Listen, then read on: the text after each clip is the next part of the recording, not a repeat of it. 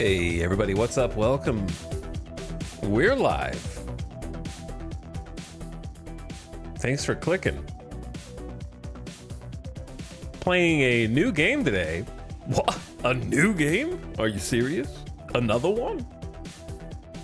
Endless Legend 2 is out on early access. I have no idea what to expect from it. I just figured, you know what?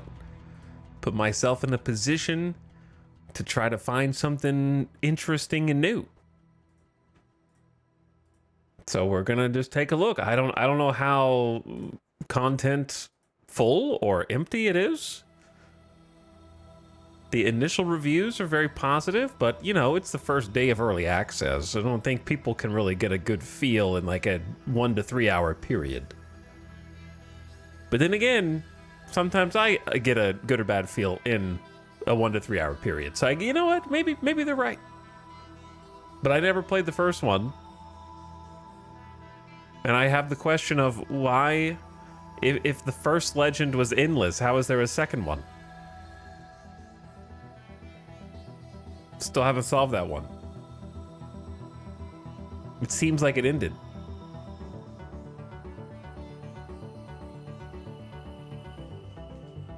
But let me see what their early access page says.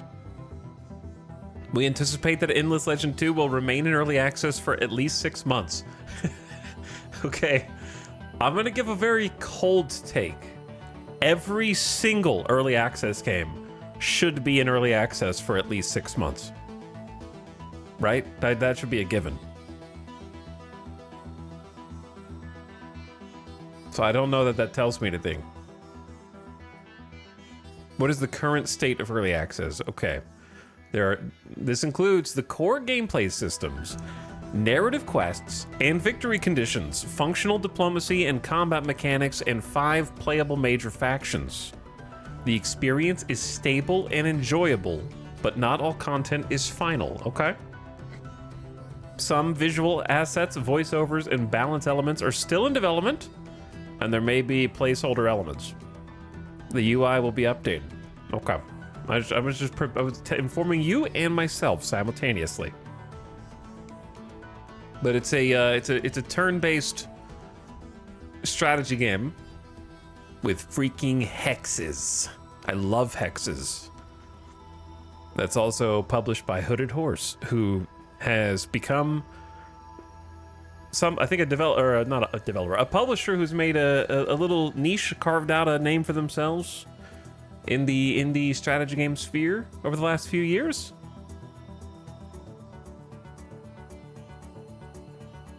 But I don't think I've played any of the Endless games. I own Endless Legend and Endless Space 2. Apparently I bought them on a Steam sale in 2019. But I never played them.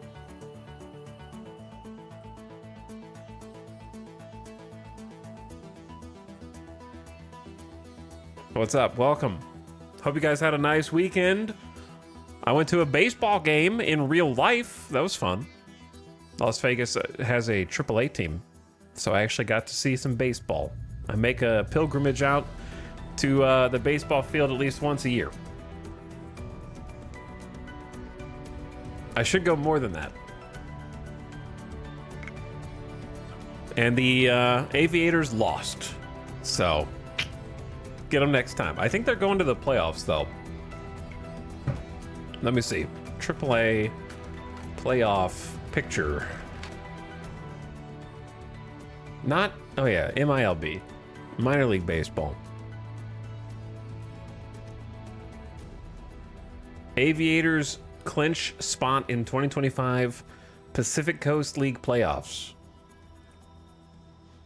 This was... Wait, they clinched it in June? Hold on, it's September. Where are we? How does minor league baseball playoffs work? I have no idea. That can't be right. I don't know. It says by Jim Jimma, which is definitely a name that the parents were having fun with there. June 19, 2025. They have officially won the first half. Are there 2 playoffs per year in the minor leagues? Like, how does this work? Why don't I don't know this. Do they have a playoff in the first half and a playoff in the second half? Okay, so this might be outdated. But what's funny about this is if I click on Minor League Baseball Playoffs 2025 bracket and schedule, that's what it defaults to, is an article from June, which is weird.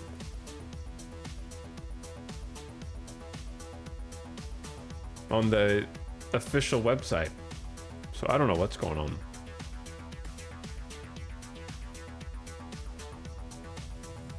Okay, but here I see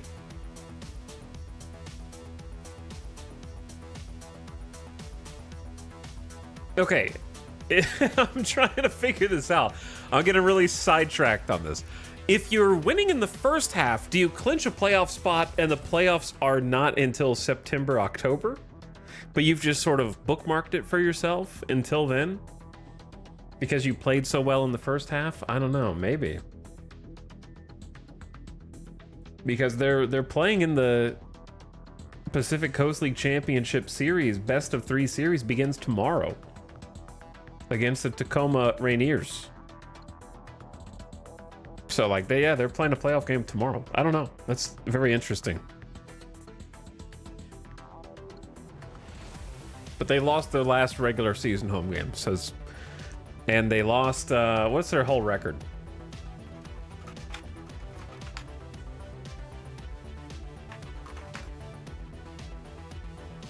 I'm getting all the games turned around because I've been trying to follow along with it. Yeah, they lost 3 out of 6 against Salt Lake. Split the series. Anyway, it was a fun game to check out. What's up, Trolls? Thank you for the 44-monther. Appreciate the sub. Oofta back for 8 months. Hi, Oofta. Snide Kerfuffle, big 60. Big 5 years. Welcome back, Snide. Bode is here. Thanks for the over 3 years of sub, Bode. Tonko Tyler is slubbing as well. First sub of the day. Thanks for jumping in and sharing that. All right, let's get in it.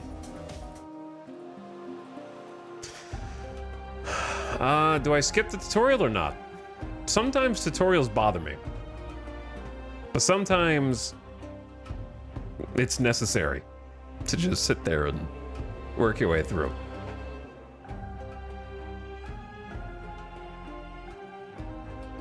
As a new player, discover the core mechanics through a guided experience. Okay, sure, why not? I might regret this.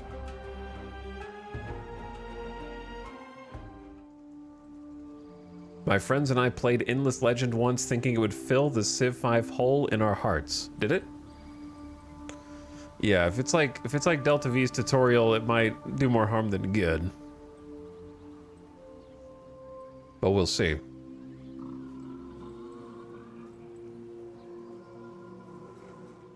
But yeah, we're back. Got some new stuff to check out this week. I don't know how long it'll last for, but there is new stuff out there.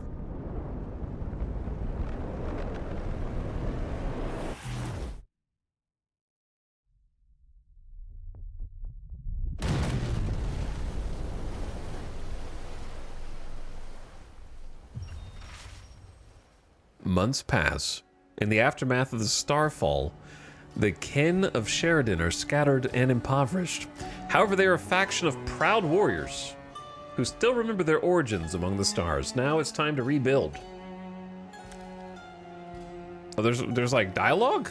Is there a campaign or is it just like skirmish things like Civilization? Maybe the tutorial just has like a little story. I have grim news for the kin. Seneschal Halas died of his wounds. Oh no, not Seneschal Halas. Chow. What are we gonna do without them? We lost a good soldier and a good friend. So, am I being recalled to active duty? At my age, well, I swore an oath and I stand by it. But it feels like the Starfall was a message. Like Saida is angry at us. Okay, chat. I'm just gonna start a new game. I can already tell. We're just gonna start a new. I'm not doing the tutorial. Kin of Sheridan. We're just gonna read tooltips.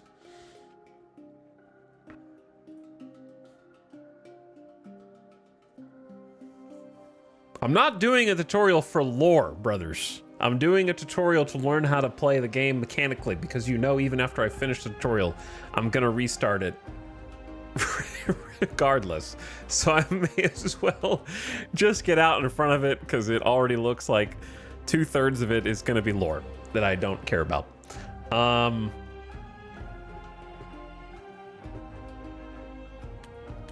These are the 5 factions currently in the game.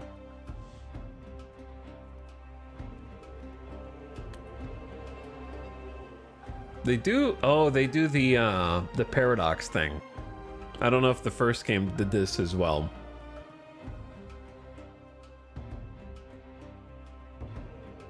That both worries me and also comforts me. Because it comforts me because it's a cool way to display information to the player. It worries me because there's that much information that you need to have window-in-window tooltips that I'm gonna have to parse with that. All right, just do the tutorial. Just skip the lore and just do the tutorial.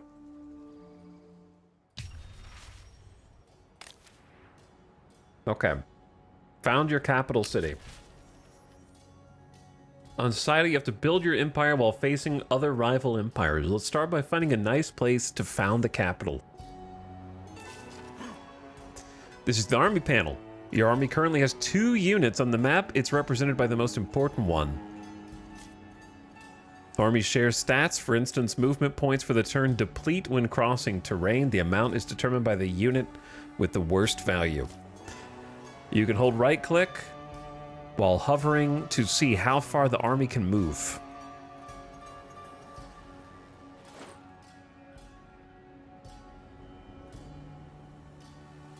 Okay. It's basically like that far. All right, let's go into the trees. Then click intern. I'm gonna have to move my cam somewhere else. Perhaps the bottom left, but I have a feeling there's gonna be menus over there as well.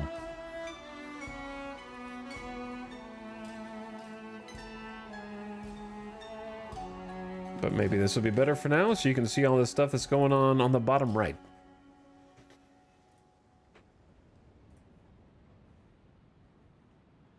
Hey man, I watched your Minecraft videos when I was 10 and I'm almost done with my PhD. Thanks for partly shaping my brain. I have many questions for you. 1, how did you know I was streaming when you're not following my channel? 2, why did you make your Twitch account in July of 2013 and not follow my channel? 3, I'm expecting you to defend your dissertation here in this chat right now, and we will determine whether or not you get to graduate. Hello, Azura. Thank you for the 53 months. Appreciate the sub.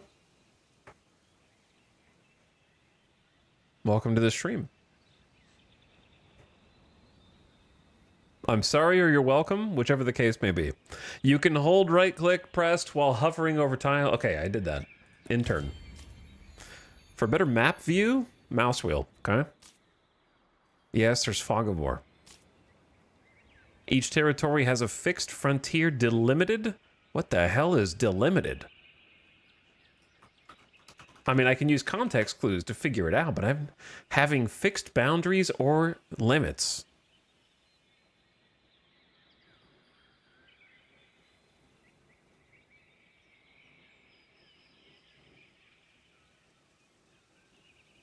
Wouldn't a better word be denoted? Programmer word? Okay. Note that a territory can always contain only one single city or camp.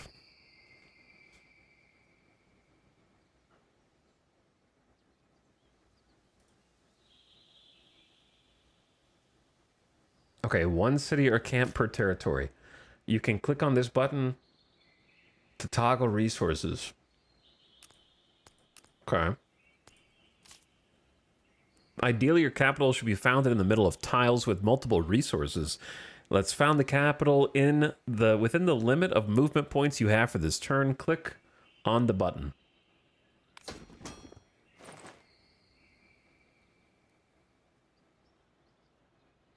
Well, this one just seems like far and away the best. So there you go.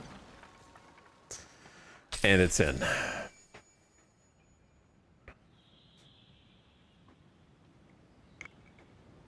A few buildings and a palisade is hardly an empire, but it's a start. It's time to rebuild. Okay. Build a district in Garen's Rest.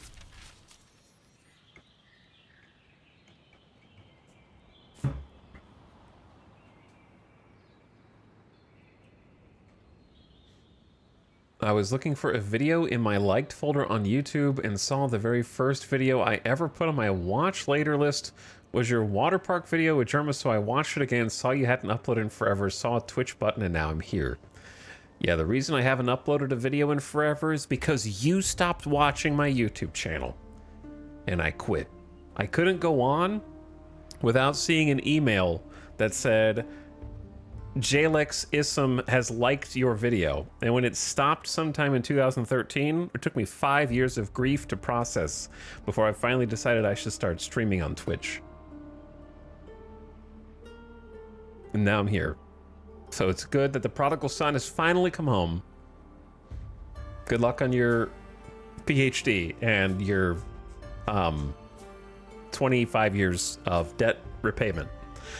There is an instruction regarding your city awaiting. If needed, you can use the right click to leave a screen and go back to the map.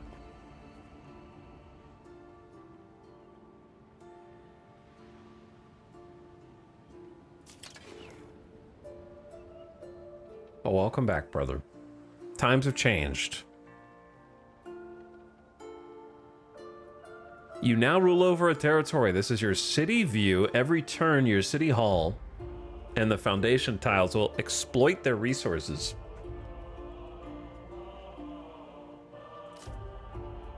City Hall is a district, a structure that adds resource bonuses to the exploited terrain it sits on. Okay. You can mouse over the tile, sure. The production banner details the city resources and incomes for next turn. Industry production cannot be stored in the city, should be always used, or you lose it. Let's extend your city by starting the construction of a district. Click on one of the foundation tiles. That one. Several types of districts are available. You can mouse over each. The works, for instance, is a good start to reinforce industry. All right, yeah, my camera's never gonna find a good place. There's a, like, okay, to be fair, in this menu, there is no safe place for you to have a camera. You know what I mean? Like, the whole UI just like squeezes in on all sides. So you're just gonna have to listen when I read stuff, I guess. I don't know. We're playing a game of telephone. The game is trying to teach me how to play, and then I'm trying to like read it out loud, and then you don't have to listen. I just gotta work on my reading comprehension skills.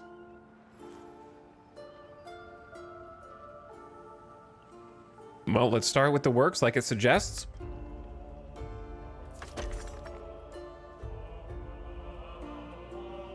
Each turn, industry production will be used to build the district on the left of the queue. Several turns are necessary. You got it. Now to get an edge, you need research, represented by science. Science cannot be stored either and should always be invested or be lost. I think the first thing that clicks, on the one hand, I do like the UI. On the other hand, I can't shake the feeling that this was designed for a controller. But then, I can't, is this, if I had to guess, I would say this is being made for consoles? Or is that not correct? Just from looking at this menu, I don't know why it clicked on this menu. This spacing of everything, kinda. Vital, did you make any progress to Death Stranding 2? No, I tried to go back to Death Stranding 2 after I finished it, but I just couldn't find the motivation to keep playing. The same way that after Death Stranding 1, I really wanted to 100% Death Stranding 1, but I just never did. So I was like, well, I'm going to do it for 2, but 2, when I was done with it, I just felt done with it. Which I'm glad that I played it the way that I played it. I'm glad that I actually saw the credits, finished the game, because I don't even think it was just being burned on it. I think that it didn't feel as rewarding to go back to after you're done with it. It felt like if I tried to 5-star everything, I would never have finished the game. So I'm glad that I finished the game, because I think I had the same amount of playtime whichever path I took there, and I chose correctly.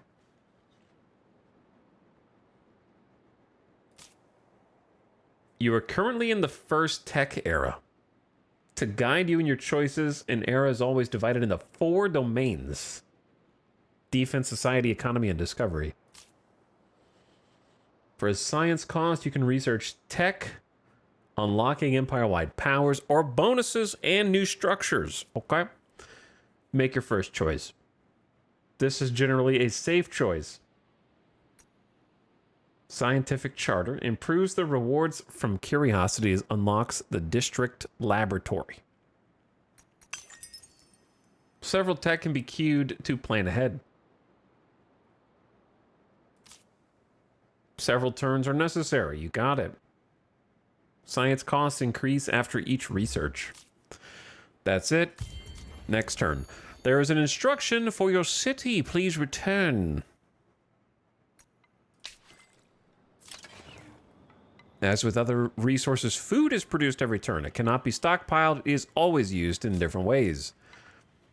It's consumed by the pops. Excess is put toward population growth. Okay, I got that. As you can see on the gauge, you still require more turns to grow from 1 to 2 pop. Yeah, so we have 1 pop out of 6. Managing populations is a quick way to modulate the economy. Who wrote the tutorial words for this? It's not a problem, and it's not an issue, but it's just picking at my brain where we're using words like modulate instead of modify. It reminds me of going into high school and college and occasionally hitting that Microsoft Word right-click, scroll down to thesaurus, and try to just find a fancier word in order to try and like get the teacher on my side. You know what I mean?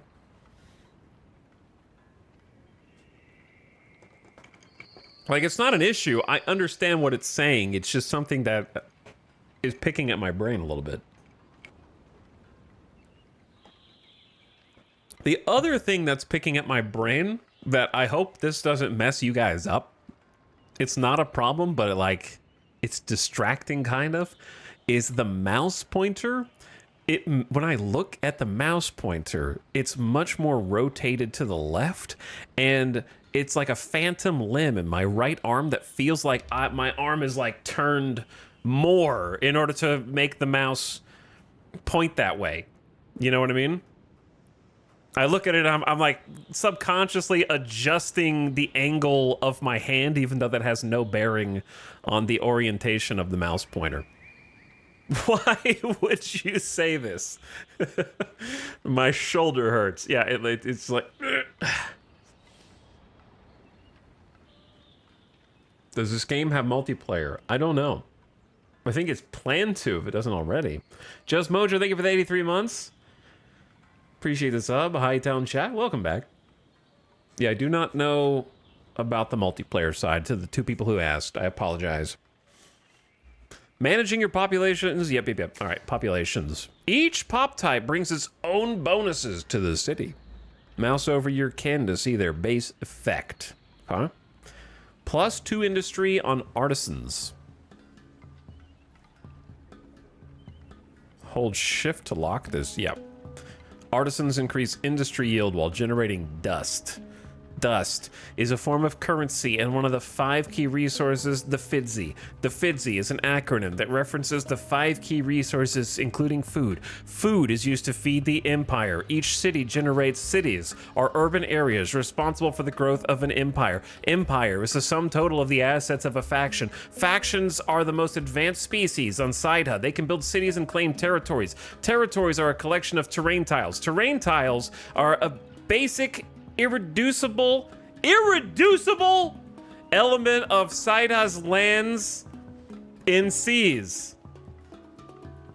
Irreducible just threw me. Is this how an ADHD brain works? It is, yes, actually.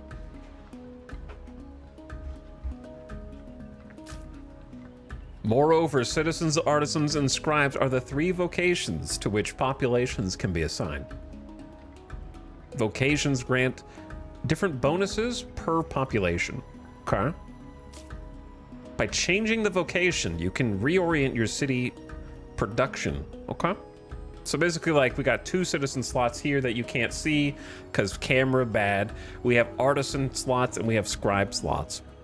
So if you fill them up, you get different bonuses. And you can pick them up and, like, shift them around. You may have noticed some population vocations negatively impact city approval. Okay, this is the kind of thing we mouse over when we're actually in the game. I'm just gonna go through the tutorial first so we don't get too sidetracked. Other elements like districts or improvements will have impacts on your approval. The current level has no impact on your city, but a high level will increase food and industry.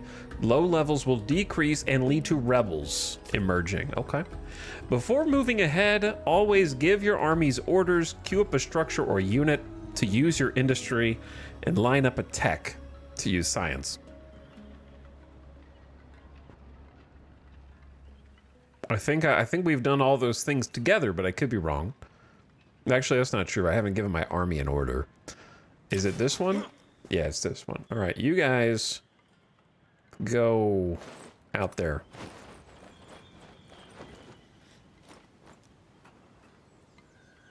Okay. And then city-wise, we have industry being used. And then research, we did pick a research. Though I've already forgotten how to get back to that page. I'm just going to have to click on all the buttons. It's this one. Yeah, we're good.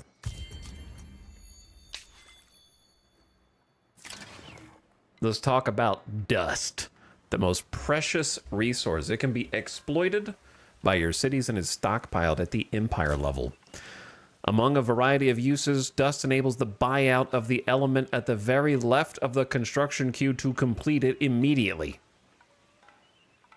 Instantly build a construction. Create the district instantly. The city grows and the citizens turn their thoughts from mere survival to trade and work. The leaders must now decide the next steps for the empire they are rebuilding. Yep, that's what we're doing. Life returns to normal. It's a good feeling, but we have a whole planet to pacify. Assimilate the minor faction living inside your city territory. You rock. Ranged hero.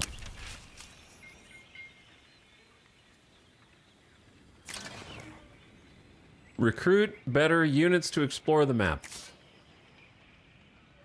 These also use the construction queue.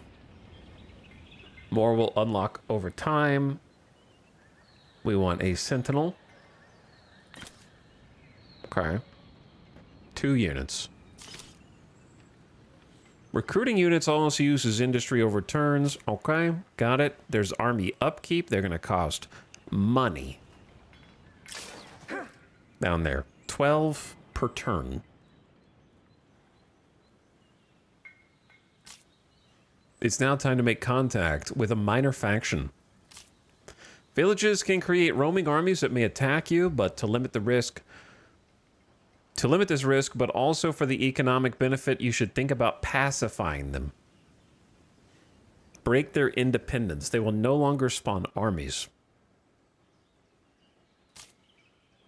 One village should not be too far away within your city's territory. Keep exploring and find them. Good luck. Okay.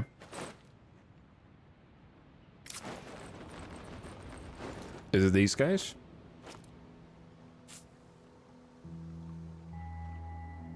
Once your army is standing next to it.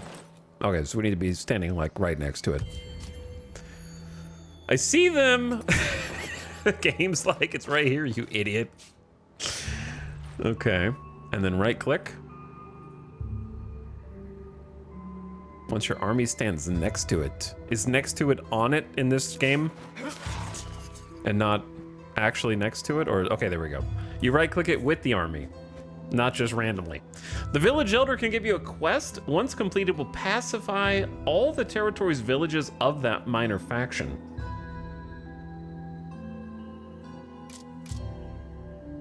Okay, parlay.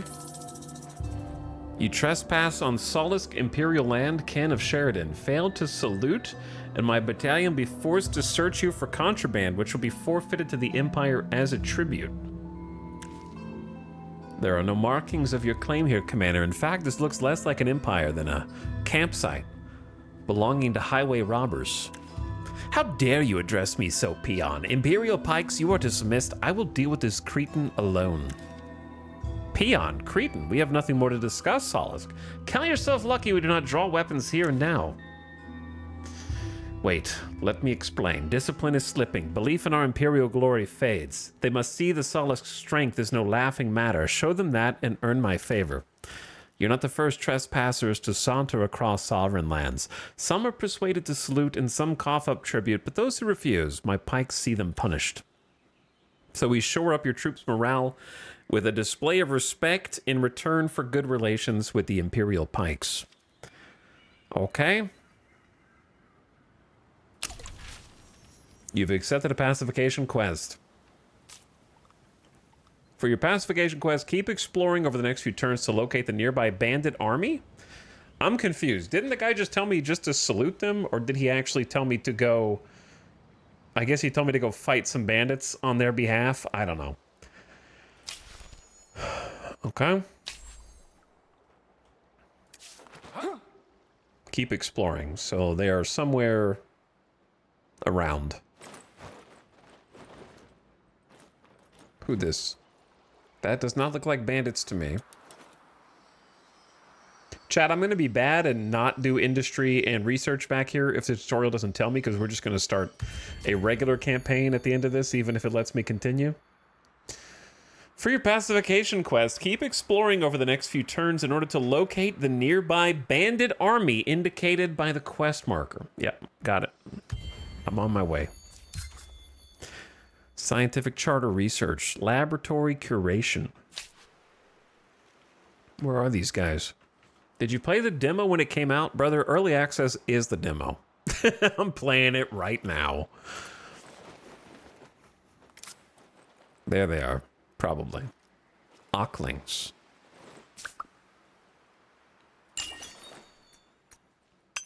Don't worry about it.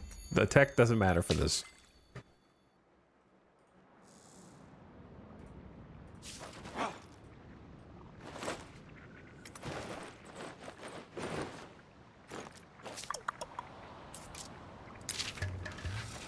Wait, is this is just another village?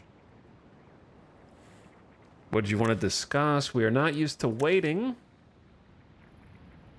Cloudbreak Festival. Find the missing 5th elixir.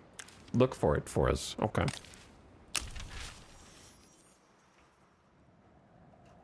I like how the map scrolls. Good seamless visual.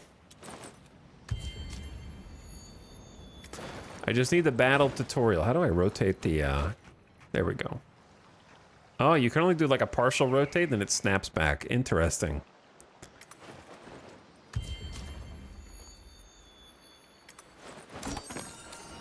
You found a charts curiosity plus influence. All right, I'll have to read about what all that does in the future. How far away are these dudes?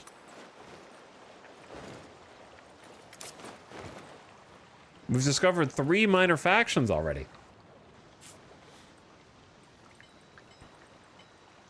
I can see the lore has you wrapped with intrigue. It's nothing against the game. I just don't care about the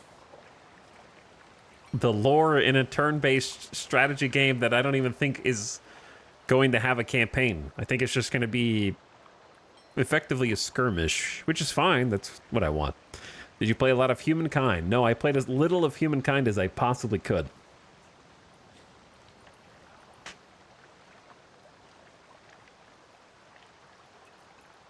If you need to know where my roots lie in Civ 6. That's where my personal favorite turn-based strategy resides.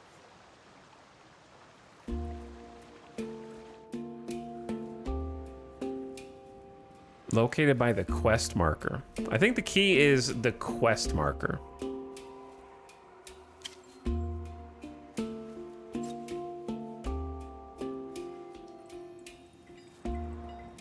Is it these guys? Oh, they're literally behind me.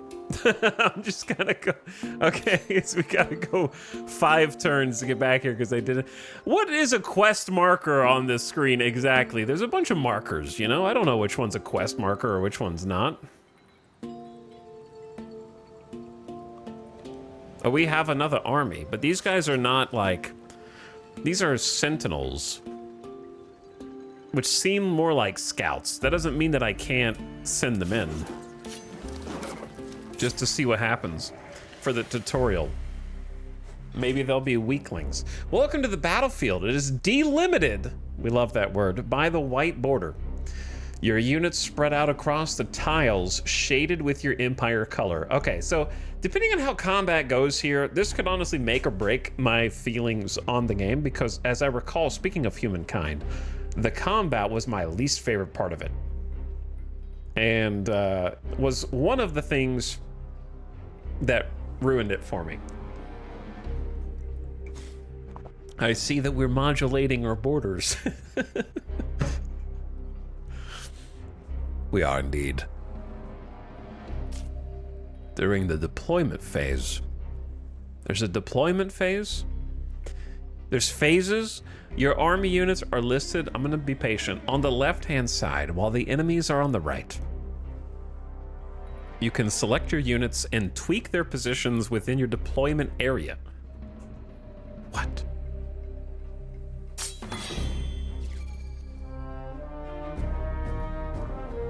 This is the first battle round. Okay. Where is anyone? Oh, they're down here. Was I supposed to move them first?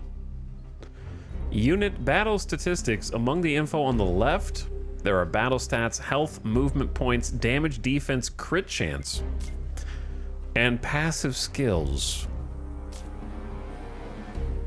When attacking after moving at least 3 tiles, plus 30% crit chance. When outside a battle, add +1 move point to all units of the army. Okay. Yeah, the legs on these animals are really, they have a wide stance. They are ready to spring into action, man. Extremely muscular forelegs. Low center of gravity, yeah, I guess so.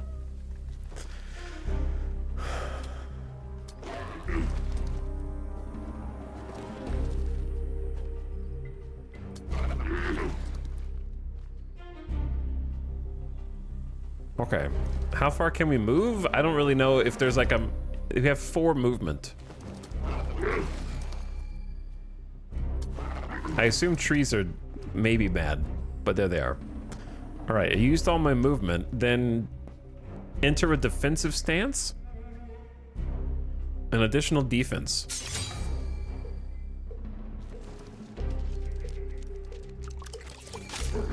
Okay, so I may have done this poorly. Keep giving orders to your units each round and hunt your enemies. Yeah, I think we might be dead.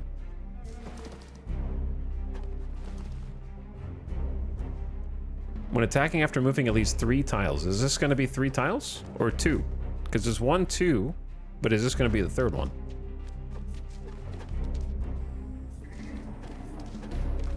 Both a 25% crit chance.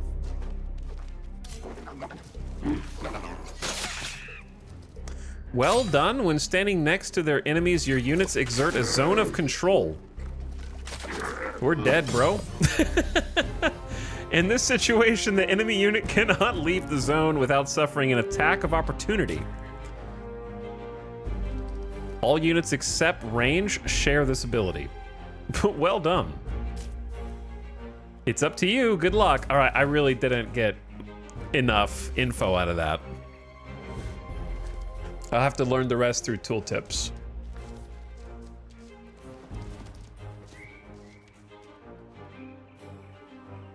And actually reading the tooltips.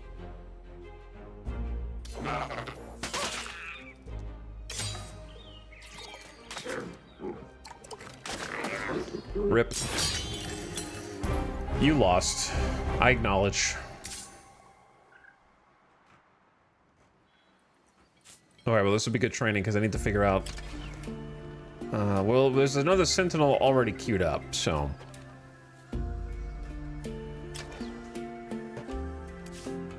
I think I'm gonna send my other boys home.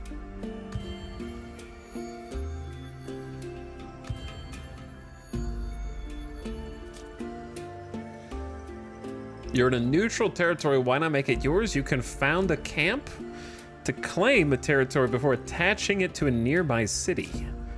Claim territories permit creation of extractors for valuable resources and permit assimilating minor factions. Founding a camp will cause influence and require an army to hold, so Stellaris, basically. Camps are more vulnerable than cities, so be careful. I have 103. This button is locked? Okay, well, they told me how to do it, but they won't let me do it. That's fine. I'm not responsible enough to be trusted with this power. Who is this? Is that a... How do you tell if someone's unfriendly or friendly?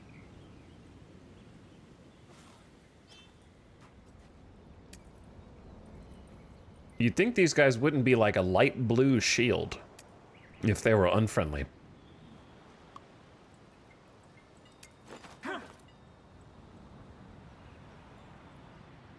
So they're both unfriendly. Oh, well, I'm in danger. I think I'm in danger. It looks like I can attack either of them. But this is... Wait, is this Solusk? No, Solusk is friend. I'm just able to attack them, but they're like part of the village. I think. But it's weird that they don't have different color shields to identify hostilities. So how do you do the, like, I didn't really understand the, like, placement thing. You may have left the battle, but your army remains involved in battle and awaits its resolution. Okay, so they're there whether I want them to be or not once you make that click. Got it.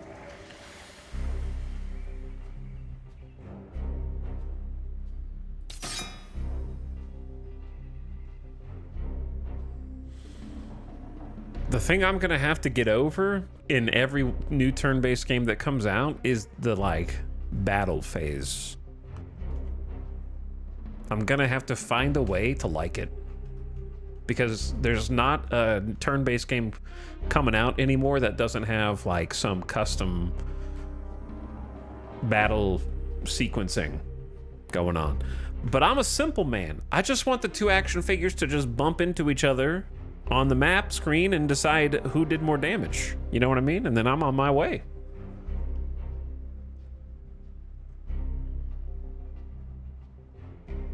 I don't really, I guess that's fine.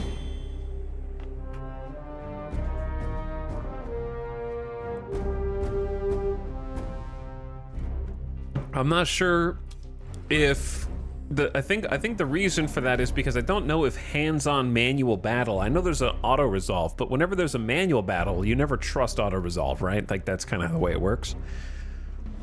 I'm not sure how that scales.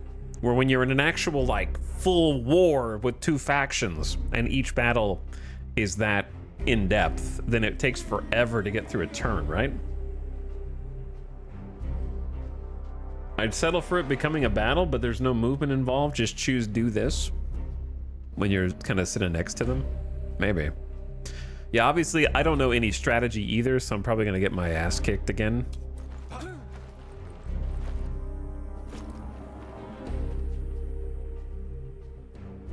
I assume that we can do full movement and still attack.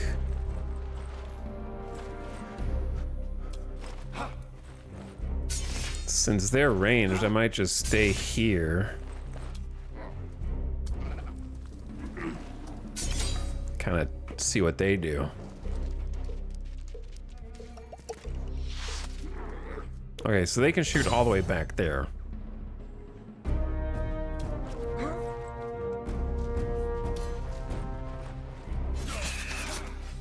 Okay, easy enough for that one.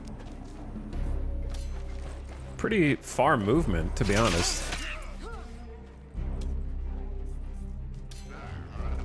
And then the mounted dude should be able to move the furthest. And then we win? Dub? All units of an army have been killed. The winners celebrate.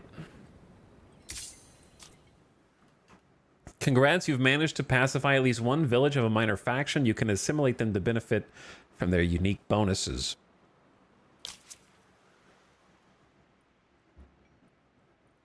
Okay, you guys, I did you a favor. So now you owe me your lives. 150, I don't know. We have 315 influence, actually. You get access to their unit type. Okay, that's a cool bonus. So, like, different, these guys have the Imperial Pike Juggernaut unit. So you can now train that unit. Okay, that's pretty cool. Your cities get one of their population per pacified village within the same territories. Your empire gets a unique effect scaling with the number of villages pacified. Okay.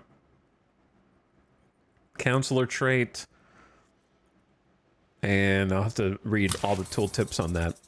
Congratulations, Imperial Pike General Natalia Shaparenko. That's a big name. I understand the trespassers found your soldiers persuasive. Well, they did murder a bunch of them first, but all right, they're pacified. Quest concluded. The Solisk were impressed by the Kin armies and are eager to ally. An unexpected bonus is the appearance of you, Rock, scouting for dangers. So this is a hero unit. Reporting for duty. You have spawned a hero unit. The guided experience is ending here. All right, tutorial over. Basically, I learned a little bit. Training wheels are now off. You now know how to play the entire game. Basically, the tutorial just told me to read tooltips. Lol. Okay. So I will do that. But I say we're gonna do the thing that I said I was gonna do anyways, which is start a new game that's not on Tutorial Island.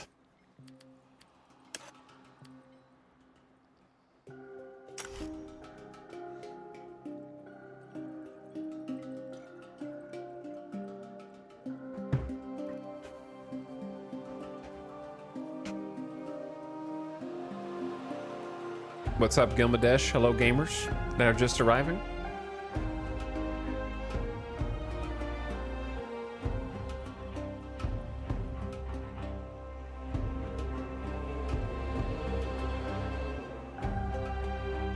Sorry, I'm just catching up on chat. Are you excited for the Heroes of Might and Magic remake thing? Kind of neutral, I would say. The heroes have magic powers? I would assume so. What's up, Migwar? Thank you for the 63 months. Looking forward to an endless stream. Oh, is that... is that how it goes? If you play a game in the endless series, the stream therefore becomes endless. Thank you, Ratsmith, for the 19 months. What's up, gamers? Who are you starting as? I don't know, I just got here, man. I just opened the screen. Well, just chill. I gotta read shit. Who are you gonna pick? I have to know.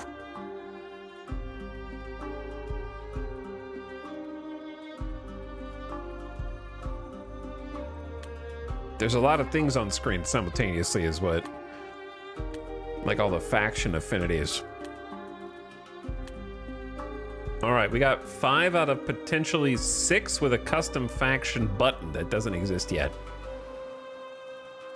Their origins lost to the distant past, the Aspects are a symbiotic species, part machine, part coral, with physically distinct individuals who find blissful union in the chorus, a mind gestalt where all aspect can psychically come together. Obsessed with preserving the balance on Saida through empathy and understanding, the Aspects' peaceful existence has been upended by devastating dieback of their life-enhancing coral fields. Will Saida ever see the illuminated realm again? They use influence to impose advantageous treaties, potentially controlling the outcome of war. Also, hold on.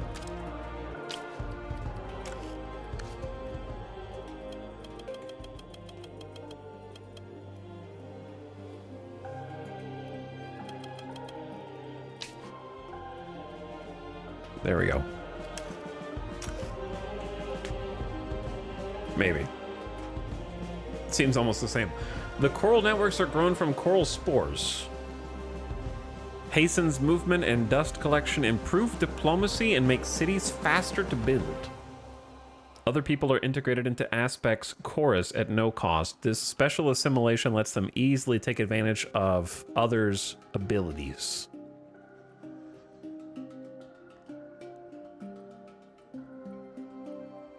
Okay, and these are like faction powers, basically.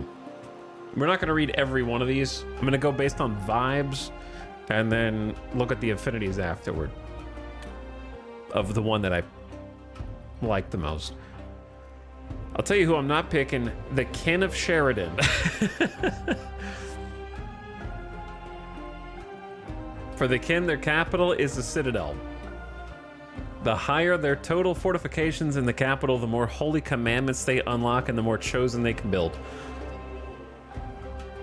Unlock abilities that can be used within the range of their cities or chosen, including Divine Service, Blessed Earth, Replenish Faith, Forced March, and Wrath of the Skies. Powerful giant constructs are the backbone of the... Oh, they get giants? Okay, well, that's cool. The one thing they have going for them is, like, giant constructs, I guess. The Last Lords. Escaping Auriga before it became an icy tomb, the Last Lords set a destination across the stars for Saida, a world believed to be endless sun-scorched deserts laden with dust. Upon arrival, Saida's brutal oceans were a rude awakening for the knights, who still clung to the tatters of their chivalrous code. Most are only Ingrams awaiting great suits of armor, but Consul Tayabana hopes not just for reanimation, but renaissance. They do not eat food, they consume dust. They don't heal, but you can pay dust to instantly heal them. So it's the money faction. Once a minor faction is assimilated, lords can upgrade their villages with the Lord Estate, allowing you to enlist the minor faction pops in your cities. Primordials, the most ancient of the Last Lords, are powerful pops that boost influence and dust via a soul repository. Okay. Tatahooks. An ancient form of life, they evolved from giant desert lizards. Over time, society came to be defined by devotion to the sages, godlike figures of infinite wisdom who once walked among them. Though these divinities have disappeared long ago, the Tahooks hope for their return. The Holy Oculum. Funnel research into powerful actions like Star's Light, Service of Spirit. I don't know what those are. Divert science into empire-changing actions. Okay. Built in the mountains, observatories grant wide visibility and provide food during monsoons and science during other times. Can be upgraded. Religious festivals allow them to convert some pops to fanatics, known as the Called. The exact effect changes each festival, and they can be sent out to spread their message to other Empire cities. Okay. Hi, I like the hyper-religious lizards. Interesting. And the Necrophage, which are the good guys. Confined to the depths ages past, the Sidon Swarm have only just emerged to the surface to establish a beachhead on one of the world's windswept islands. Bitter fighting with the Bronze Plates has occupied their recent attention, but they aim to make up for lost time under the command of the Prime, one who stalks afar. Always hostile, always ravenous, the Necrophage are powerful, menacing presence. They have only one city, the Den of the Queen. The city can grow larger than the other factions. Units can travel quickly between it by building burrows. Okay. The Necrophage consume. They generate a corpse when they defeat an enemy that can be used to specialize units, which they can do anywhere. They also generate larvae. Every war is justified for the Necrophage, and they suffer few penalties for prolonged wars. The War Desolation faction. I think out of all of these, it's a tough call. There's also going to be a quick ad break since it's already been an hour. We did the tutorial. If you just came in, we've already played the game, the tutorial. I haven't been sitting in the menu for an hour, believe it or not. But 3 quick minutes of mid-rolls to keep the pre-rolls down while we discuss who to try and learn, who to beat. Chad, what are you thinking? Coral Network, Coral Spores, Blast Lords with Primordials who need dust, the Evangelist Lizards, or the Swarm.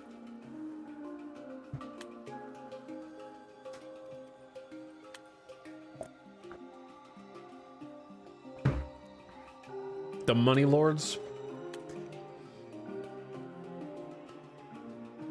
It's a tough call. I gotta read their bonuses too, whoever I pick. What's up, Cyan Warriors? 7 months. Thanks for the stream. I am passing nursing school. Good luck. Thank you for the Prime. We're here to distract you and take your grades down here on Twitch. But we do well. But thanks for jumping back in. I think in my heart of hearts, it's between the Last Lords and the Tahooks.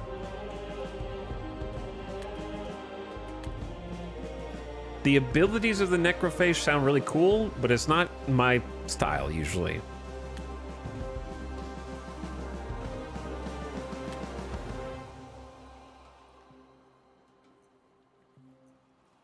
I think I'm gonna go with the Lizard Boys because I feel like starting a new game never played before and we have eliminated food as a resource is going to be complicated for me.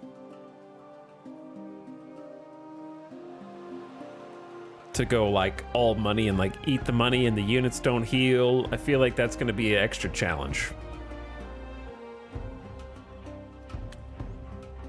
I also like the observatory idea, and I like the idea of diverting science into big actions, and I like the idea of messing with other people's cities and sending out my people to spread the message. So I'm gonna go Tahooks, I think,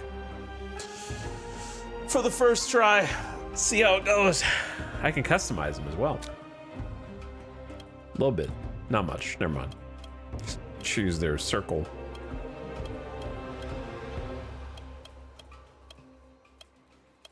I feel like you gotta go.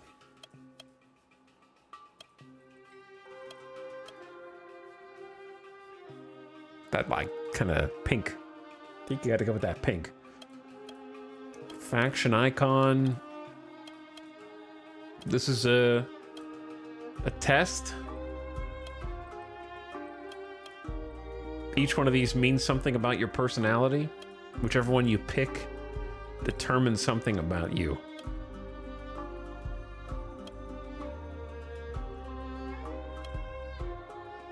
I'm gonna go with the World Wide Web. I'm gonna go with the World Wide Web icon. What's up, Skewer? How's it going, dude? Thanks also, War of the Worlds, for gifting a sub to Tailspinner. Thank you for the gift sub.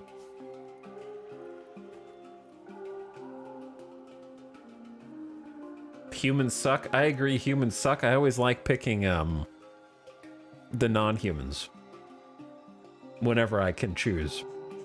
Welcome back from the Ad Gamers.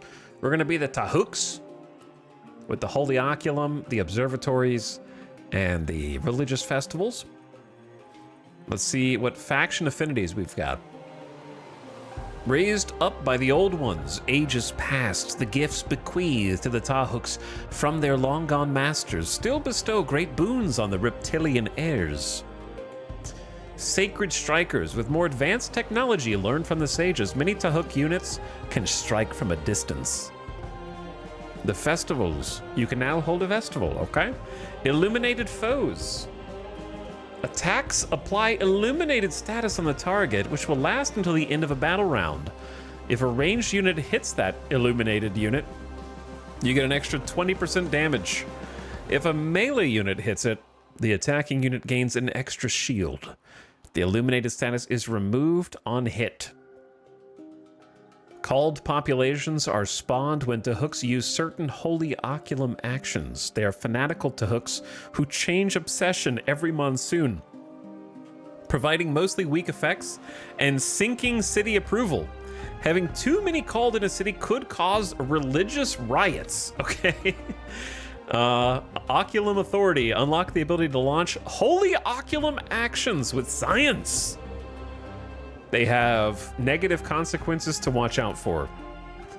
Spend dust to build an observatory, which yields science or other benefits on ridges. Okay, so we need ridges. Driven by a thirst for knowledge, this faction seeks research treaties and intellectual exchange. Their rapidly shifting attitude makes their alliances fickle. So I guess when you're the player, that's not... This is like the AI, like giving the player an idea of how their behavior changes. Scientific Charter is a discovery unlocked from the beginning of the game, as is Voice of the Masses. Okay, ready?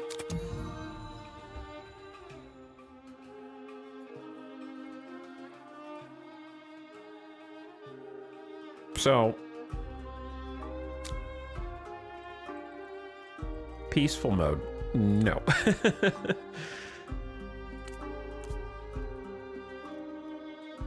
All victory types. Exploration, supremacy, diplomacy, economics, science, industry, population, conquest, or score.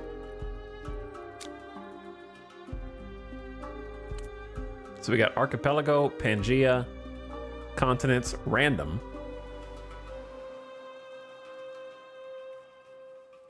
What do you think I should start with? I don't really want a single huge continent. I think I either want archipelago or continents.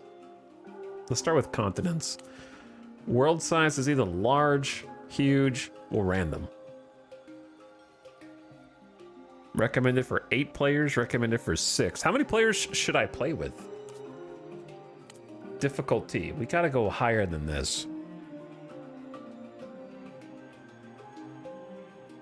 Not endless. You know what you're getting into if you pick this. Good luck. Challenge yourself. A good knowledge is required. Let's do hero.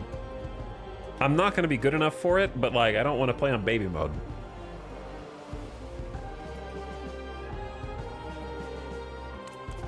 If I get beat, then that's okay.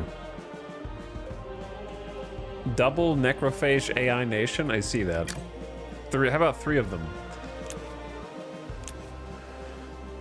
Kin, are not represented.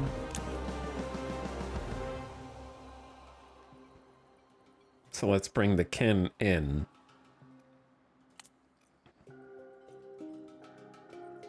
Hugh, okay, wait. What? It says large is recommended for 6 players. Oh, I picked 7. Okay, gotcha. Oh, this is an AI to hook. That's not me. I see. My bad. Yeah, I am independent of this menu. So, kin, last lords, aspects, 2 necros, and the tahooks. Should be everybody. Let's go back to large. All necrophage. There are signs in the skies for those who know how to The soar. scourge. Of course, we predicted The swarm. starfall with our sacred oculus, the great lens given by the holy sages themselves, the endless. For we have studied their signs, yearning to make them proud through scripture Them capitalized. science. But other signs we did not see. Their departure. The rise of the waters. Regardless, we must not despair.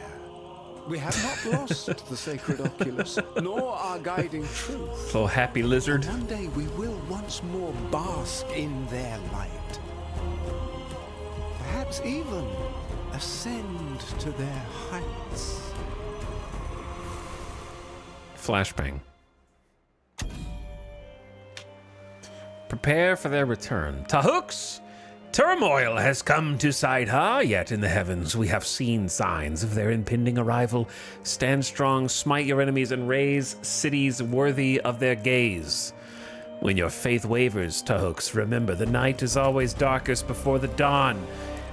We couldn't have come up with a different idiom platitude. Begin your legend. Getting started. Take time to explore and choose the best location to found your city. That city will receive prepared settlement bonus for each turn you spent exploring. Oh, that's cool. I'm trying to get this thing locked. There we go. So you get plus 50% food, industry, dust, science, and influence for every turn you spend looking for the perfect location. So this game was clearly balanced by me. Spend too much time looking for the perfect location, don't fall too far behind.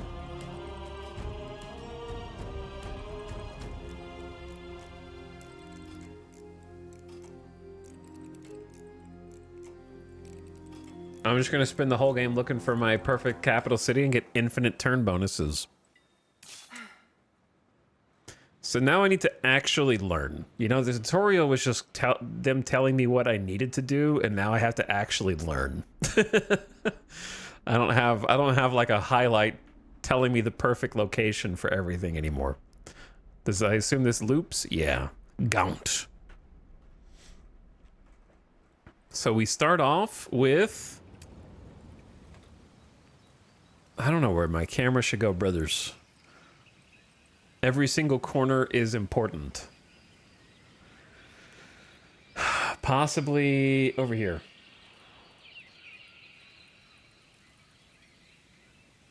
This is going to just be blocking something else. Because all the tooltips for the units is bottom left. Which I feel like is important. Talak Imburu, ranged hero. When silence meets your best arguments, a demonstration may be required. 30 to 35 damage, 8 defense, 10 crit, 3 movement. They have XP to level up, and has ranged 4. Can target an enemy unit in a 4-tile radius. So big range. Second wind, 1 restores... Restores 30 health on targeted units, 5 extra health per determination. 3 extra health per resilience. I don't know what either of those two terms mean. And applies Inspired 1. Adds 15% damage. But you have to use it on a friendly unit. So basically you can heal a friendly. And then we have Devotee. Devotees hold their shields firm to protect their brethren.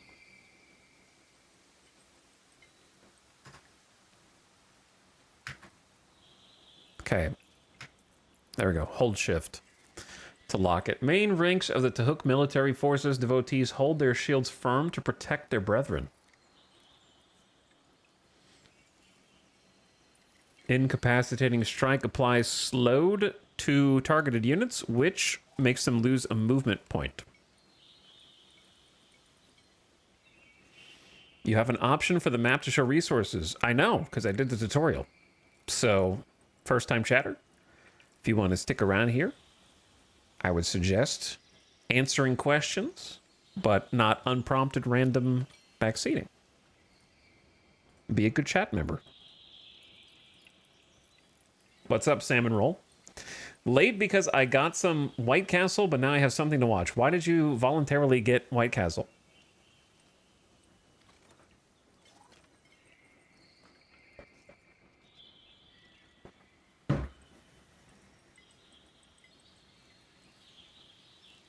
White Castle is amazing. It's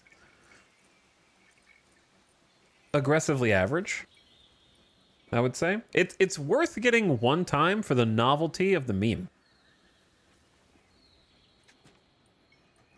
I would say. And that's pretty much it. Like, it's worth getting. If you've never had it before, then yeah, it's worth getting once. But never twice, I don't think. The Black Hammers. So we've already seen a... I gotta learn the terminology for everyone. A minor faction. And then there will be more up here. So, could be more landforms down here to the south and east, but we're on continental, so we gotta figure out how this has generated and who might be near us. So I'm just gonna take some time and look at all the buttons, because the tutorial covered scant few of the things that are actually on the screen. The Holy Oculum. Well, it wouldn't have covered this because this is faction specific. Gift of the sages, heart of our empire. The Holy Oculum's powers are mighty, but are they always righteous? The Oculum is stationed in the heart of the capital, which can be used to perform powerful actions with unique effects. Half of the Empire's science production is used to accrue the science cost of the action, meaning the action takes several turns to charge. The more powers are charged simultaneously, the longer they will take to be ready. You must progress your faction quest to unlock this. Fair enough. So we have 5 forbidden Oculum powers, including giving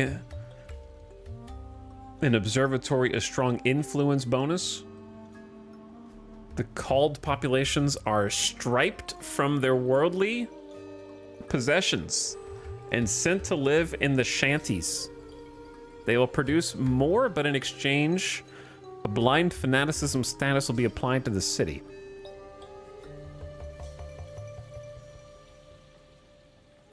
One city is always bathed in sunlight and the population's always productive, but it reveals the city to all the other empires.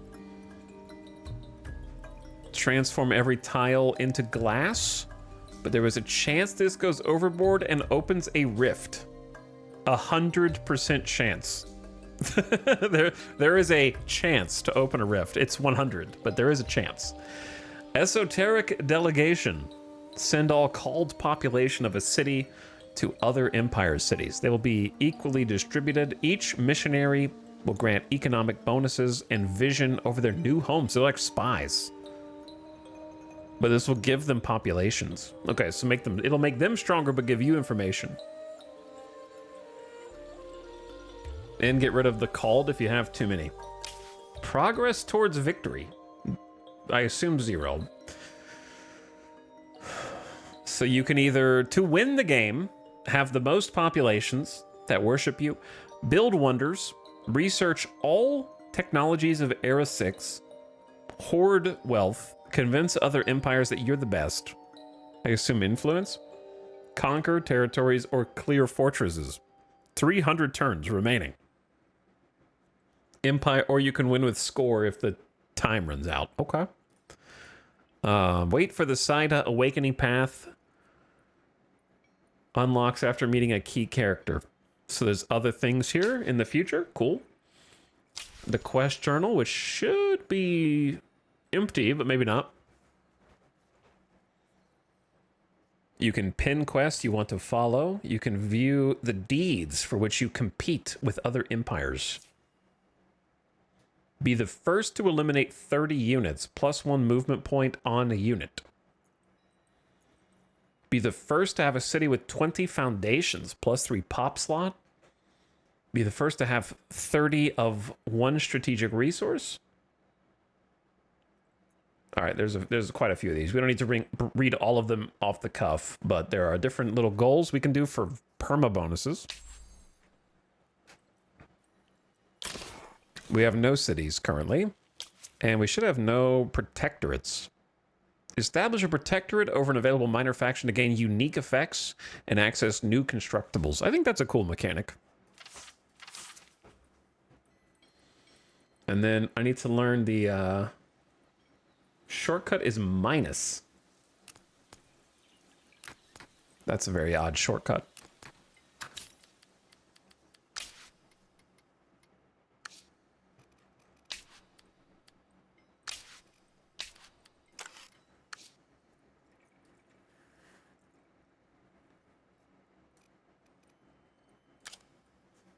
Let's go with... Wait. Hold on. This might be a normal shortcut. Well, how did it go? Oh, back is mouse 4. Yeah, that's fine. Mouse 4 seems like a adequate... Is anything using... like G? Because G would also work or something like that. Hex grid is equal. Let's do G for hex grid.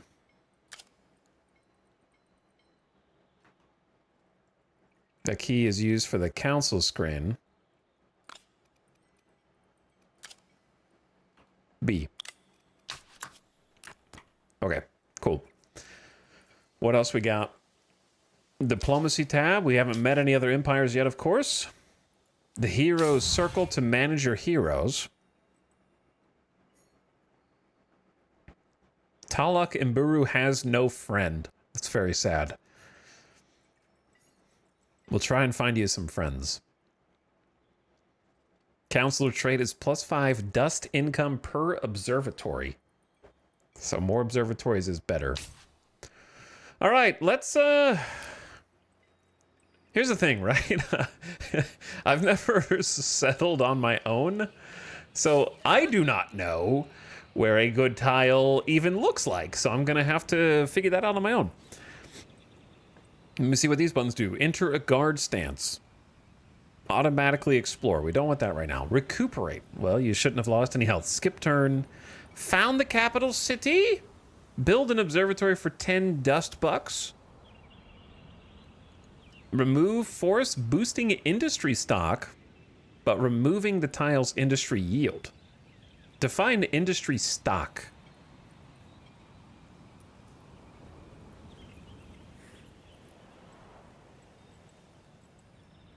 Each city generates its own industry. When no constructibles are queued, cities will store up to 1 turn of industry. Didn't the tutorial say that you have to spend it all or lose it? They didn't mention that you could save it for 1 turn.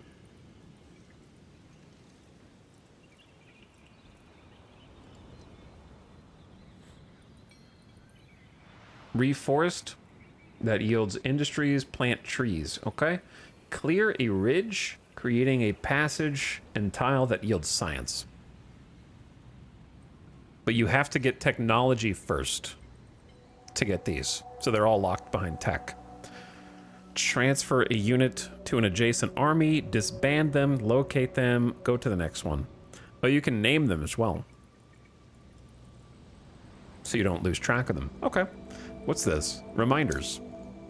You have an idle army. Okay, it's like the to-do list before you end the turn. Got it. What this? Notification queue. Precious resources. Titanium, glass steel. Lazulin, Hyperium, Thalatine, and E. Dust and influence.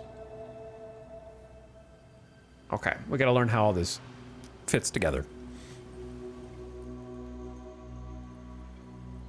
So, like, I don't know if coastlines are valuable in Endless Legend or not. You know how, like, in Civ, you kind of want to be close to water because there's fish or coral or stuff out there. I don't know if such things exist here. That's interesting. Don't know if that's just an effect or if there's something under there. I'd like to explore a little bit, though. I like how the map is revealed.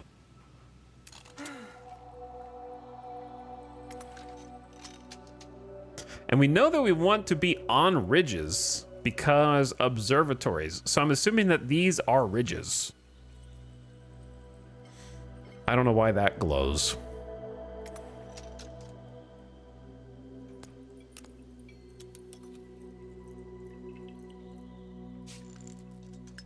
A curiosity. I need to see what that is. A curiosity is an atypical site that contains something an army can collect. Sometimes they have dust, influence, strategic or luxury resources, and more. There are special curiosities that only appear during the monsoon, which is a period of intense rainfall during which the usual rules are thrown into chaos.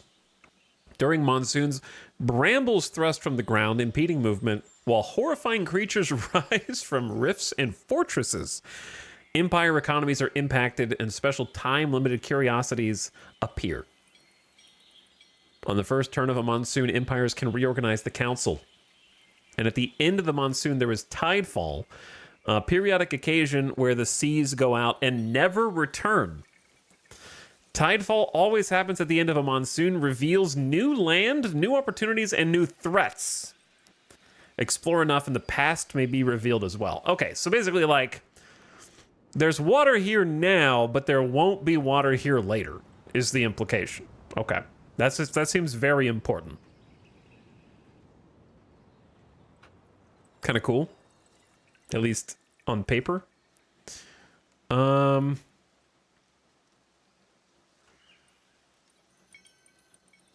This whole, like, kind of ridge area looks pretty good, right? Like, there's a special resource here. Blaze grapes. Wow, those fancy grapes. The flesh of these gargantuan grapes is succulent and nourishing. 5 food and 5 pink person. Chat, what's this?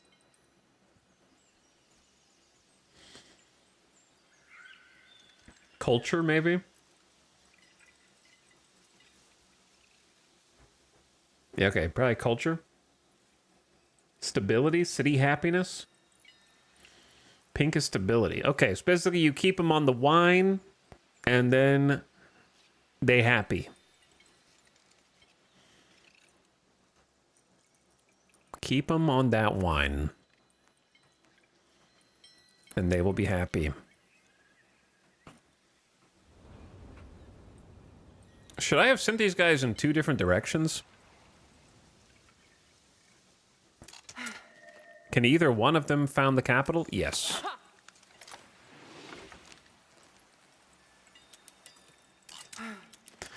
Like, this area looks pretty good, I think, just because it's got the special resource. It's got, like, a big ridge for various observatories. I don't know. I want to keep looking, though. Okay, new turn. 30 influence and plus 2 move speed, maybe. Oh, you got a movement back. So this unit can move even further now on the same turn.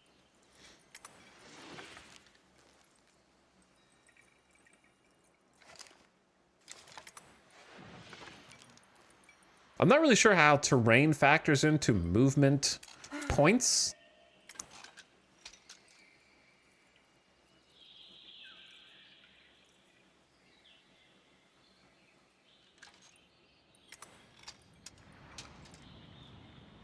What else do we got? Purple leaf. Many Sidons find the raw leaf bitter, but cooked, the taste is transformed. 3 food, 3 science, 5 stability. And then we got a curiosity here. The thing is, I won't know what I'm really looking for until I settle somewhere and then build it. You know what I mean? And then be like, oh, I should have done this or I should have done that.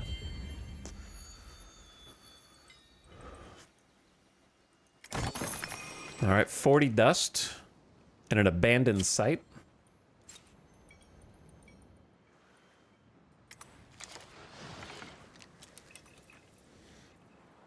We are way out here. 30 influence and another 2 move. So you've got 3 move.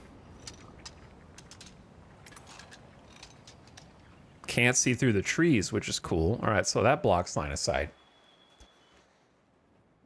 Have I gone too far already?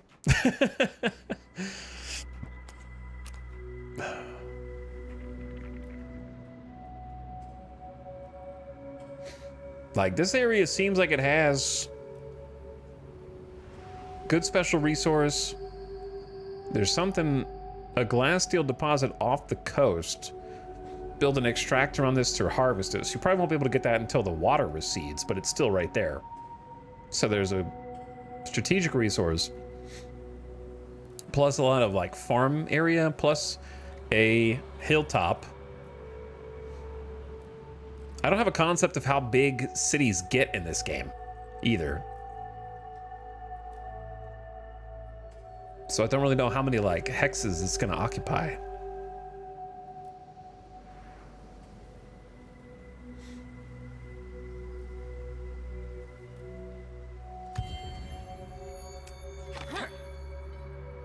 Let's go up.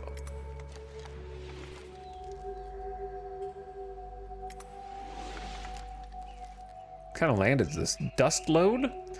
Glimmers move in eddies and swirls on the ground surface. Okay, so these have, like, if we were playing as that faction that specifically needs dust, instead of food, we'd be looking for some area like this, right?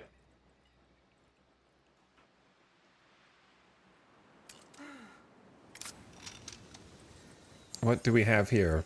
Xavius. And there was a very interesting fellow. One of the strangest offspring of Saida. The Xavius are mischievous sprites who ape the appearance of larger races by communing together in suits of patchwork armor.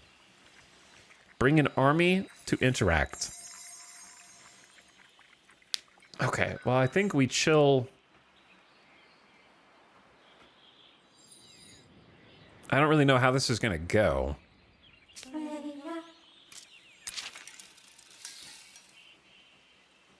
A champion. We have always wanted to meet a champion. I am Mantamire. Yes, you are permitted to tremble if you wish. You come to steal, to pilfer, or to sit by the fire, laugh and play games. Sitting by the fire is a pleasant distraction, but we have something else in mind. Then you come to steal. You will pay dearly for your greed and incivility. No, the Tarhooks are here to make friends with you, Lord Mantamire, not to become your enemies. No stealing, no battle, no games. So we may be friends, rich and powerful ones? Very well. Tarhooks, I propose you help us become a true military power. Happily, within limits, that is, friend. Very well. You have a warrior? A great warrior. Show us how you make them even greater. Stand back and see why we call them heroes. Level up your hero. Pacify all the Xavius villages in territory. Plus 100 influence.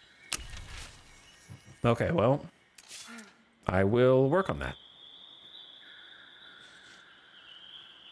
3 kobolds in a trench coat.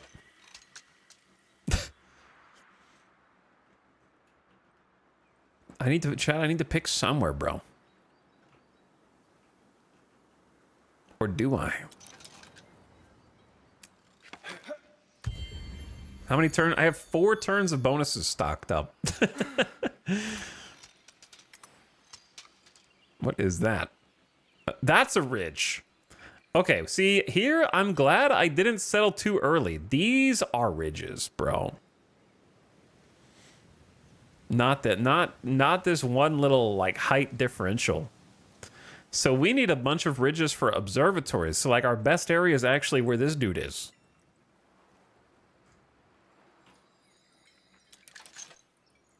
We need to find somewhere with more ridges. Maybe there will be more back here.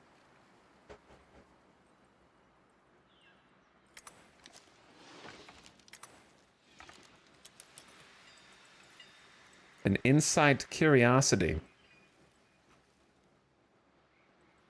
Now that your surroundings have been explored, it should be time to found your city. No. No. You don't know me, game.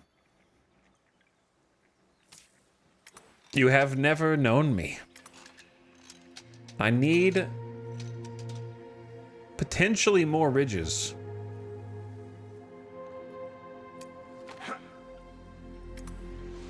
Okay, there's not really any over here. 35 science.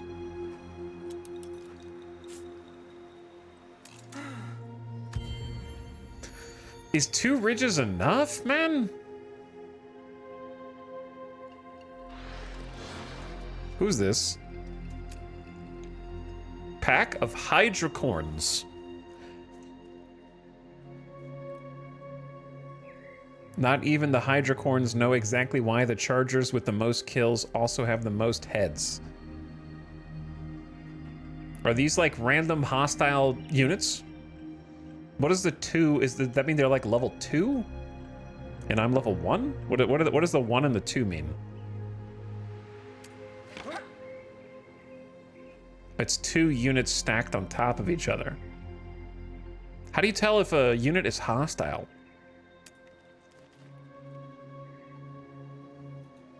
Is it that red? Or is that just a negative status?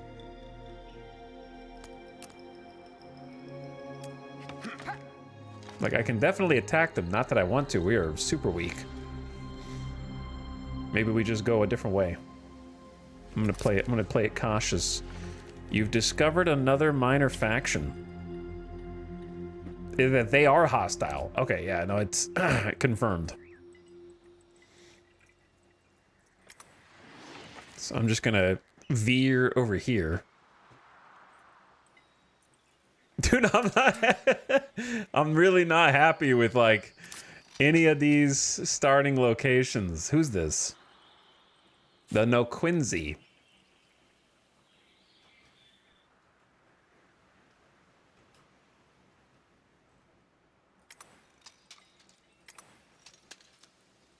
I gotta keep looking, dude.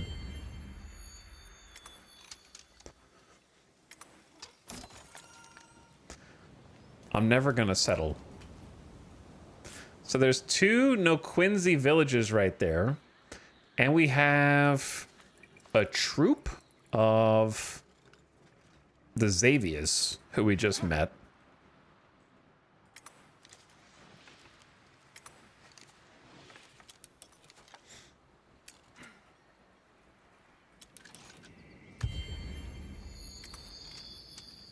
I'm gonna look forever, bro. There's got to be a better perfect place out here. The other teams are going to be way out in front. An obelisk curiosity. Did I just yoink that from the Xavius? I think I might have. It looked like they were going for it. Mine now.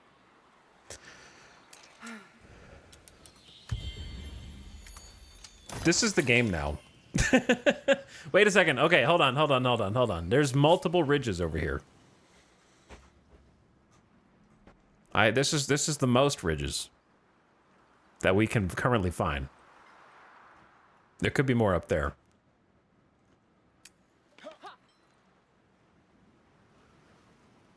I'm gonna start moving these guys back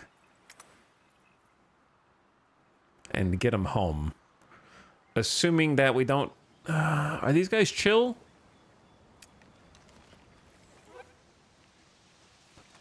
I think the No Quincy are chill. Yeah, it looks like there's a little bit of everything over here. You've got like some high... There's an anomaly with a bunch of industry stuff, right? Like a 6 industry. There's 4 ridges. There's dust. There's food. And there's a couple of like decent cool tiles over here. Like this one is reaping wastes. Dust, science, and food. Dust, industry, and a little teeny bit of food.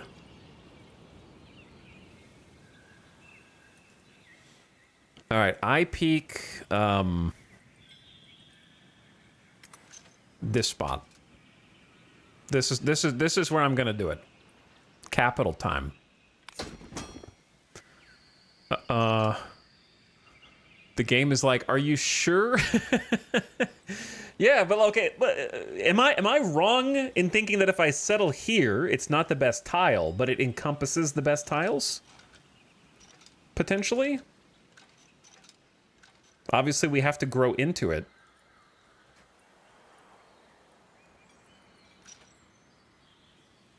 A little bit. I don't really know how expanding works. Sorry, I have no idea what I'm doing. I'm going here.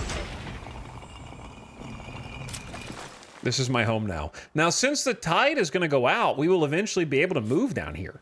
Presumably.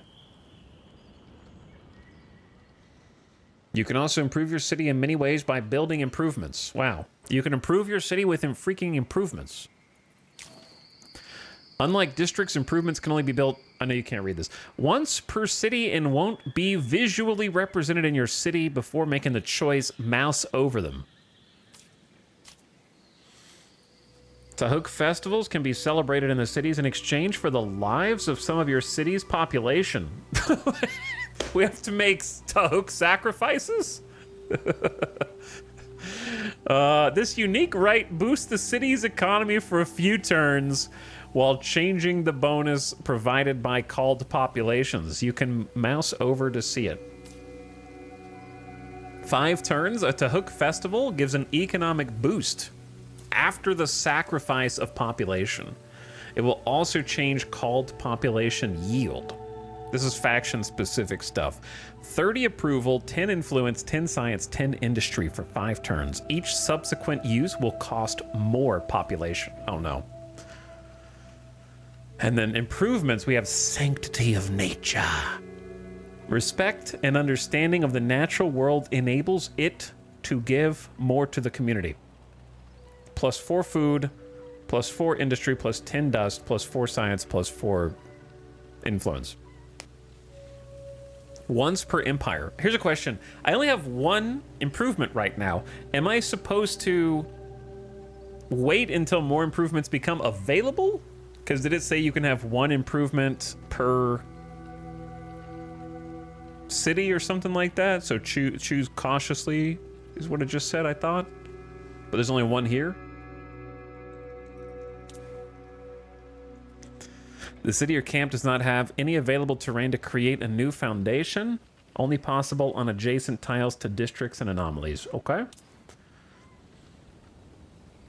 Create a district.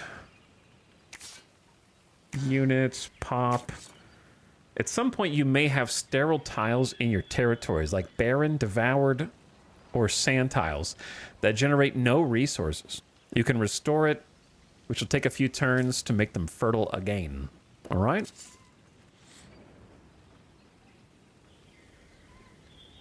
What's up, Ottercog? 72 months of useless tooltips. How's it going?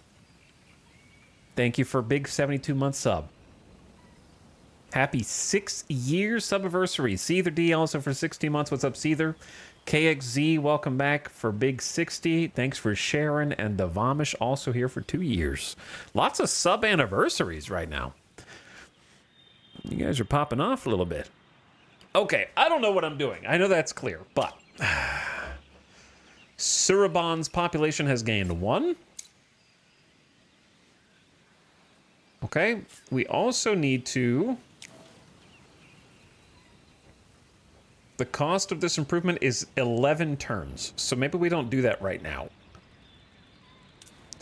We probably want to build a district first. And I have no idea what's best. The food currently produced per turn in your city minus the population consumption. 15 food per turn. We're consuming 4, so we want to grow quickly, but we also want to produce stuff. I'm just going to build this way toward the 6 industry thing. Select the district you want. Communal habitations. Nice and cozy. Level up when surrounded by 4 districts. +1 population slot. Locked behind tech. A laboratory. Scholars from all corners of the land come together to learn the secrets of the world. So you can build a laboratory kind of wherever you want, but it suggested building them on ridges. Unless I misread that entirely, which I might have. How do I see? Is there a way to see my, like, faction card? Somewhere. Actions will allow you to improve your observatories, territories, or cities. That's Oculum actions.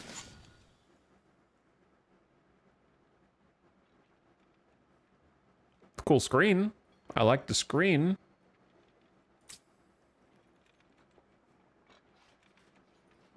Plus food on observatories if a monsoon is active. Okay, so that is something to keep in mind.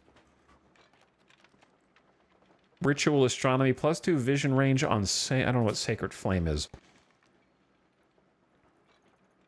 This just straight up unlocks the laboratory from the get-go.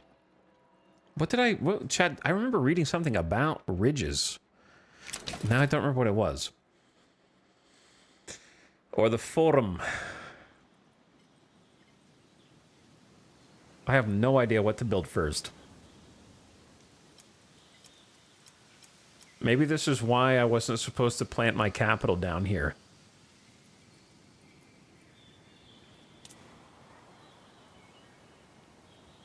Foundations are only possible on tiles adjacent to districts and anomalies. Okay. If I build here, do I lose, like, if I build a lab on this, do I lose the 1 food and 1 industry that's underneath it? Or do I get that in addition to everything else?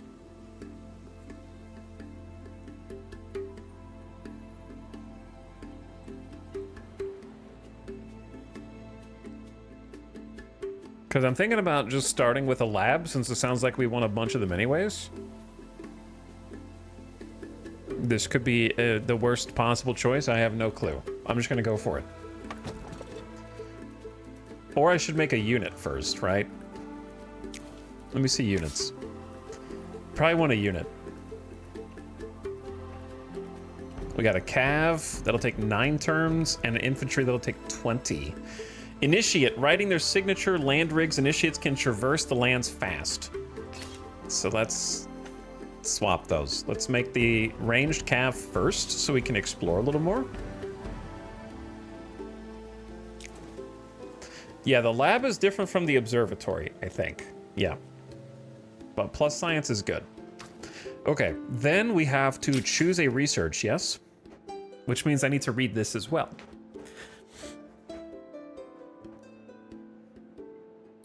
To the years of toil.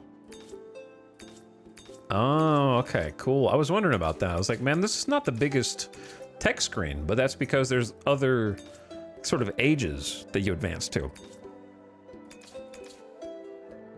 So I was like, man, we're going to research the whole game's research in like a couple hours. But no, there's a lot more. So we start with Voice of the Masses. Unlocks district form. A lively square where citizens can meet and mingle. For bonus influence. Is this faction specific? Yeah, there's the laboratory starts unlocked.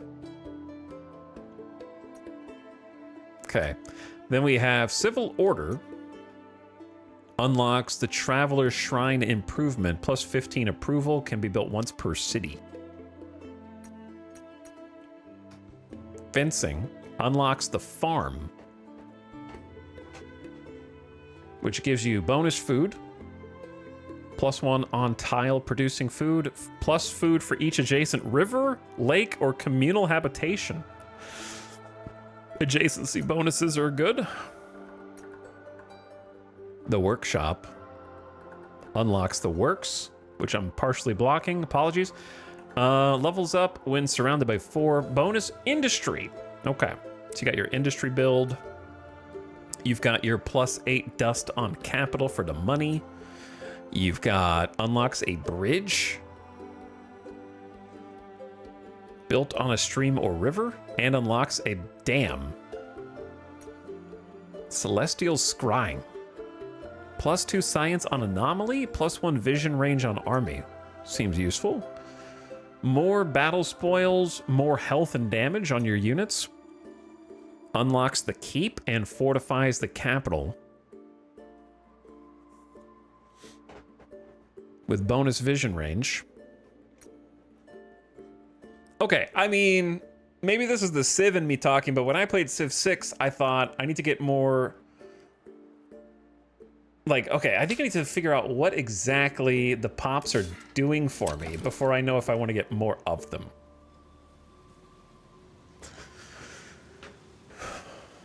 Each pop is formed of a single faction with its own economic bonuses that can be assigned. Leaders can choose which population to grow, consuming food and impacting approval.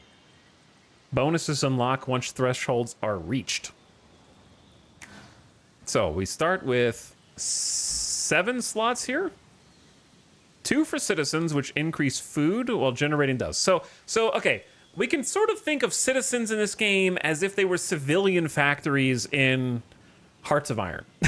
Kind of, because if you increase your food, you gain pops. You can use pops to increase your food, which gains more pops, which can then be sent to other allocations. Also generates dust through taxes, so you get more money. Pops on artisan increase industry yields and generate dust.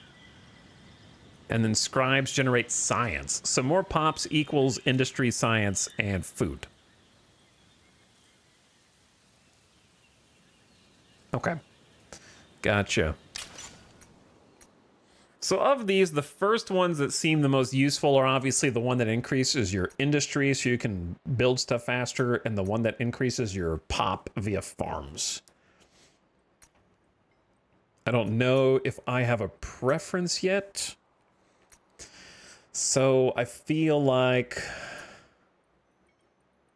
the sooner you invest in your population going up, the better. I'm going to go fencing, which is, I guess the thumbs up means it's recommended anyways. You can mouse over that guy assigned as a scribe to see what he's providing. Yeah, because remember they get an upgrade when they get 1 or 2 people inside of them.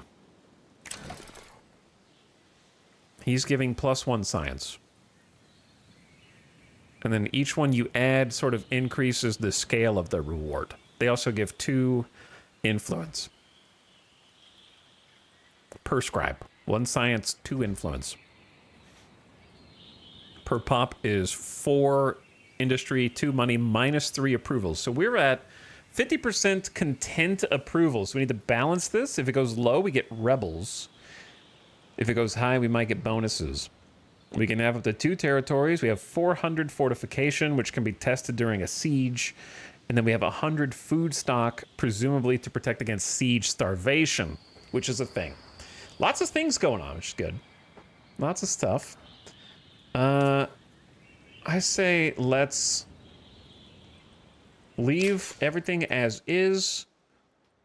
Wait, did I already complete the research? Oh, because we had research stored up from when we were exploring.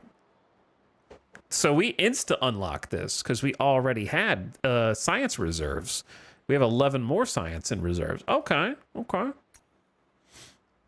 So the game suggests either approval on capital as an improvement, the stoneworks, or the currency, but does not recommend the workshop, which is interesting to me. It also recommends celestial scrying. I don't really know what I need the money for right now, other than army upkeep.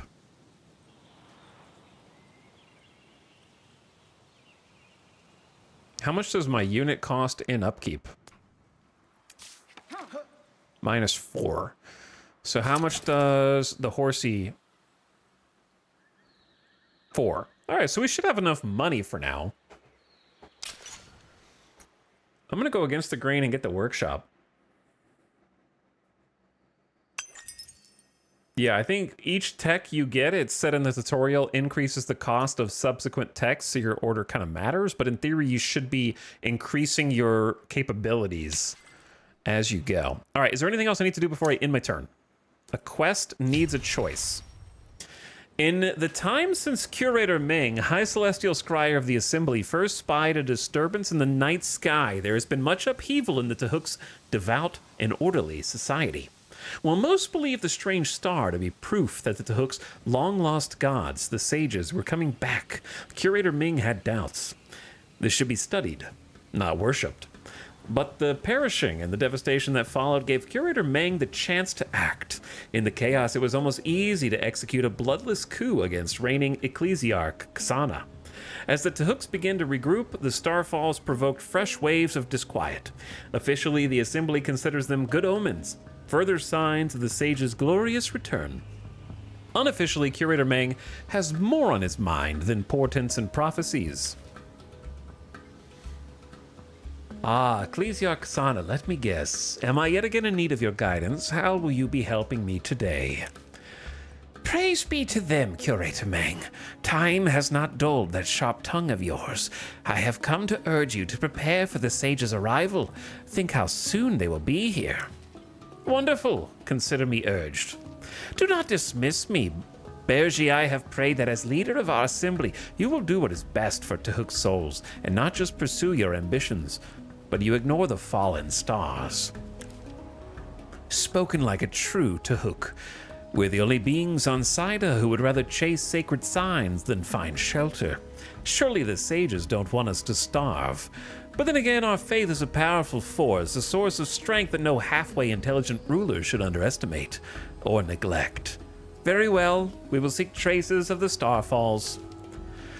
Now that is wonderful, Curator Meng. May the search for them be successful. May we bask in the light. Build observatory to complete this and unlock the Holy Oculum. Build it with an army.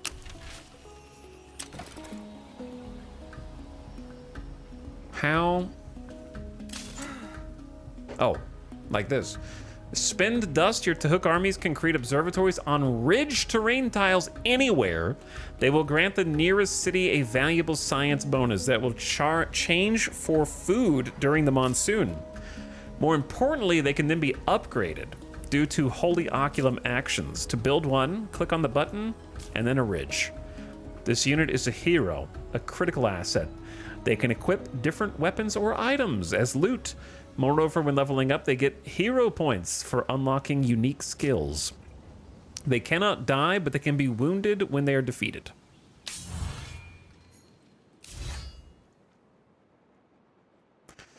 There's a whole hero screen. They have their own traits, counselor traits, friend slot, companion slot, abilities, which we read already, and a skill tree. Interesting.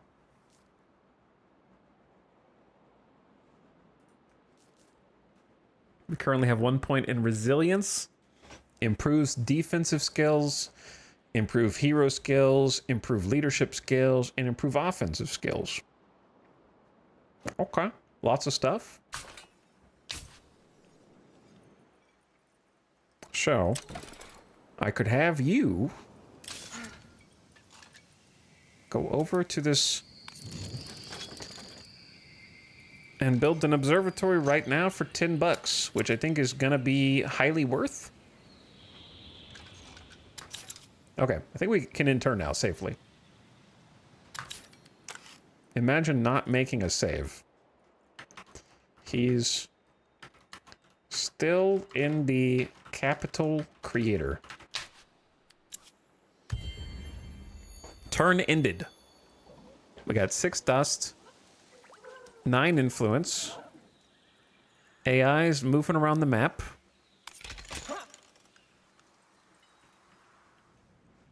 Sort of just kind of bringing my armies back a little bit here.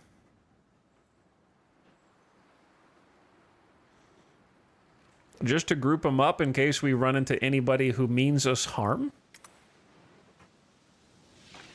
Just a default infantry group there. Okay, then we can sidle up to this.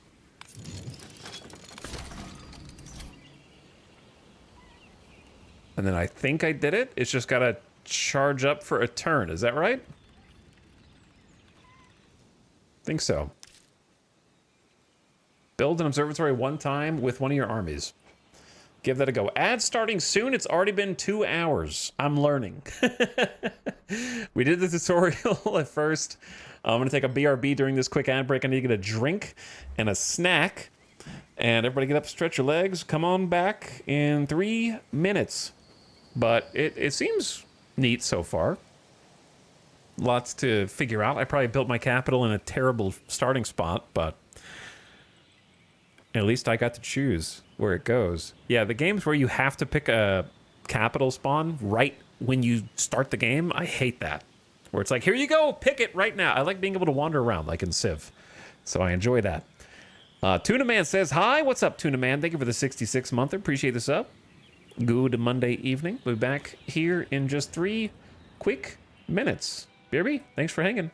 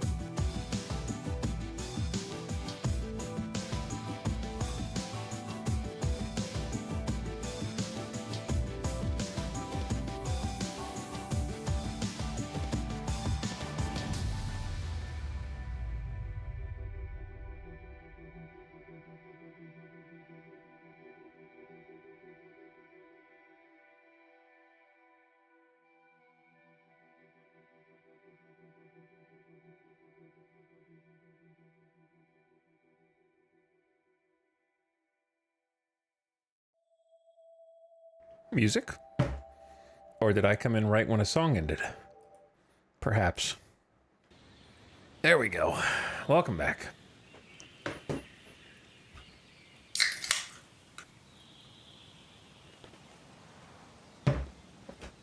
All right. Hello, everyone.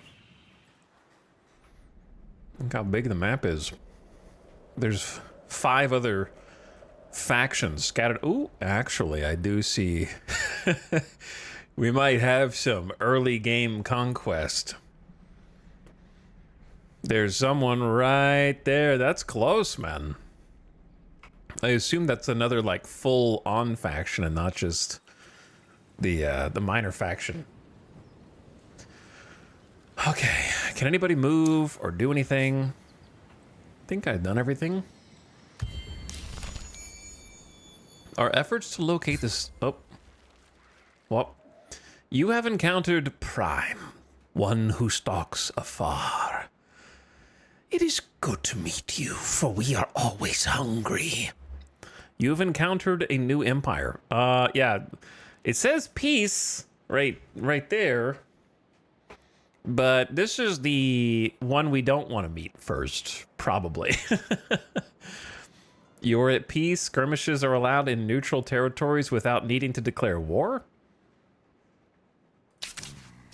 We are the swarm, and we will feed on this world.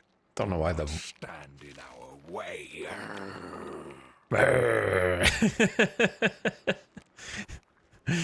That like VA just going into the microphone, they're like, just grumble.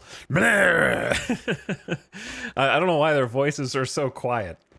Also, here is the diplomacy screen with a selected empire. Treaties can be proposed and require agreement. Declarations can be unilaterally imposed and come into effect instantly. You must spend influence for either. Public opinion of your empires toward each other, as well as the power balance between you, impacts the attitude of the other empires.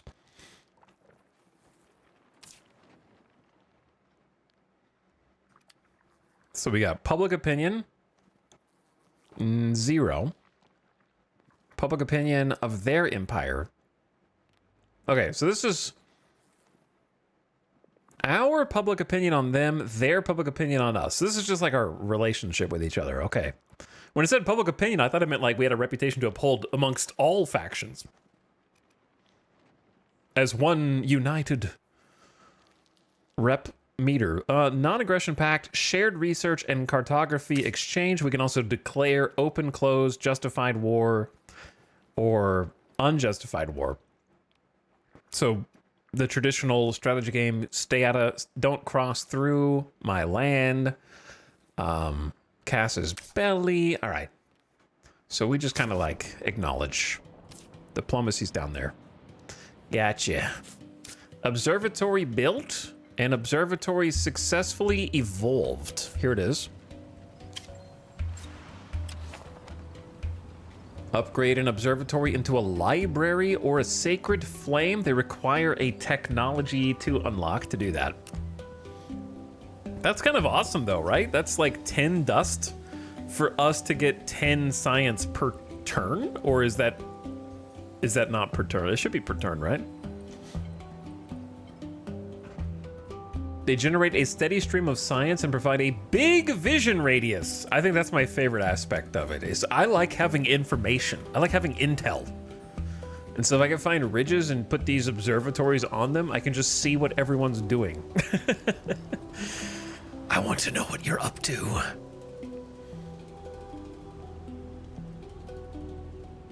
And they don't cost any upkeep. They just cost that initial payment. Is it just me, or do they seem really strong early game?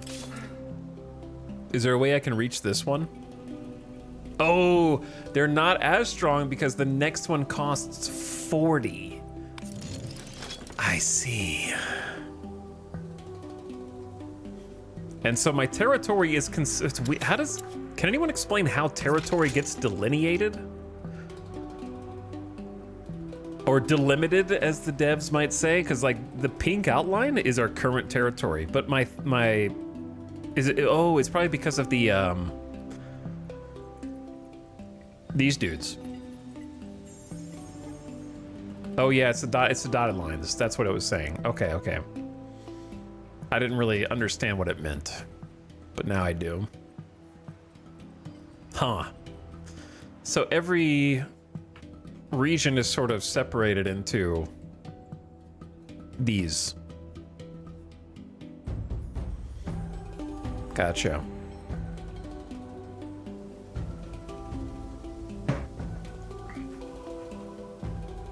So I could build another so I can only build one observatory per region, but if there's only one group of ridges per region, then that's fine. Here's a question though. If a observatory is over in a different region, my empire still gets the science bonus, right? Even though I don't have a city in that region to leverage it.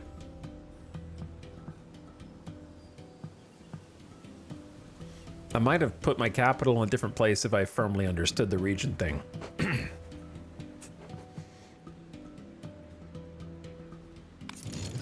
But it seems worth it to try and go over here and build another one. It said closest city, I think. Yeah. I think you can assimilate that. Yeah. We're gonna interact. We already have a mission from Xavius, so I've already spoken to them. So to ally them, I have to raise the level of my hero to level 2, which might take a little bit.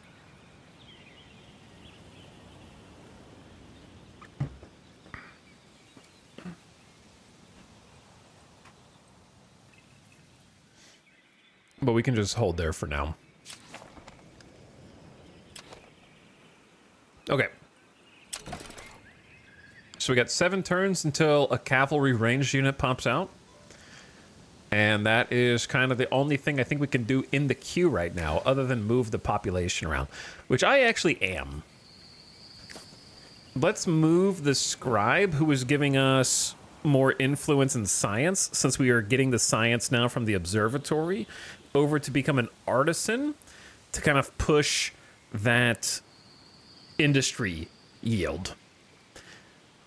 Which will lower approval slightly, but now we've gone, look at the turn difference, right? 7 turns to 5 turns. So that like is going to speed up that initial production.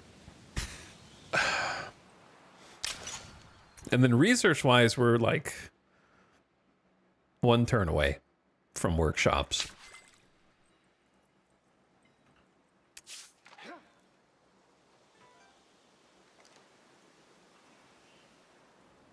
I think we need to go talk to more of these people. New Dawn. Unfortunately, our efforts to locate the Starfalls yielded nothing. Once we grow stronger, we'll resume looking. Nothing. Perhaps I was misinformed about the large dust cache you found. I will take you at your word, Curator Meng. We are blessed with patient souls and can wait for them a while longer. I don't know what I did. What did I do? Unlocks the Holy Oculum. What did I do?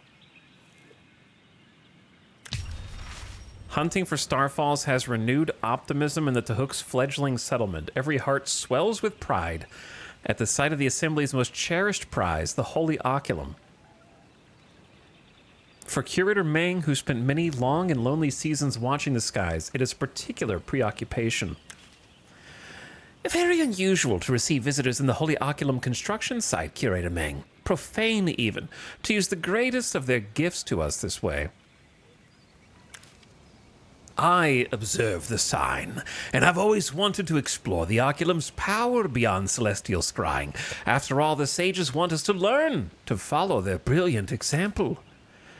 The duty of the Assembly's leader is to keep the Tahook safe, care for our souls, and uphold tradition, not develop private theories about the Holy Oculum and encourage dangerous ideas. Is Suraban secure, Curator Meng, or are you too busy here to think about our defenses? I think you'll see I am capable of a great many things, Xana. I am going to lead us to a new age of enlightenment in the spirit of the sages, but I'm going to do it in my way. As for our fortifications, the study is underway, but our utmost priority is the Holy Oculum. Build one Holy Oculum. The heart of our empire. Can only be built once. Plus 40 science unlocks the projects. How? Okay, so that was not the people that I just right-clicked on. That was the main quest. These are the people I just right-clicked on. Also, who the hell is that? Who's this? That's terrifying. These are the bird people. How delightful to receive such learned guests. None of that. No Quincy's near. What? Oh, this is supposed to be in quotes. This is like a quote that they say. None of that, no Quincy's near, troubles here, superstition from the wise to hooks, which is written weirdly. Have you come to be regaled with song? You may choose your favorite, for I know every tune the No Quincy have ever sung. The Wandering Stranger's quatrain, perhaps. We did not expect a performance. We thought we might discuss an accord between our settlements. How boringly practical. Though if you're not here for noble art, I was in the midst of cogitation. Ballad of a Clax Drinker's Sorrow. It's causing bitter conflict. The old song about the spurred ametrine. Bro! There are... Okay, just calm down. Calm down, chat. Don't... How could that make trouble? No pure nectar is sweeter than Clax. No sad tale sadder than the sorrows of Vrax.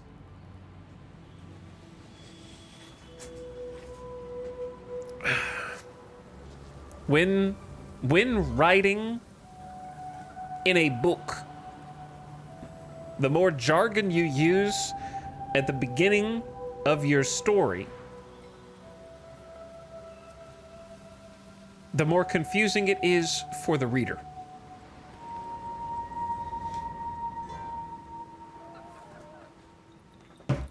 When you, like, a lot of fantasy and sci-fi novels do this in their intro chapters to sort of give their world depth by creating the idea in the reader's mind that there are so many terms the reader does not understand, therefore the world is big. Does that make sense? Like, it's I don't think it's done intentionally, but it does overwhelm the senses. Technobabble, kind of.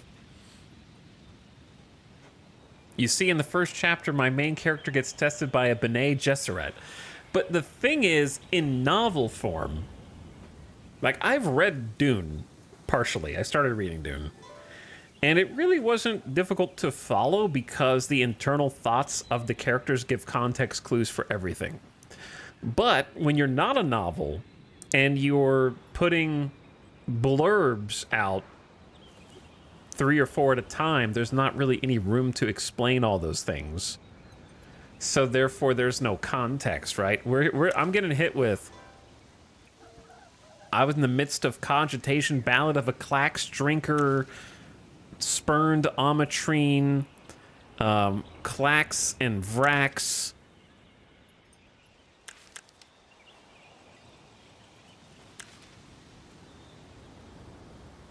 And I don't know what anything is. I think crucial is that the Bene Gesserit are right there. You learn from description. Clax and Vrax aren't here. They're just like people. Yeah, they're just ideas. Some among us insist it's a political allegory, not a lyric lament. Rather radical, and I have my own ideas about it. But I can't be seen to take sides. Let us investigate for you then. Once the matter is settled, we can discuss sharing the land. Bring 200 influence to Sidon Retreat. Objectives and rewards. Pacify all the Noquinzy villages in the territory. All Tahooks get plus 50% health regen. Does this apply to all future units as well? Because that seems Good.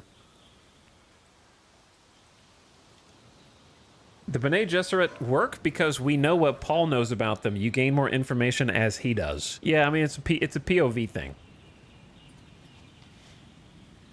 POV character doesn't know, so you don't know.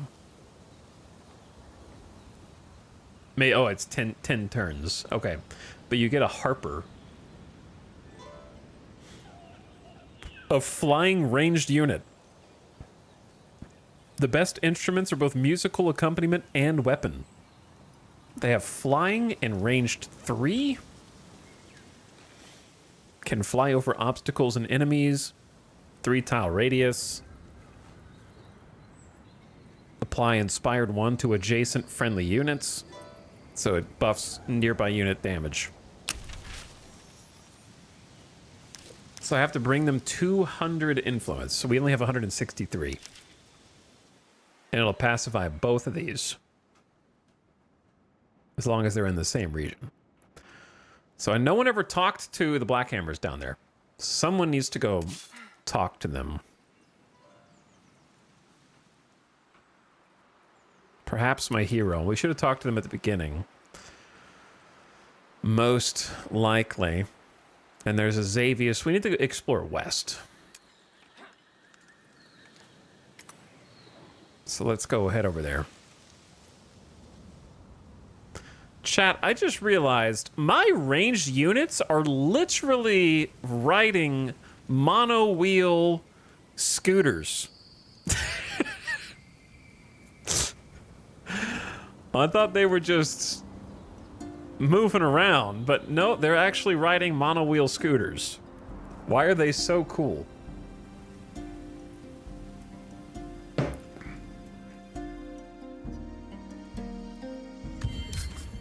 Workshop has been researched. The start of everything. Tradecraft training and production.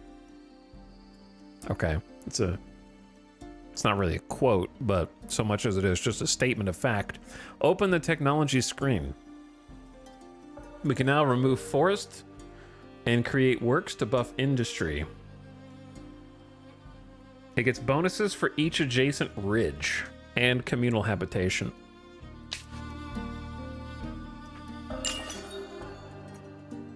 Locked it in.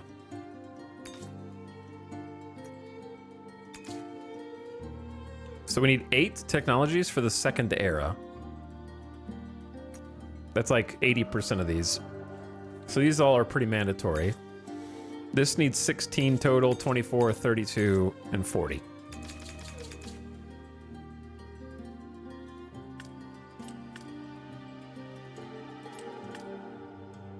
Yeah, display research duration seems good.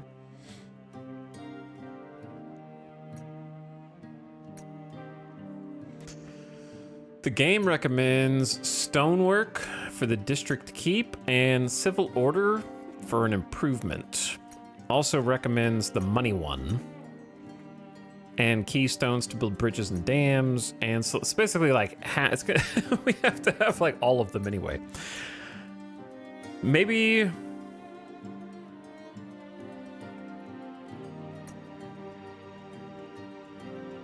The thing is, we should unlock something that doesn't require a building because our building queue is kind of backed up right now anyways. So Celestial Scrying giving +1 vision range on armies seems very good.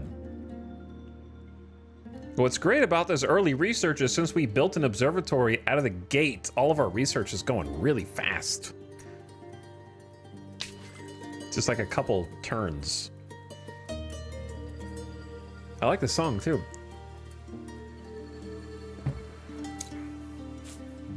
Think everybody's been moved? Everything's been done? Got 4 turns left until Initiate comes out.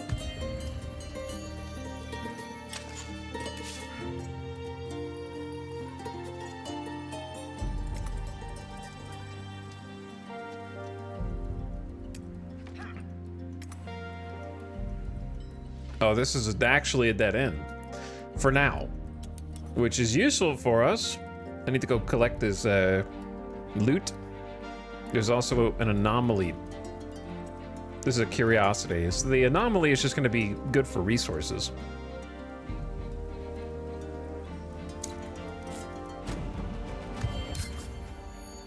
Yeah, instantly got Celestial Scrying research. So we have really strong early game research. +2 science on anomaly tiles, and the army with the +1 vision range. I like it.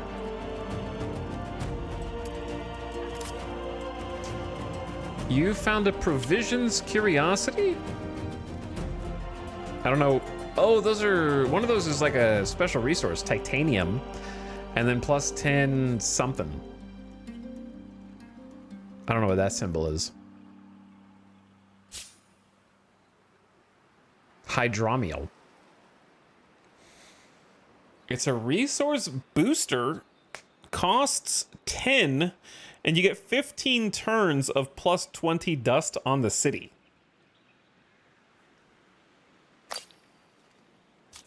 Okay.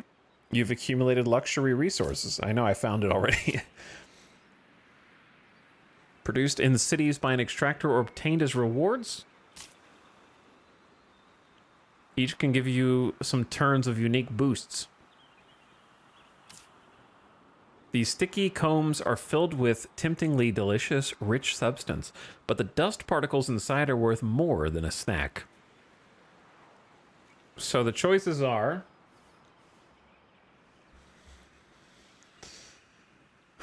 if we had a trading post, we could buy or sell them. Or we can spend them for 15 turns of +20 dust per turn. I'm just going to use that. Seems like an incredible boon early game.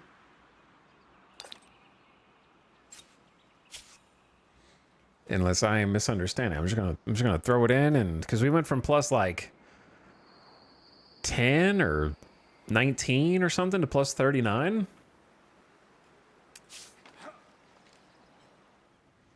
So this is kind of a nice little dead end for us. Let's send you back north, I guess. I know you were just there.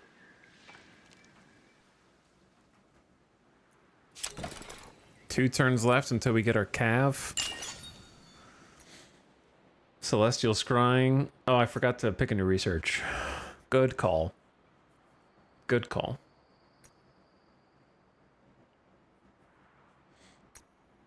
I think I'm gonna get... Is there anything else that doesn't require a building?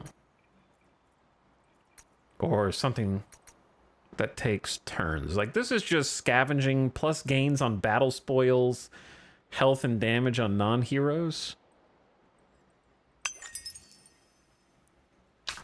Because we don't have very good production right now.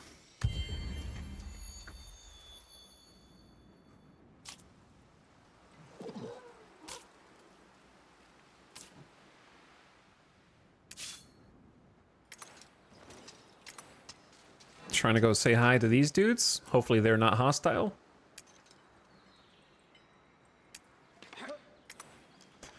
And I think everything else is pretty chill right now.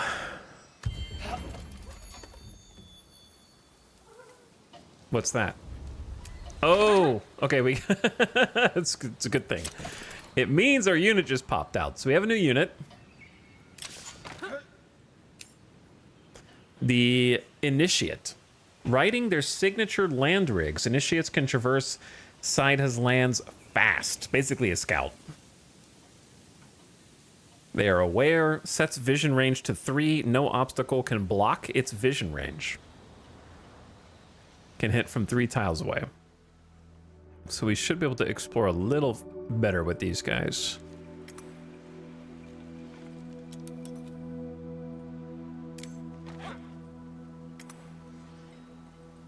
Go talk to some more groups. So now we're building a lab for even more science, which kind of feels unnecessary now that we've got the observatory, to be perfectly honest.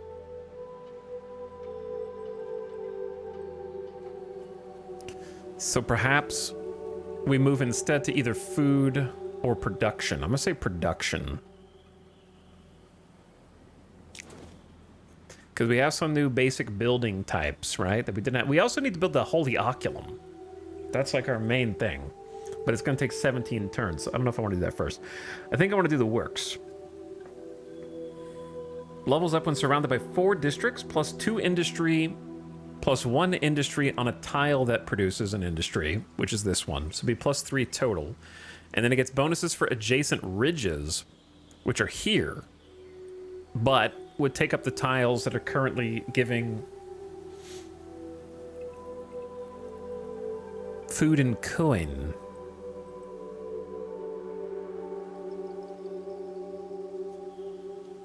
Which, you know, might be worth overwriting.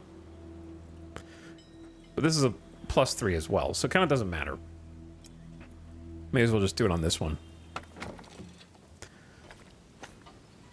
Okay, let's get that one done first. Because we really need to boost our current level of industry. It's very low.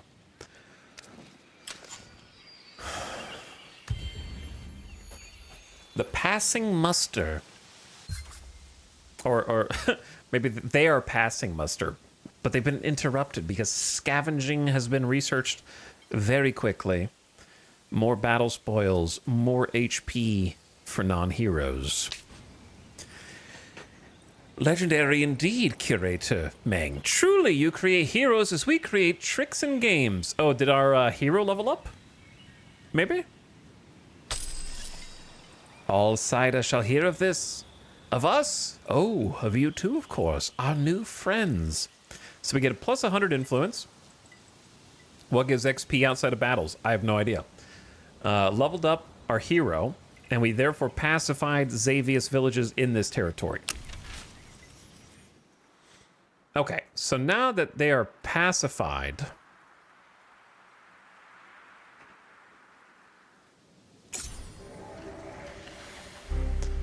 Chat, have I not realized that I am under attack? I don't really know what's... I got attacked by the Black Hammers. It's really hard to tell who's hostile and who's not at a glance. Like, the unit cards should not all be gray. They should be red if they're hostile or something, man. Is this game more Stellaris or more Civilization? All due respect, if you look at your screen now, that answer should become clear.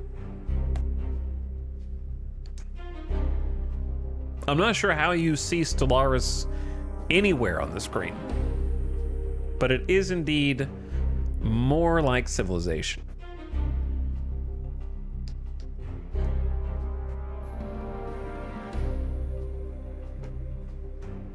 So we actually might get wrecked here. But I have the hero, so we just need to figure out how to use it. The Warsmith's finely detailed equipment reflects not only their skill as armorers, but the history of their clan. 35 to 42 damage, can move 3, no crit chance, and they have a skill? 5 shield per adjacent enemy, 3 shield per veterancy, which is probably nothing.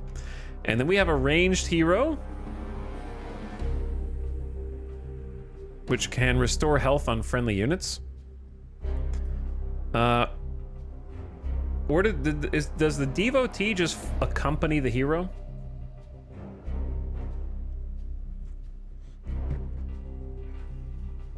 Is that why we have them? They just kind of go around with them. Apply slow to a targeted unit passively.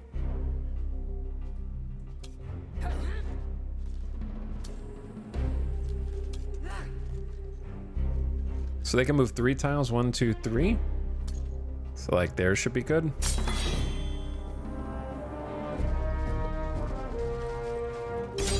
Not sure if there's a high ground thing, but there is zone of control.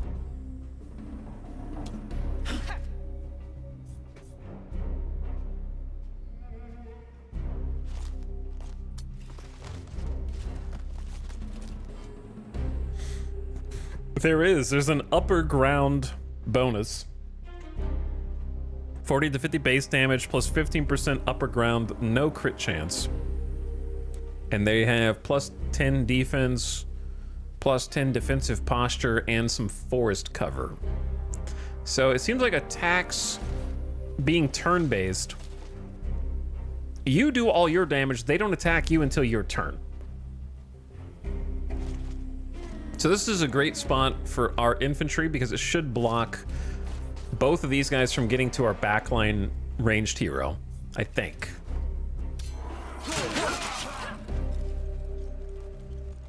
So we'll start with an attack. And then they're actually already in range of our hero. However, what is broken focus? Illuminated foes plus 20%. Broken focus minus 30%.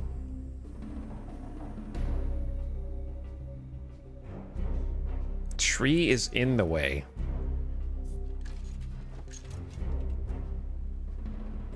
Will the tree still be in the way if I move up one, I wonder?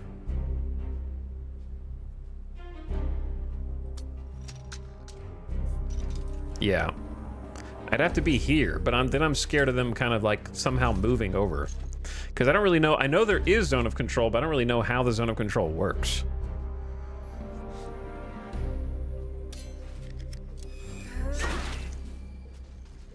What did that do? Okay, I fundamentally misunderstood how the zone of control worked. Because they didn't explain it well. Normally, zone of control means that it locks them to the tile that they are on when they are adjacent to you. But in this game, zone of control means that there is an invisible zone around you that can be moved in freely as long as it continues to be adjacent to the initial unit, which is not at all how I think of zone of control.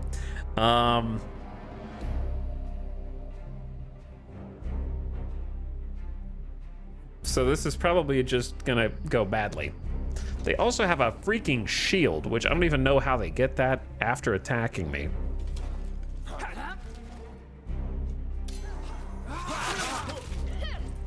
Incapacitating strike. Maybe the shield was actually them being slowed? I have no idea. So if I move here, I will get attacked. So it's probably better to stand my ground, I guess. I don't know. How do I use...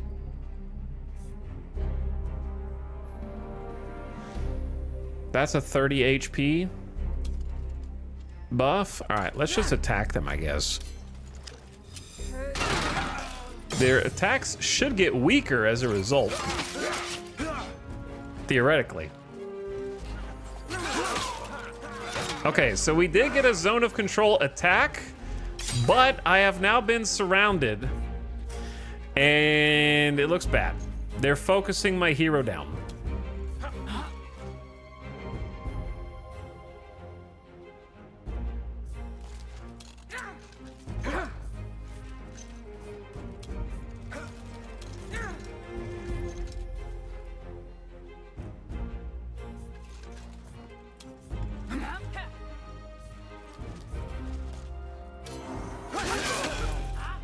Bro literally has 1 HP.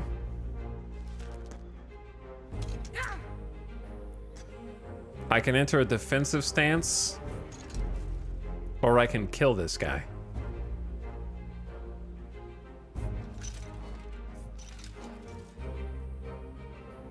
Those are my two options. What's better?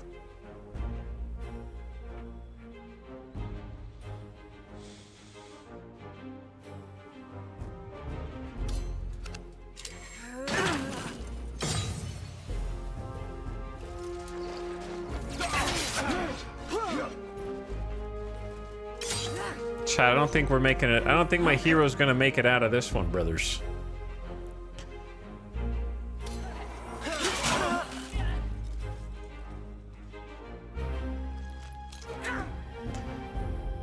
Even if I enter a defensive stance, like, I don't think... Can the hero heal themselves? Maybe? Yeah, you can. Okay. I read it as when using this skill on a friendly unit. I kind of read that as if it excluded self. Restores extra health per determination and resilience, which is their power-ups.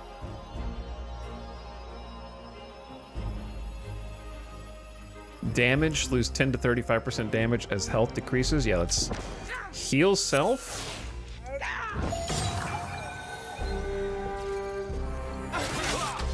And stay alive. And maybe we somehow win this?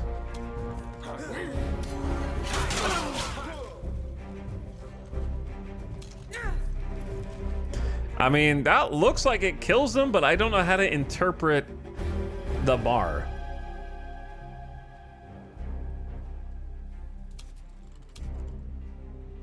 Like, they have 17 HP. It looks like I'm doing 14 to 18. So, like, I can kill them, but I might not, is what it looks like.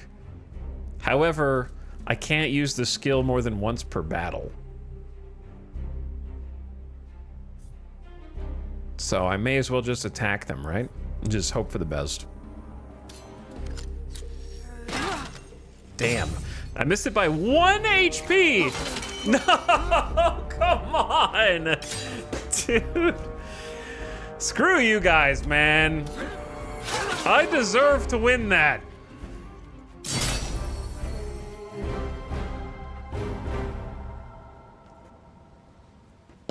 At least I leveled up to 3 before I got downed.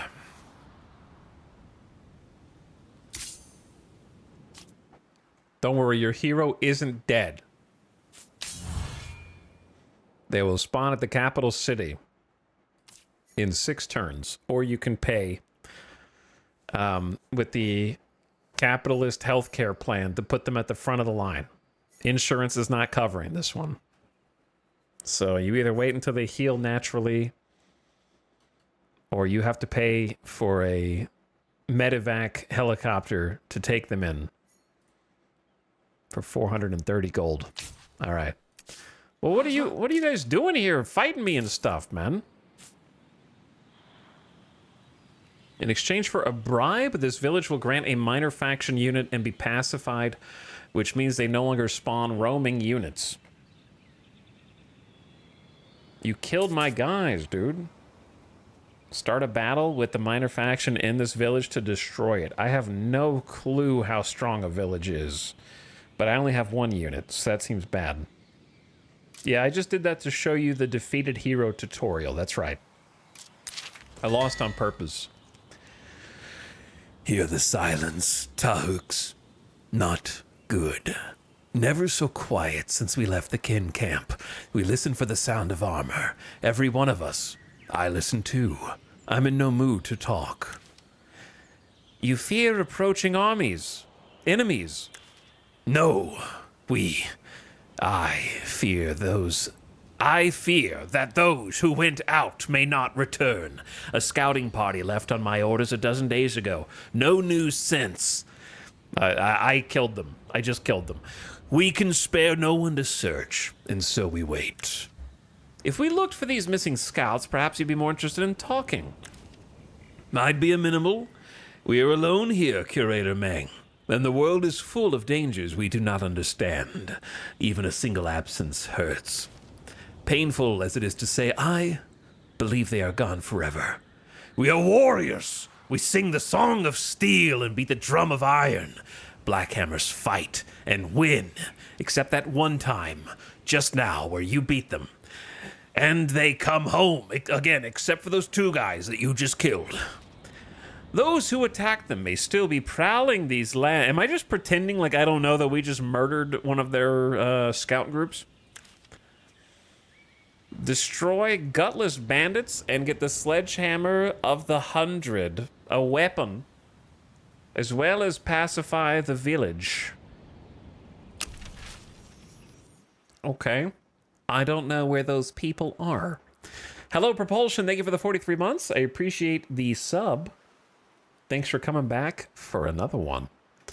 We're going to need more than just this one little group, though. Sad as it is to say. Found a camp to claim a territory. This will cost influence. So what you're saying is I should claim Hibni. Hebony. Perhaps.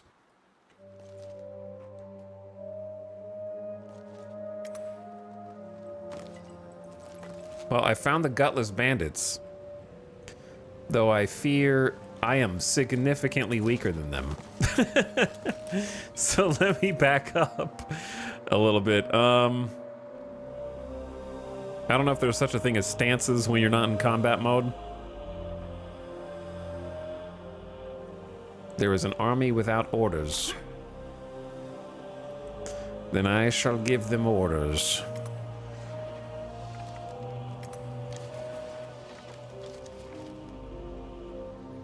And a technology that can be researched. So we now have scavenging for more battle spoils. We have to research almost all of these things. Let's go stonework for the keep next. I still need to build the oculum. 5 turns until our first works district comes out.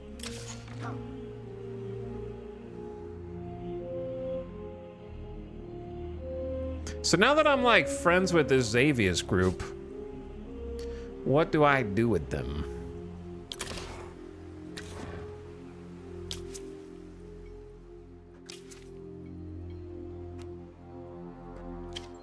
I'm aware you can assimilate them, but do I just have to go talk to them again, maybe? How do I like... Assimilation effects, plus 150. District fortification per pacified villages under protectorate, plus 300 district fortification on the city hall. Unlocks the Mantimire. If you build a city in the same zone, but it's such a small area.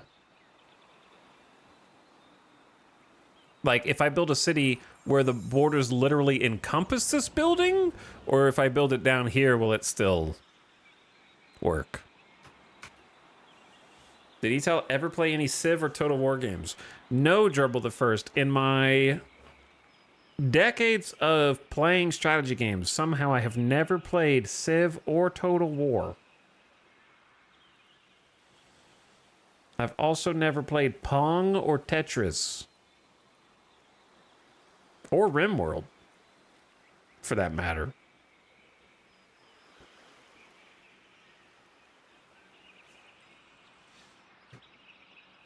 Do you remember the name of that 5X game? What is a 5X game? About the alien invasion.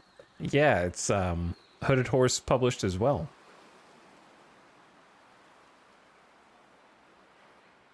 Which is Terra Invicta.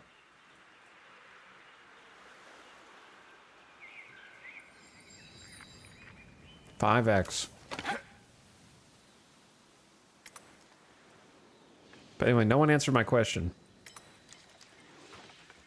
You answer my question. I don't answer your question.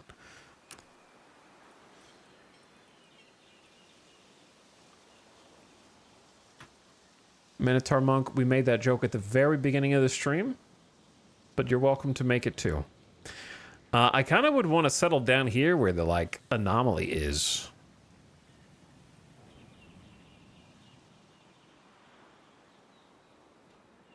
And all the good resources.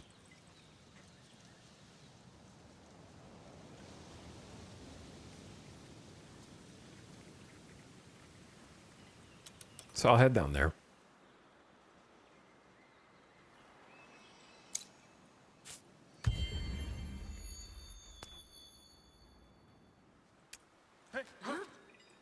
Okay, so we don't want to go that way because the bad guys are there and we're too weak. So perhaps we just stay here until reinforcements can arrive. Because with the help of these scouts, we should be okay.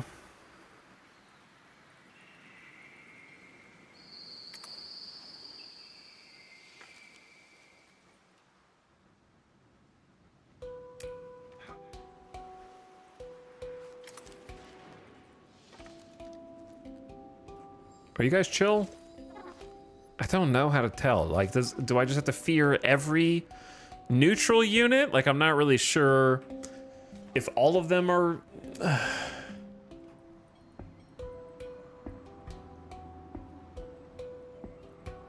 They can attack me, but I don't know if they will. We need to, like, talk to these guys. Which is a different group. Tell me, Tahooks, do you fear the sea? We do. Any sane being on Sidha does. Even younglings know how to stay away from the shore. We do not venture into the waters, Xavius. A strange question. Fear of the ocean has run wild. Gruesome tales put us all on edge, so some now refuse to approach the rivers. I cannot allow these terrors to overcome us, and you could help. Good relations with the Xavius are important, but not so much that we would do anything foolish, like taking to the sea. I ask only that you set a good example for us. Show them how to build. Oh, sorry. Show them how Tahooks masters...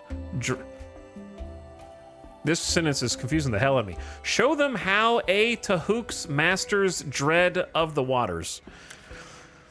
We have long known of a curious place like an altar where honest souls seek mercy from the seas.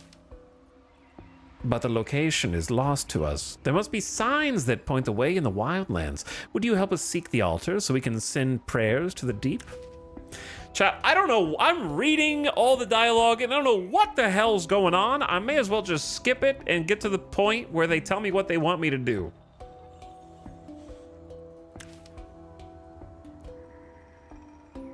Bring an army inside Utter X. Unlock the Keystone technology for free to build dams and bridges. And pacify the Xavius.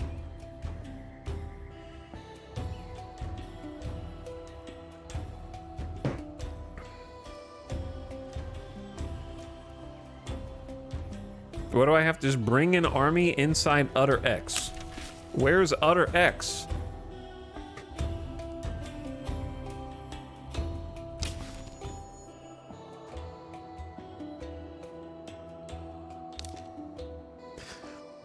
Is it just me? When you look at this screen,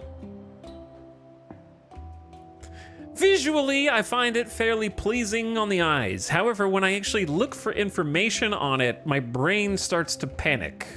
Does that make sense? So like the initial reaction is like, oh, that's a pleasant looking screen. And then I'm actually parsing it for data. And I'm like, what is organized where? Because we have the quests over here, which can then be filtered. Okay, so this is the quest. And then over here we have deeds. Each tidefall as Sidha sees fall. Be the first to achieve deeds. These are like achievos that you can do in order to get bonuses. And then this button is still down here. I think the thing is, from a usability standpoint, it feels like a strange separation of space, right? Like if you click on a quest, there's a large chunk of the screen that tells you nothing, right? There's a big empty, giant chapter 1 box, a quote that doesn't really add anything, and then a portrait which is reserved all this extra space because the portrait is tall, and then there's a scroll bar on the only part that you actually want to see when you go to the quest screen, right?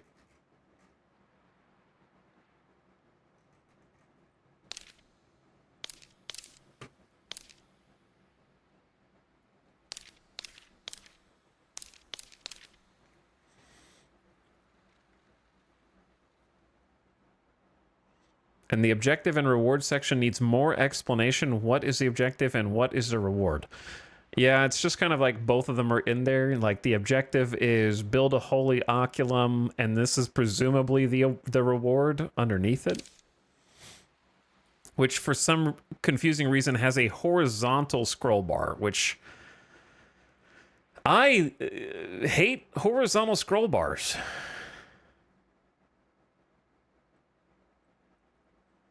Like, you could include all the rewards with the amount of space that is being taken up by all this, right?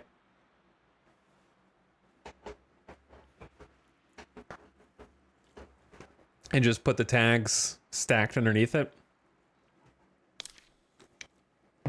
Anywho, I'm just sorry. I'm talking through it to try to figure out how to parse it.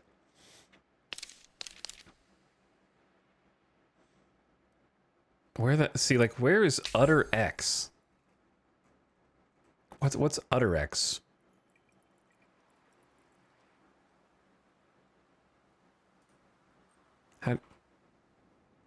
Is there a search function?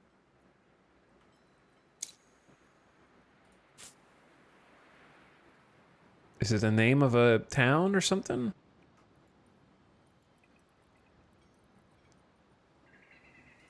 What if I pin it? Wait, I just unpinned it. Whoops. Okay, now how do I pin it again?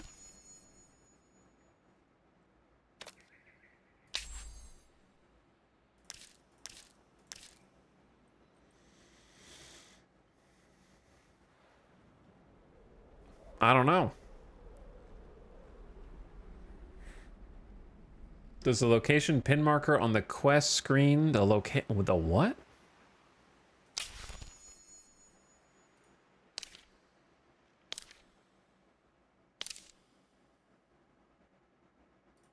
We have not found it, maybe. It's a place we haven't found yet. Okay, sorry. I'm just trying to figure out how to navigate. Who hasn't moved?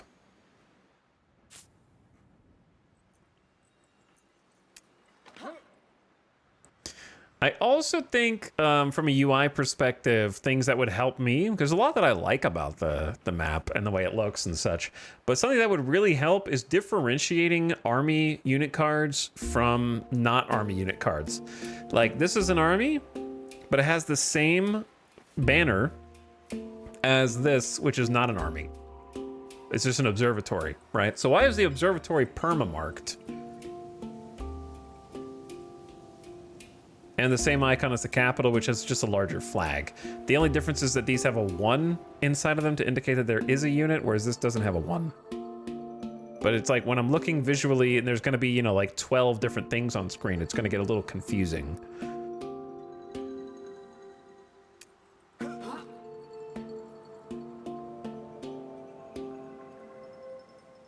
I'm going to have you guys back up a little bit. Uh-oh.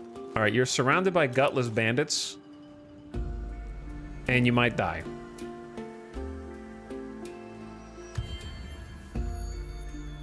Okay, they don't move. So you're lucky they don't move.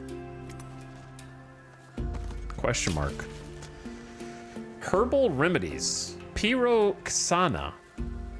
Something need my attention. Our soldiers discovered a rare plant. Do I look like a horticulturist? This concerns me. Why? The plant's leaves contain powerful properties if ingested. We'll study these plants. Slightly improve the science yield of this city.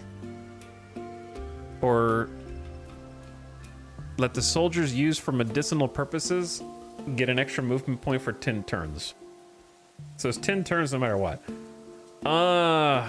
Is Surabon the name of my capital? I think it is, right? Let's take the science yield. Have the leaves picked, dried, and sent to our botanists. Okay. Yeah, that's Surabon.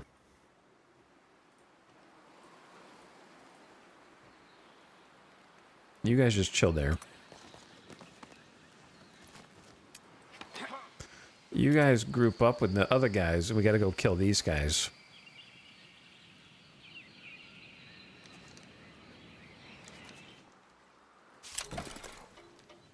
Resource conversion. Did you know you could use a construction queue to convert industry into influence? Chat, I need to build an extra village, man. I got 300 influence. I'm not doing enough. It's crazy. I'm trying to figure out a bunch of stuff simultaneously. I don't need to know about converting stuff right now, brothers. How does the work still have 6 turns left? Did it get slowed down? I thought it was at like 6 turns when we started it. We have 2 pops. I wish there was is there an indicator when you get a new pop, or do you just have to check every so often?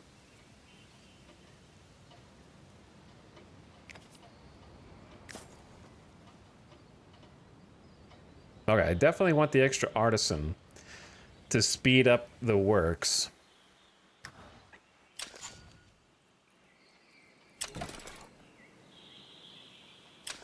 Okay. Then my other army is up here.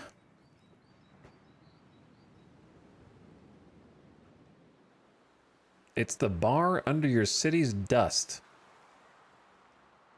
What are you talking about? Look at this screen and tell me how to know if I have a new pop from looking right here.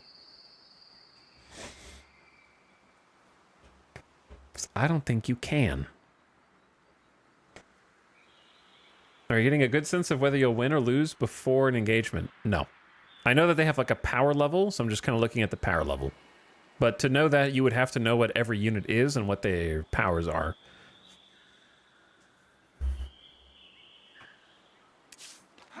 Which, of course, I wouldn't know by this point. When you clicked on the city, yeah. What I was saying was, how am I supposed to know if I have a pop without clicking on the city? That was my question. So, your response is fundamentally at odds with my question. Let's build somewhere over here.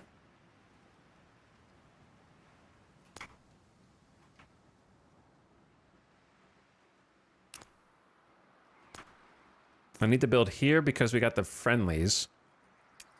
And I kind of honestly forgot that I was going to do it, and I already walked over here, and that's going to take 3 turns to walk back. Holy. Or I can just come down here and we can fight these dudes.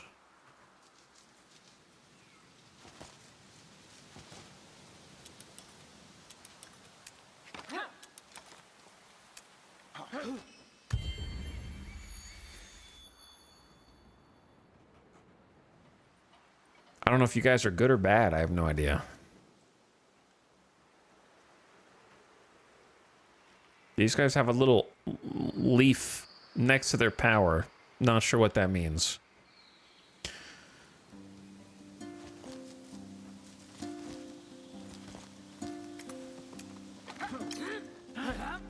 Okay, I've grouped these 2 up into 1. I also don't... How do they heal? Do they have to be in friendly territory, maybe?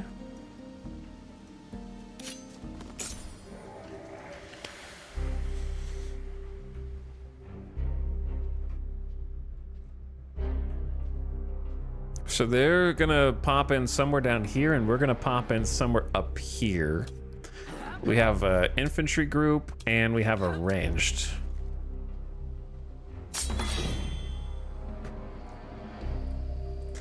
So, our infantry, they have 2 ranged. Which might end up being the death of me. How far can they reach? Range 3?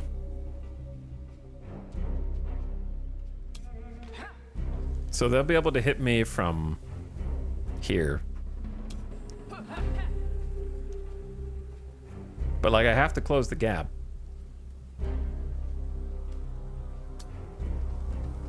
And I guess I'll just enter defensive stance.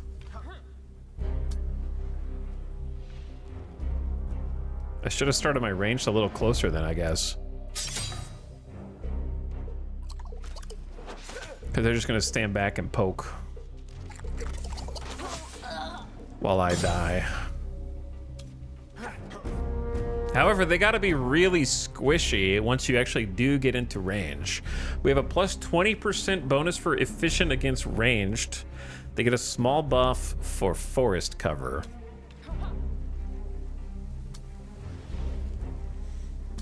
And if I move my ranged up first...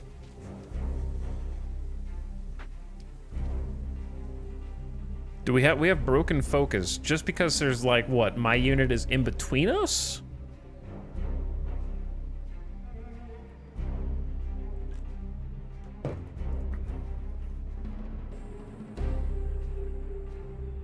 Something like that.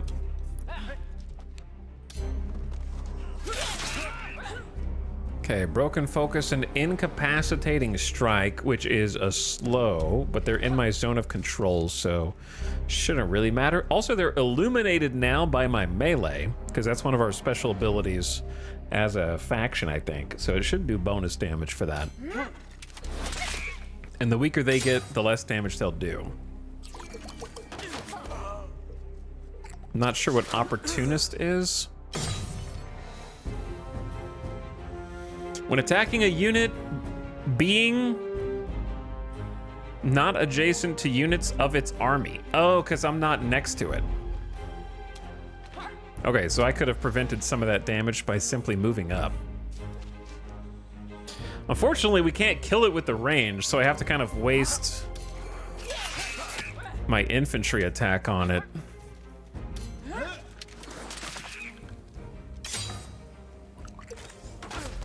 At least well, we might die. It's hard to say. I could simply run with this unit. I don't know if it's worth. The question is, will I die next turn?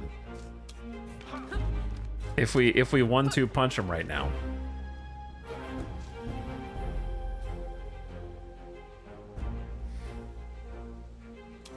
And if I run, will they be able to keep up with me?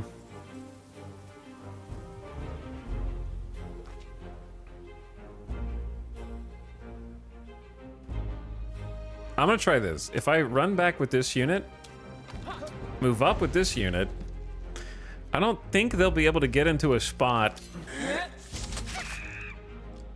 that kills me.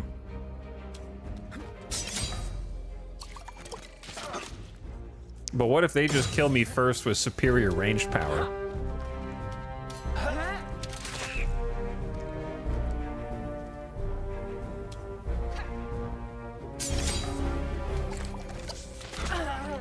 Did I goof? I might have goofed.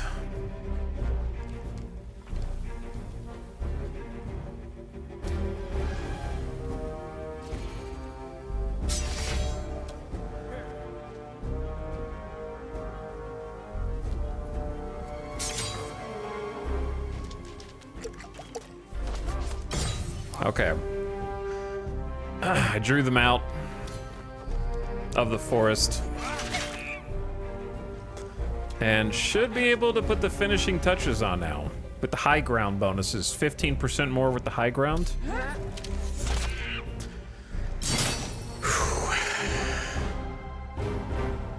69 dust is my reward. Nice. How do I guess I heal these dudes by just bringing them in friendly territory, but let's just take both of them back.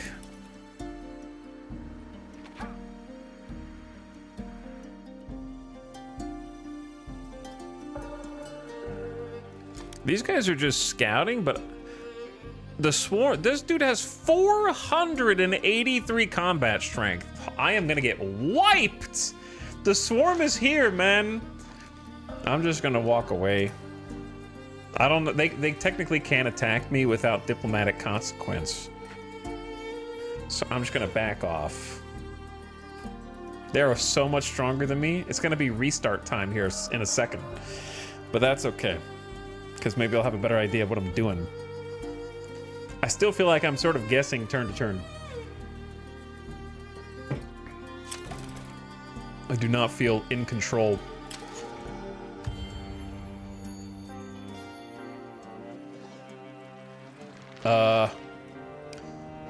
Huh. Chad, do you think they're going for my capital? Or are they just exploring? You know, when the swarm attacks, you'll know because the ads are starting right now. Here comes the swarm onto your screen. Turn your volume down if you are an ad watcher. 3 minutes of mid-rolls. It's been 3 hours already. The swarm attacks. And I'm going to take the briefest of BRBs, take a bathroom break, and also need to turn the AC down because it is toasty in here. It is still hot even at the end of September in Vegas. It's a little out of control.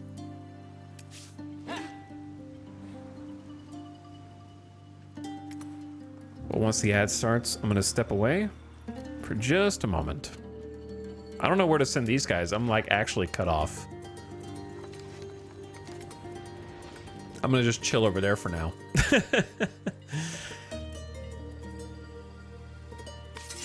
And enter a guard stance. Okay, ad just started. Cool song though. I like the song. Give me just a minute. Thanks for watching. Thanks for hanging out. Hope you're enjoying checking out a new game. While I'm gone, tell me what you're playing, or if you are playing this, because I'm curious if anyone else in chat has experience in this game since its early access launch today. BRB.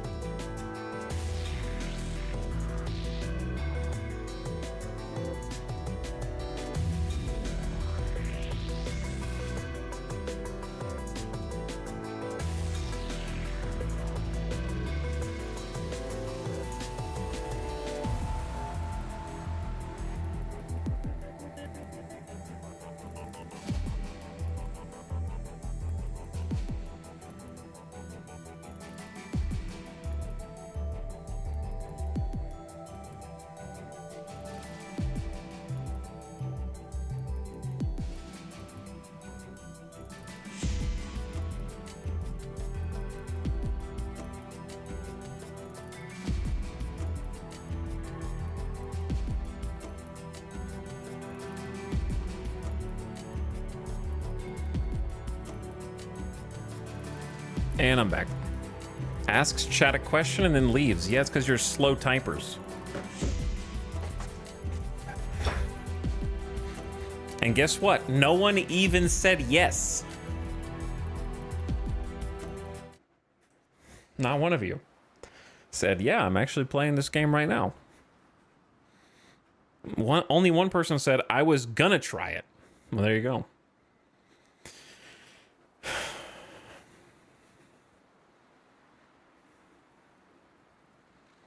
I was going to try this on Game Pass, but I got hooked on Megabonk. I can't wait to play just finishing some work. I didn't ask what you were playing, Rambo, Halo Infinite. Why are you playing Halo Infinite? I asked if you were playing this game, which you said no. I don't play games unless Ital plays them first. I love this game so far, but X4 still has me hooked. Multiple people in chat playing X4, and I just raged about it the other day. Am I going to go crawling back? Eventually. Maybe, eventually. I don't know. Who can say?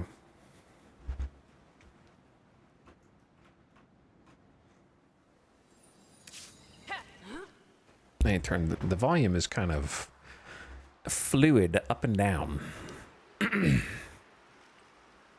What was I doing? We have a research about to complete. You know how I can tell that my nation sucks and I'm supposed to have like a ton of stuff by now? It's because I'm researching things 3 times, 4 times faster than I can currently build them. So I know I'm way behind. I have no idea what I'm doing. I'm doing my best. Stoneworks researched. We can build a keep. +1 vision range, plus district fortifications. And reinforced walls on the capital. But is that just like immediate? I think that's like a automatic. So we only need 1 more to go to the next age.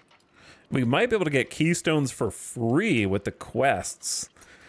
So the approval on capital seems like the next best one, but we have to wait for that as well. We got finally 1 turn until the works is done, and we'll actually get some extra industry per turn, which we're very low on.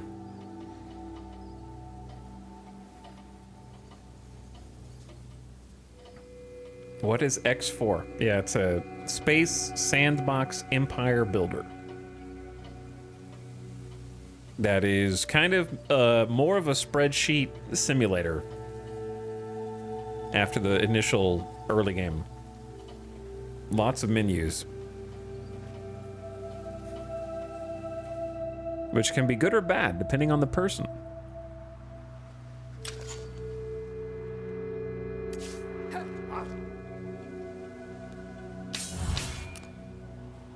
So if I was gonna build a little village here,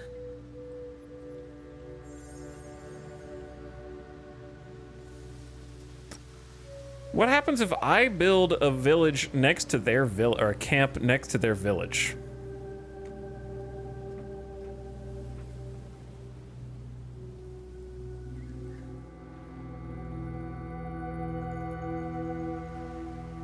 There's 2 decent spots. My fear is if I build the thing there, I don't really get the bonus from the 2 ridges. If I build it here, that might be the best. Let's just try here. An experiment. So 60 influence. Settle a camp, +8 food, +2 industry, 3 science, 5 approval. It's gonna take a turn. Okay. 1 turn away. Advanced orders.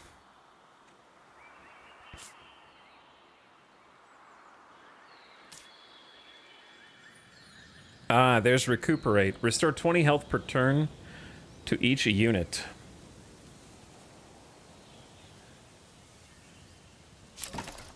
We have a camp. You've claimed this territory by founding a camp with enough influence. You can either attach it to a nearby city's territory or evolve it into an autonomous city to manage. Before creating more cities, beware your empire city cap. City cap and empire approval. Your city cap determines how many cities you can establish without suffering additional approval malices.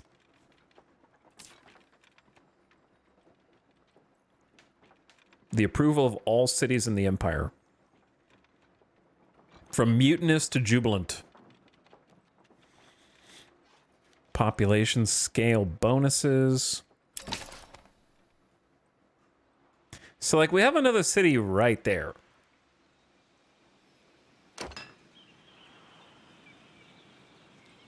So I can either attach it to a city, which seems like it... Is that the best option? It seems really close to the existing city. And it's much cheaper to attach it. But it'll be a while before we can expand the foundations of the city far enough to tap everything. But maybe that's okay? I don't know. I think I just have to experiment and find out. So let's try attaching it to a city first. Oh, it automatically gave us the foundations. So it... Oh, okay. So I should have been doing this way earlier. Well, not necessarily. We have 179 influence left, spending what we got. So now we are getting the bonuses of this new area added to the existing city, I think.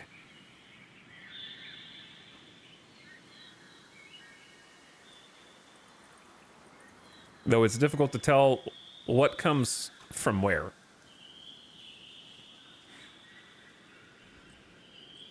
I think we're getting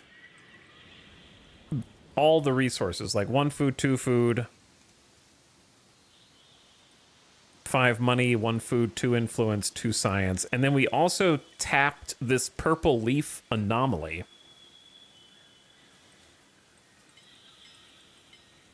Which gives us a nice 5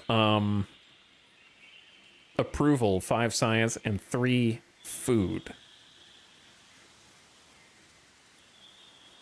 Breakdown, Empire bonus, Celestial Scrying. Oh yeah, yeah. We researched Celestial Scrying, so all anomalies give us the 2 science bonus. That's pretty cool. Okay, I think that's a good place for them to recuperate. Your hero, our hero is back, and they have enough XP to level up. Okay. Spend hero points unlocking a hero skill. You can also spend hero points to upgrade attributes. All skill effects associated with that attribute will be improved. Once you have distributed hero point, confirm. Okay. Chat, what the hell am I gonna put these points in, man? What is all this? Casters, hybrid, Tahuk. So, when using this skill on a friendly unit, give them a shield. Give XP to all units in the army anytime you gather a curiosity. So that's better early in the game, maybe. Teleport to a targeted tile. Oh, dude, teleport would have saved my bacon in that last fight where I got cornered. That actually would have been huge. Does not consume movement points and action token. Tier 2? I assume you need tier 1 to get to tier 2, but I don't know. Dude, I actually think I had a hero point going into that fight, but we didn't know. Because the tutorial didn't pop up, so I could have been stronger. Maybe we wouldn't have died. Deal damage to a targeted unit and knock them back. Ooh. Earn 40 dust when you gather curiosity. Add crit chance to non-hero units of the army passively.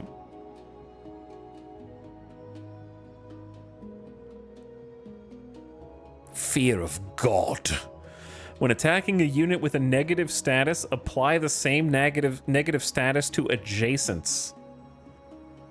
Ecclesiarch's Fury. 40 damage plus bonus damage plus weaken them. Which reduces their damage by 35%. Strikes target and 5 units behind them. Holy. Yeah, it's called Very, Very Long Line as the AoE title. It's funny. A passive that adds Bonus damage when hitting people with debuffs. When applying a status to itself, gain 15 shield. When gaining experience, gain more. Add 10 max health.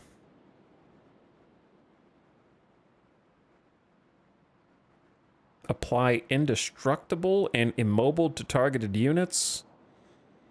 Remove all positive status effects and apply them to yourself. Okay. You know what? These all seem great, but given the fact that I just died, I think I gotta go with Vanish and just being able to get out of combat, since they're like a ranged caster. It just seems huge. And then for a second point, we can either put something here, or we could get...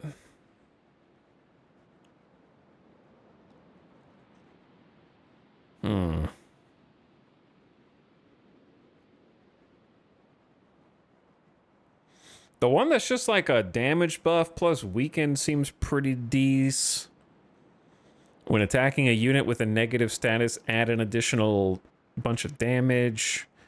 I don't know if you can respec this page. You might be able to.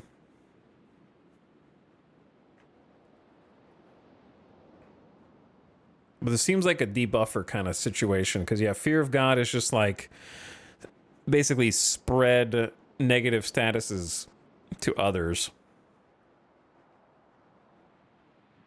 which seems useful. I don't hate the shield one. I don't hate the just max HP one. I don't hate the when gaining XP, give everyone else more XP. I don't know. I'm going to go Fear of God. That's what speaks to me. Spread those negative malices around. Hit everybody. Illuminate them. All right, so we got our first little village expansion. So now that I've done that, Xavius becomes a protectorate or no? Because they're inside my, like, claim. And I can assimilate them for 150. Ah. There we go. I get it now. There's one pacified village of this minor faction. Protectorate traits scale with the number of pacified villages. How do I know what their traits are? We know that they have a Juggernaut unit.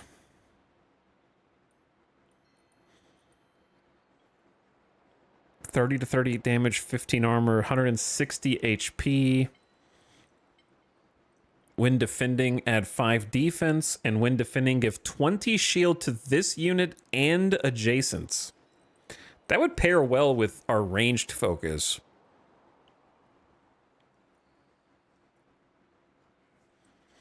So that's interesting. So what are the... Chat, I'm asking questions. I don't expect you to know the answers. Yes, I do. When is it better to... Like, I don't know what the protectorate traits are. A unique bonus provided by establishing a protectorate. Is it better to just wait and get more Xavius as protectorates, or like just instantly assimilate them? If you assimilate them, you get plus 150 district fortification per pacified village under protectorate. So the more villages equals the more fortification, but you get a net 300 on City Hall. So if you wait, you can get insane fortification, I think. I'll have to follow up on that. An idle army can be given orders. The hero has returned. My hero has returned.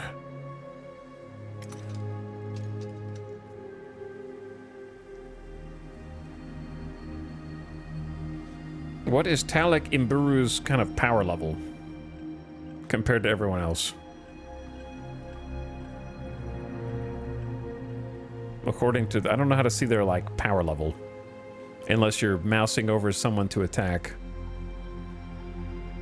Like I can see their power level is like 276.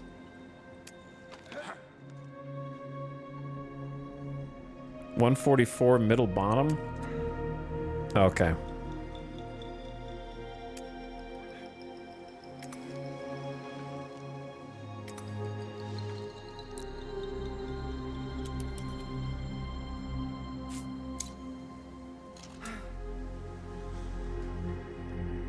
I don't know where else to explore.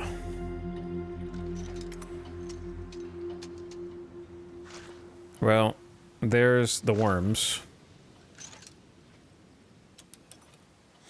which I don't really want to fight me.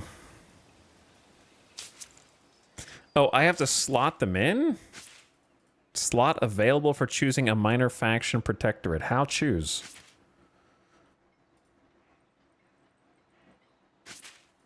This page confuses me.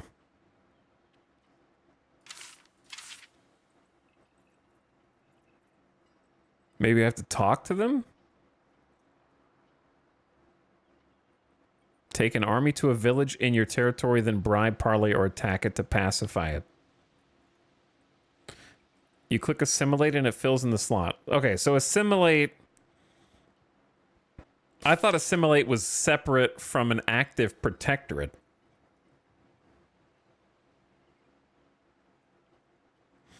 So this is not a one-time thing. This scales as you continue to get more pacified villages, maybe? I don't know. It's not clear. So assimilate is making it a protectorate. See, because to me, making a protectorate, assimilating means they disappear and the only people that are there are me, right? Because they are in my, like they're, assimilate in my mind as a keyword is like, they're gone. They're just, you own them now.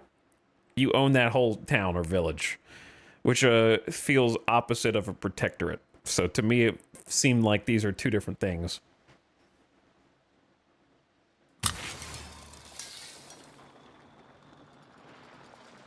So I just spent all my influence. They have been assimilated as a minor faction protectorate. We gained the population, and there was a Xavius population now, which have +3 approval, -4 food.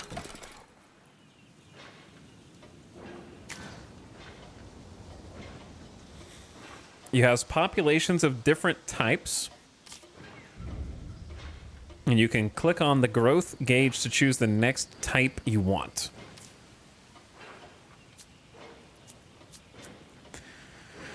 So Tahuk all give plus science. Xavius give plus approval.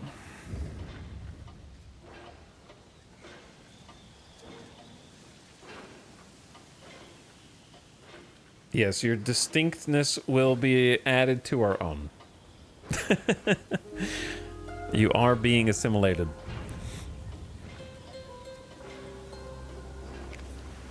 All in on artisans.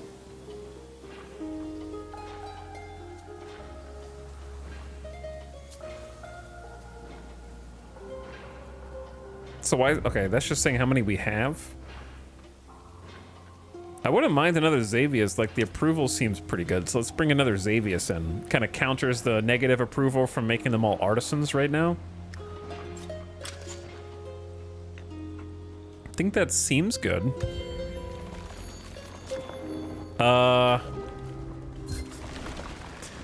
Prime, one who stalks afar, sent you a message. Did you think we did not notice? The swarm always watches its borders, and you have crossed them. I haven't. You just moved your borders against my borders. So, I'm pretty sure that's not what happened. The swarm The borders cross me, that's right. Sometimes, depending on the other empire's faction and their attitude, they may demand resources as inducements to sign a treaty, or may not be inclined to negotiate at all. No, nothing you have will meet their expectations. So they physically...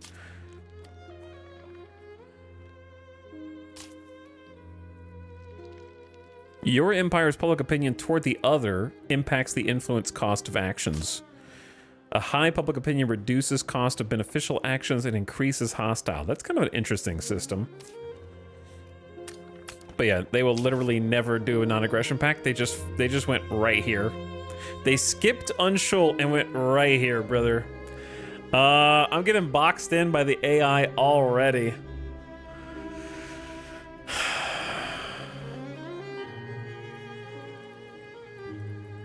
The thing is, we lose to these dudes because they are the swarm, man. They have 4 units right here, and I got nothing.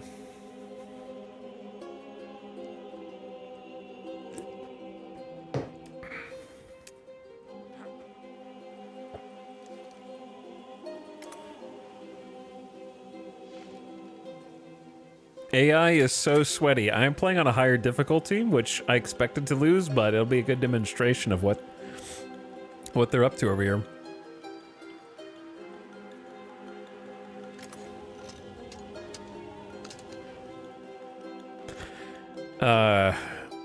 What should I do?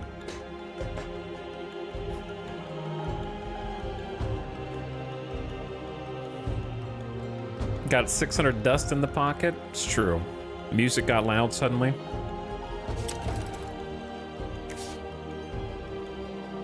Like, I can just pay to finish stuff.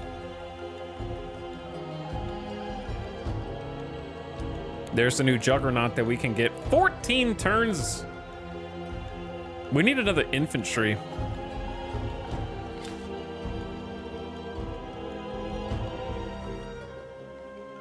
So I can go ahead and buy out the lab.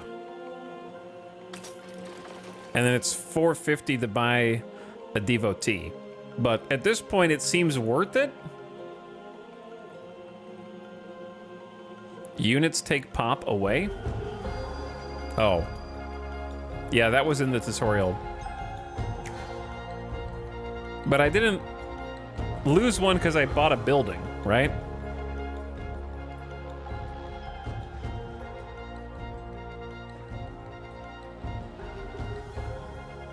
And there it is, the Works District.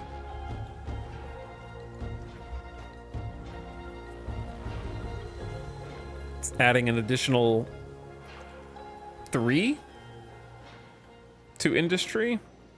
It ain't much, but it's the best we got.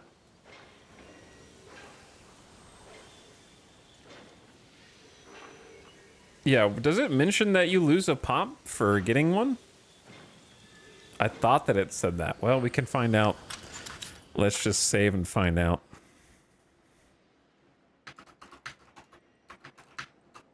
The Zerg is here. Okay, we have 3 pop. At the moment, we buy this unit. We still have 3 pop. So I don't know where you're getting that from. Jeff's in chat, confirmed.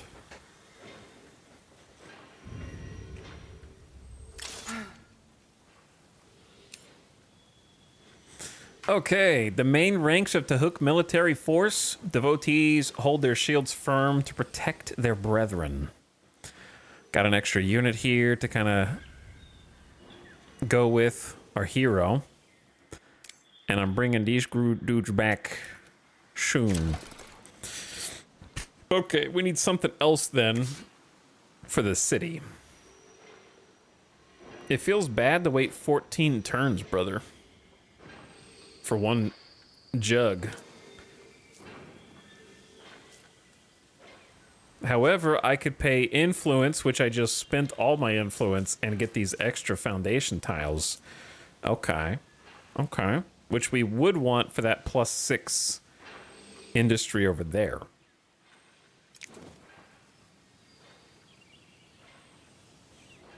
Hard walls to repel the enemy. On the inside, hard truths to forge new soldiers. +1 vision range, +100 district fortification, +50 fortification for each adjacent district. Is fortified. Do we know what is fortified even means? Like, it doesn't really tell me what this does. I assume you can, like, stand on it and shoot or something, and it gives you a huge defensive bonus. I'm not sure.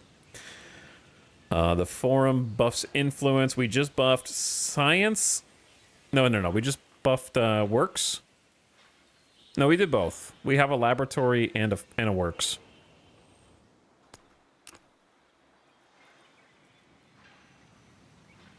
So what do I need the most?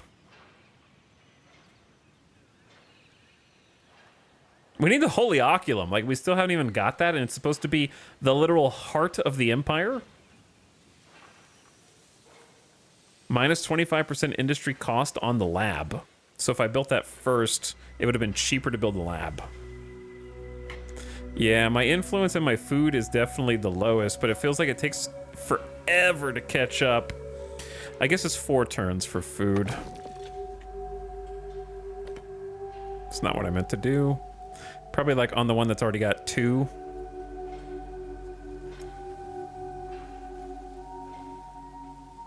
And if you could do it next to a river or a lake,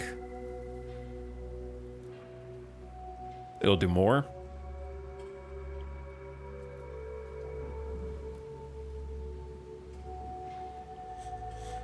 Depends on where I want my adjacency bonuses, I suppose, for different things. But yeah, I think this tile makes sense. Okay, where are we? We're still healing over here. These guys are still just like gathering their strength.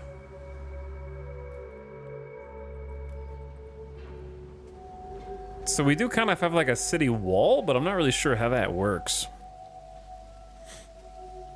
Once they're done healing, we can build an observatory here. That'd be cool. So let's see what the AI does now, because they are right next to us, bro.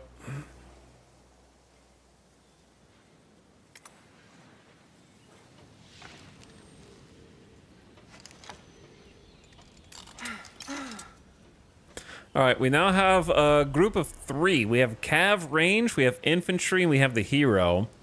So we're like 383 now.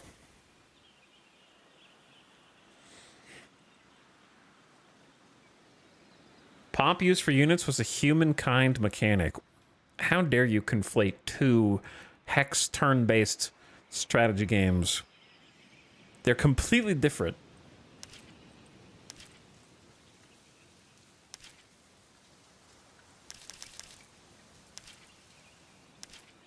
The Gutless Bandits are still down there, and we kind of need to do something.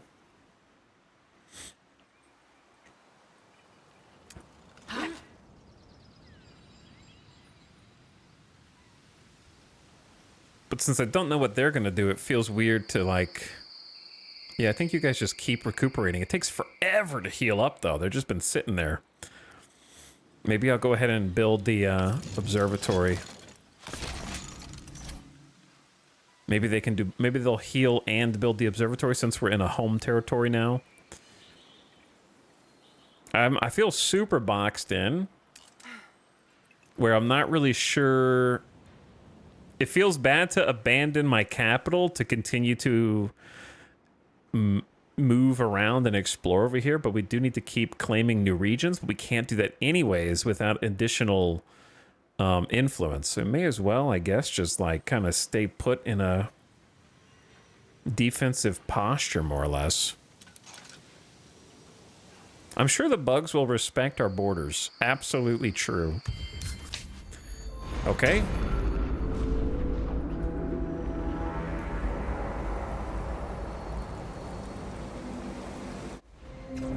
The skies grow dark, the rains come, and rifts tear open the land.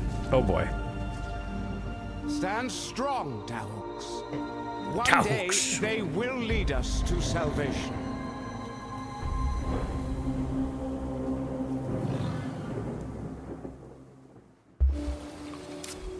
Will they now? A new era has been reached. The years of toil are unlocked, offering new tech to research and new era effects. There's a bunch of pop-ups on the right that I can't read right now. Hopefully they're not important. Military discipline, sage. There's another pop-up on the right. It's crazy. Military discipline, sages, defenders, iron games, and secrets of the artifacts.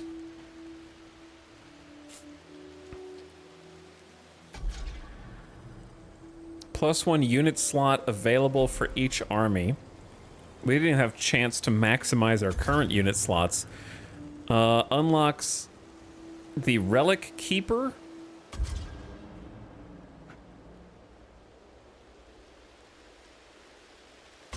What is happening in the background, brother?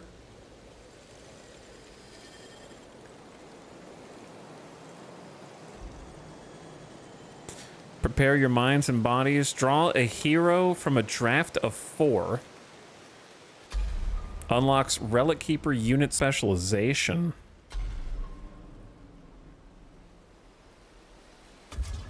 What is actually happening in the background? Hero packs?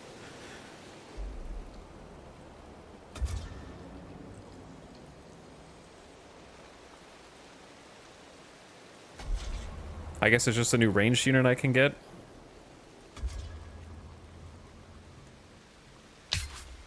A monsoon has come to Saida.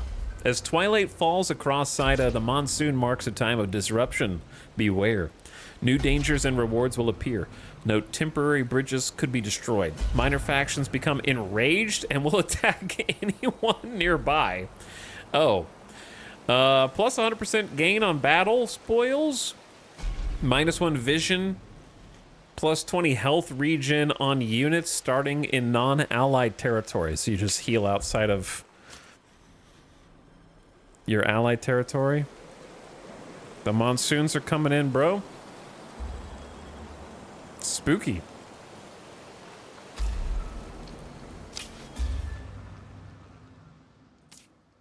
Victory conditions. I looked at this already, kind of.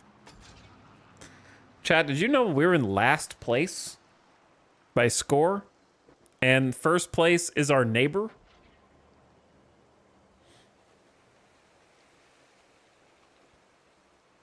That's never good. When your direct neighbor is the one who's in first. And you're in last. It's not ideal. What's interesting, if they're all... the other dudes are enraged, then by pacifying these guys, we saved ourselves a little headache down here, right? An observatory has been built! I did that.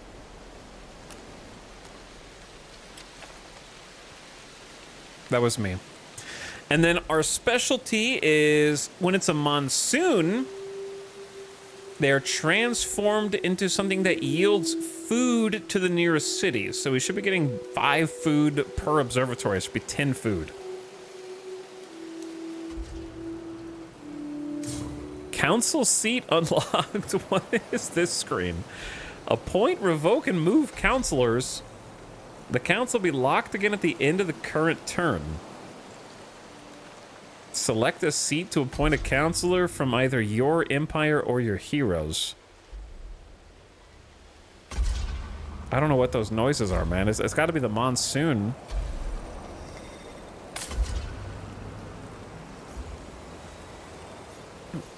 Boot Camp Tyrant.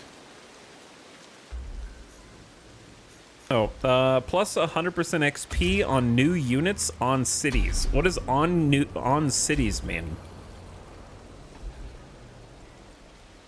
Like you have to be within a city's foundations? I have no idea. Plus 40% gains on battle spoils on unit. Which unit? All unit? Plus 5 dust income per observatory?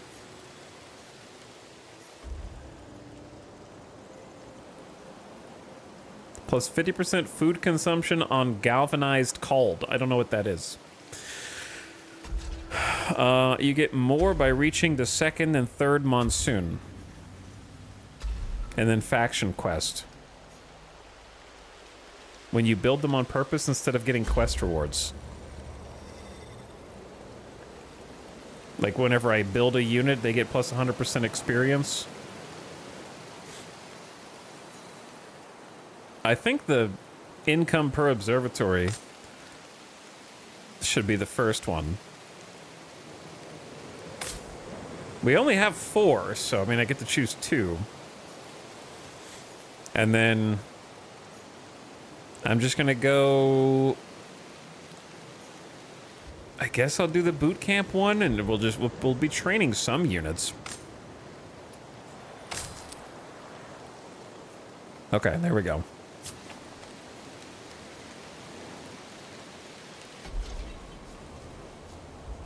The council seats just got unlocked. That's why we hadn't seen them before. And the army is idle after making the observatory, so we have a little bit better vision into their town. We should go get... There's new curiosities during the monsoon as well, so I like that it refreshes your need to go kind of out and get stuff. 55 dust, and also replenished movement.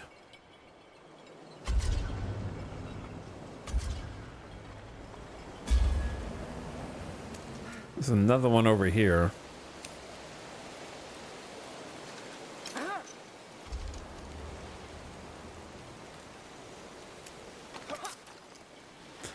$50 dust plus 2 movement. Go grab that one. We need to encompass this anomaly. This good resources over there.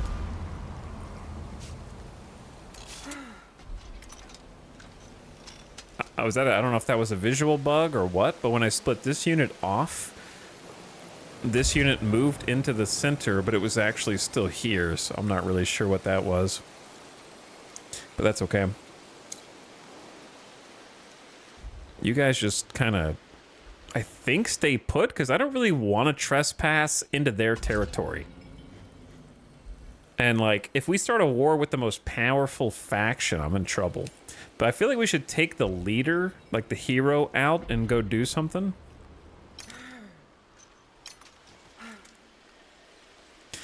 It kind of selected the other army. Sorry, splitting units off is a little confusing in how it works.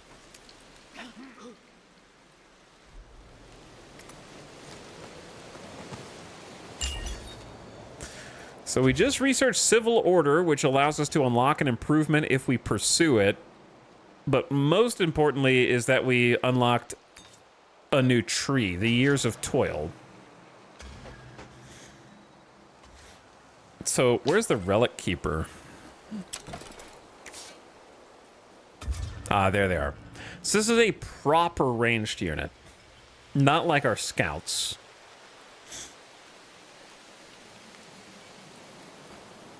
They do 40 to 50 damage instead of 28 to 38 damage. They have more HP as well. And they have Weakening Strike, which is a debuff to enemy unit damage. Yeah, their upkeep is 15 dust per turn, though. So we'll have to keep that in mind. So is this dude.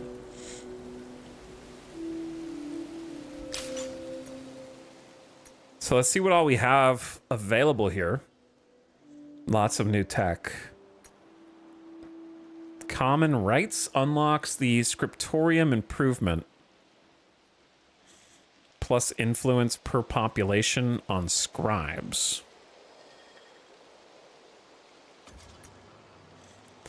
Unlocks the Laborer's Hut improvement. You have to, you don't automatically get these just by doing the research. You have to, like, use your industry to get them. But once you do get them, they're permanent. Unlocks the Granary. Plus 5 food per population on citizens. And you can convert a converter. Plus food per industry. Okay. Unlocks lodgings. Plus 3 pop slots. Unlocks a protectorate slot. Bribing is cheaper. Immigration policy treaty. If you're doing diplomacy with other people. Blast furnace improvement plus 25 industry once per city plus food and industry on the capital. That seems crazy. Trading post district to create roads and trade resources. And then lithosphere gallery. One-time build plus 50 dust. Can be built once per city. It's a unique.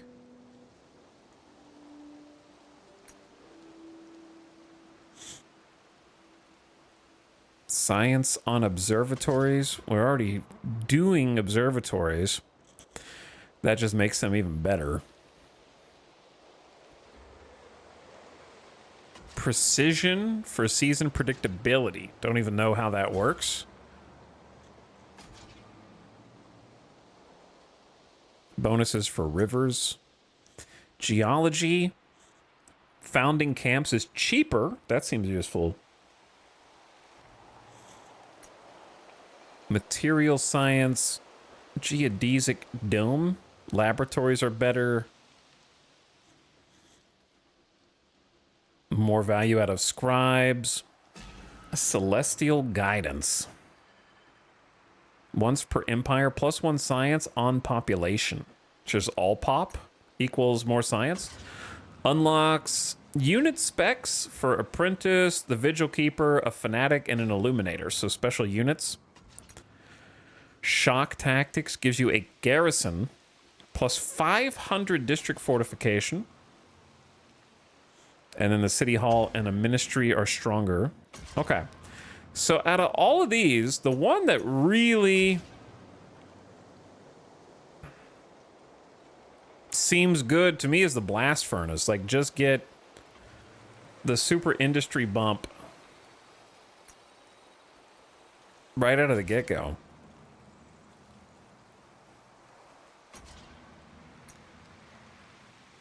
The game, let's see what the game recommends. Game recommends markets for trading. I don't think we're going to be trading with the swarm. I think influence is also good, but that costs 315 and a special resource, so I don't even think I can get that. It's weird that the game is recommending it then, right?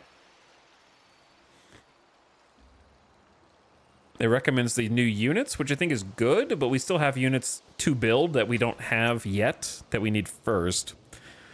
And then geology. I think geology reducing influence to found a camp is useful. The earlier you get that, the better. Let's go with that. I was thinking that one anyway. We get a hero draft. Okay. A new hero with no upkeep. So getting to the next age gives you a new hero, so it can be advantageous to advance quickly to get a second hero to power you up and start leveling up.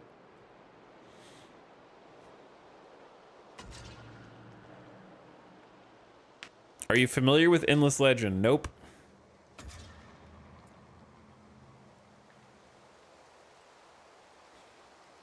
Civ doesn't really have something like that. There are tribal villages, but new ones don't show up in previously explored areas like this. Yeah, I haven't seen the villages start showing up, but I know that the map is going to get larger as the sea level. After the monsoon is over, the sea level will permanently recede and create more map that's not been explored yet by anyone. And that'll create a mechanic where there'll be a mad rush to claim the new land after a monsoon. In theory. And it, probably also new threats and like stronger enemies there as the game progresses. Yeah, there's a Xavius hero. That's pretty cool. I said duck. What do you do? Well, as a counselor plus 8 influence on military districts. We don't have to pick them based on their counselor perks. This is a warrior with a two-handed weapon. They deal significant harm to those unfortunate enough to stray to their path, especially when allied with powerful attack skills to boost their or their soldiers' damage. One of Sida's strangest offspring, the Xavius, are mischievous sprites. We read that already. So they have 2 resilience. Not sure if it's possible to see more info about them. But I know that we have a caster. So therefore a warrior makes a lot of sense. Someone that's in your face. We also have this person who is an archer specifically of the Tehooks and gets Monitor Lizard +2 science, -1 approval per population on citizens and artisans. I kind of like that and just try to compensate for the lower approval. Because that lets the artisans that I'm already maxing get science points. And then we have a defender boosting defensive abilities but can mete out significant damage with a one-hander. They like leading large armies to boost survival. Siege Engineer plus ransack gain on army. Haven't done that yet. Capture points when performing occupation action. Haven't done that either. And then we have another defender who, if made a counselor, allows research, allows researching tech from the next era before you get to it. That seems like something that's really powerful if you already know exactly what you want. But if for me, who has no idea what's even on the tech tree until I see it, I don't think I'd be able to leverage that.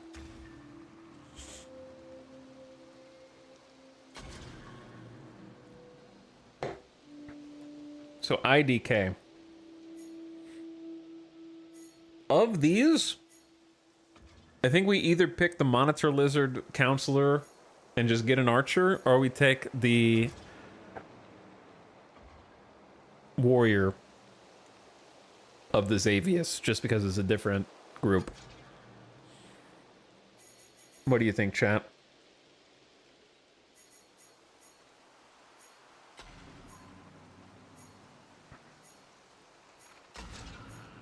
Giga Chad Melee.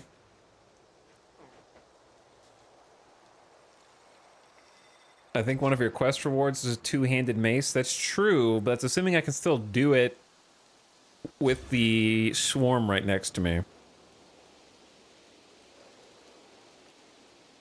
I think getting the Xavius guy is cool. I think that our faction has a lot of ranged buffs.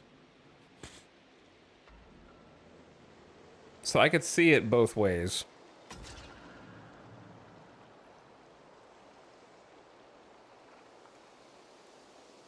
Rabu has so many more points and attributes. Yeah. You do have like 4 attribute points. But let's go with Linoline. Oh, you can inspect them. Okay, cool. I didn't know. Yeah. Hero traits. Resilient and Colossus. +5 health per level.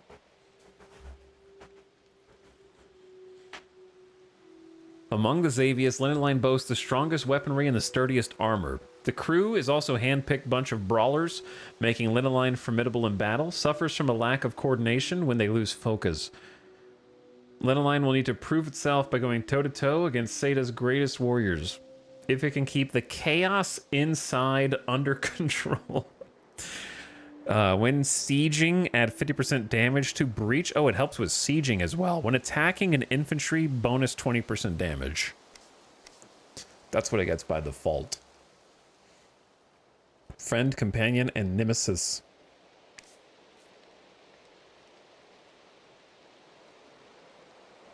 Adds extra damage per might, resilience, intuition, and determination. The skill points on the side. Charge, teleport, and do damage. Ignore defense of targeted units if they are damaged. If the targeted unit is eliminated, you can act again once per combat. Give shield to friendlies. Reduce the upkeep cost of non-hero minor faction units by 2 dusts. I mean, that sounds like it has a lot of potential. I'm just going to say lock them in.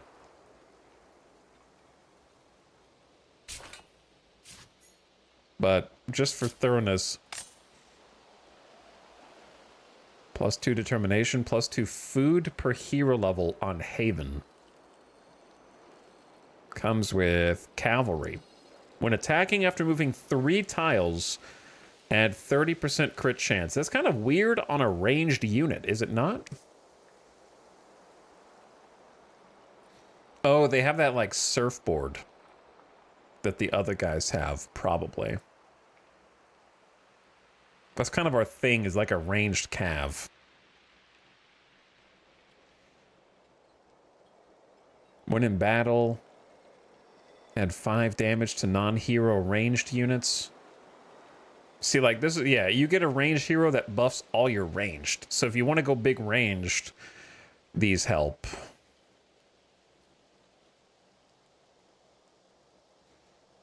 Basically you get a lot of bonuses if they have debuffs. Our faction likes to do buffs and debuffs in combat. I'm still gonna pick you. All right.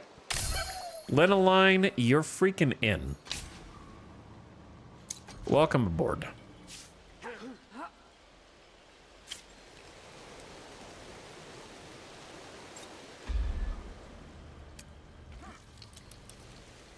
Who hasn't moved? Oh, the new hero. Where do I want the hero? I guess down and around. And then you guys... I'm still scared of the swarm up here, but I don't really know what to do about it. I want to go get the curiosities and whatnot.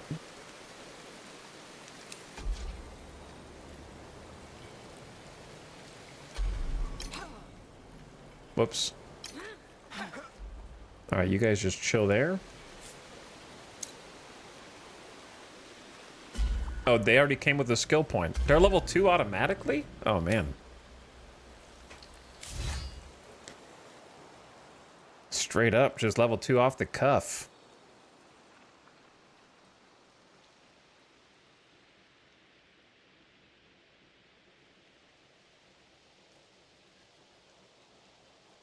Okay. What was that first ability that I wanted?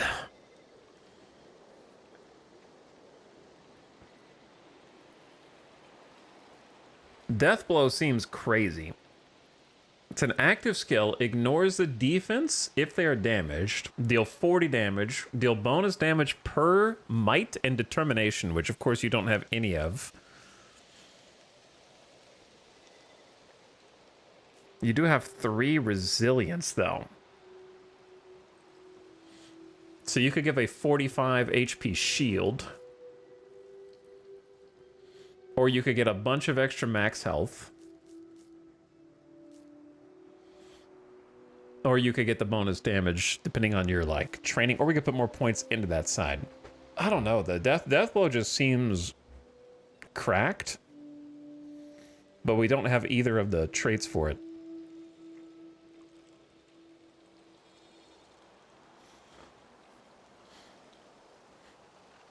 Also, the upkeep cost is going to be potentially huge later. I'm going with my heart, man. Deathblow, if it gets a kill, you get to do another action same turn. Of course I want that. New pop. So there is an icon, you just have to be looking out for it.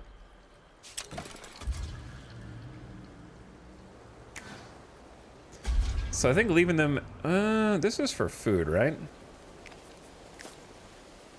We need to buff our food so we can get more pops. A little bit of money too. Why not?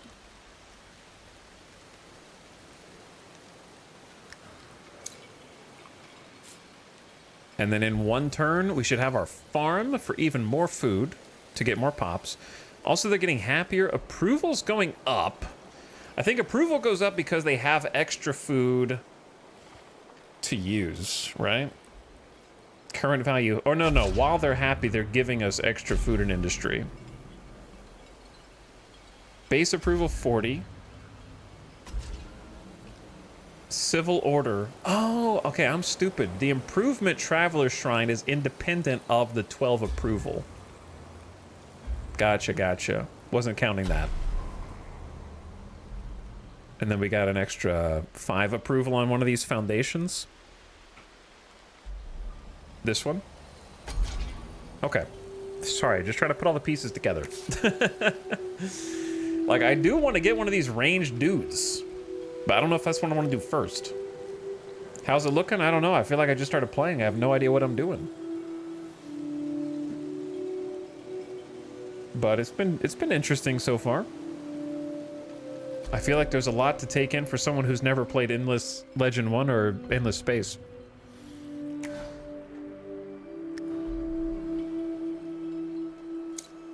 I'm definitely losing against the Swarm. I can tell you that with a fair amount of certainty. I don't really know what to be doing with my troops who are on the border with the Swarm. Like, I don't know if we should be holding it down. Should I be declaring war on them soon? Should I be pumping units out? That I'm not really sure. Right now I'm just collecting curios during the monsoon. Which in this case translates to some money.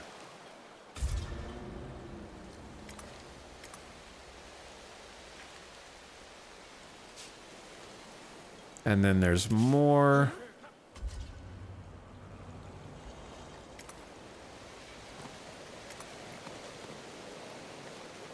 Okay, that's as far as you guys move.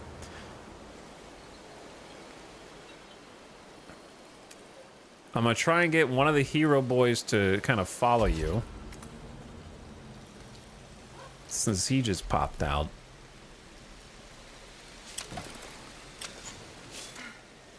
And then we have this hero as well.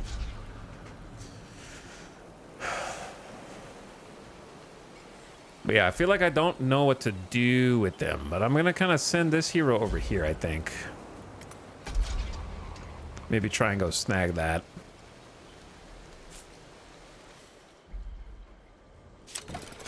And with the money I have, I could go ahead and just buy out the farm to kind of speed up this process, because I feel like I'm just behind on army strength and everything.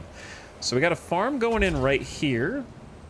And when it's done, it's going to give +2 food, plus another, I think there'll be 3 food total, which will put us up to 26 per turn. Trying to get the population to grow in faster. So we're like 6 turns out from another Xavius. I might get a Tahuk and just kind of keep emphasizing science, since we just got a second of the other pop. I can see how that's a bit Stellaris coded. Choosing what types of pops you want to work your slots here. Oops. Okay.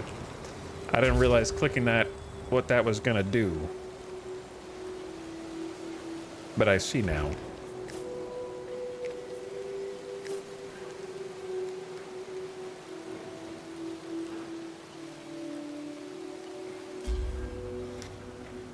But we're good.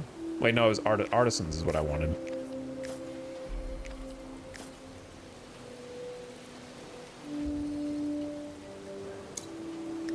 Yeah, I might just buy this out. There we got the windmills. 5 food total on that tile, so nice little come up. And then, is it time for another building or units? I feel like I'm falling behind in units, but I also just, they're breathing down my neck, man. Should I just build like a keep somewhere over here? Like a keep on the border would be pretty sick, but I would need to buy a foundation with 65 influence. I need a building that makes us influence. That would be the forum. It levels up when surrounded by 4 districts. That'll eventually happen. I'm taking up a food tile, but I don't know if a better place that synergizes, other than it gets more influence for each adjacent district, Ad starting now? How's it been 4 hours already? It's crazy. And then it levels up after enough's around it. All right, I'll try and get some influence going in there. That should only take 4 turns, and I could buy it out for 230 next turn if I want to and just speed through it in 1 turn. I don't know if that's good or not. I think the city building aspect looks better than Age of Wonders 4, but all the rest, I didn't play Age of Wonders 4, so IDK, I can't really compare it. But yeah, 3-minute mid-roll coming in. Just FYI, quick warning. I might need to take a 1.5-minute BRB just to get some water, because I'm only had coffee and Coke Zero. I need to stay hydrated. But the city building part of it seems pretty cool. But yeah, I'll keep it paused here so you don't miss anything during the ad.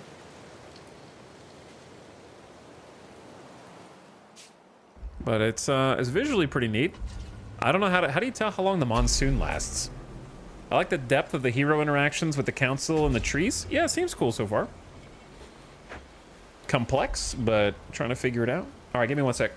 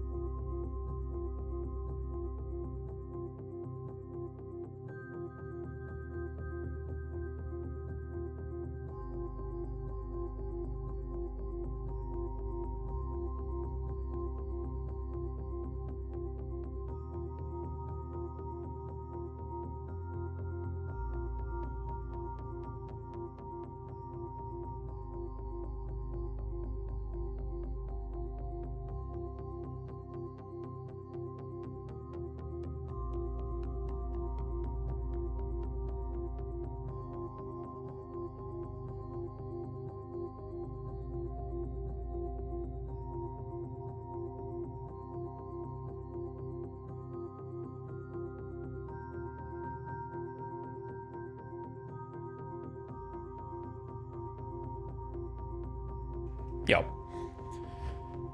Back before the ad breaks over. What up? Is this fantasy or sci-fi? It is... I would say fantasy.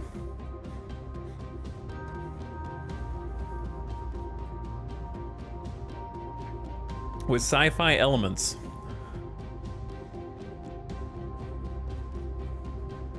It seems like it's trying to kind of hybridize it. Because, like, my faction is waiting for the people to come back from space. But I would say it has some sci-fi in it. Kind of both. Kind of both.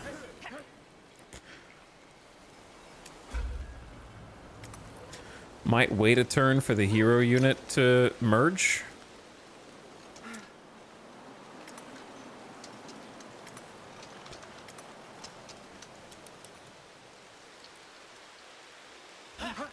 You guys just stay put.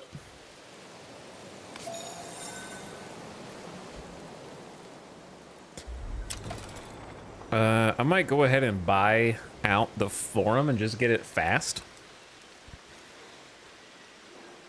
Because I feel like our influence is so low, +6 per turn, and then this building will single-handedly increase it by like at least 50%.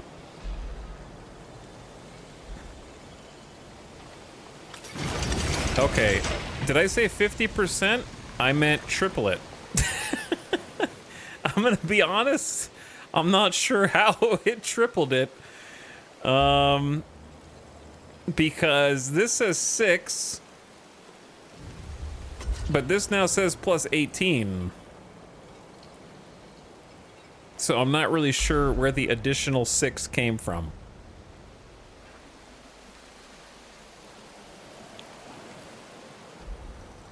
Like the city center itself has more. Is it? Okay. Perhaps it's a fundamental issue of not understanding what the city hall is doing. Because the city hall, did it just level up to level 2? I didn't know that there were levels to the city hall. And so that might be where the rest of it's coming from. Because we're getting just 2 over here. This is a level 0 district. Whereas this looks much more mighty and impressive now. So maybe it levels up from having... How many districts? How do you see what, like, the requirements for, like, another level is? They can level up and thus increase yields when surrounded by 4 other districts. So we got 1, 2, 3, 4.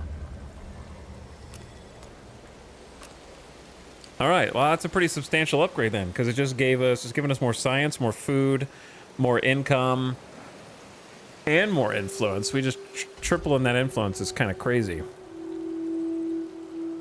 So you literally spend money to make money in this situation. And then it itself is getting 6 because it's counting 1, 2 extra districts.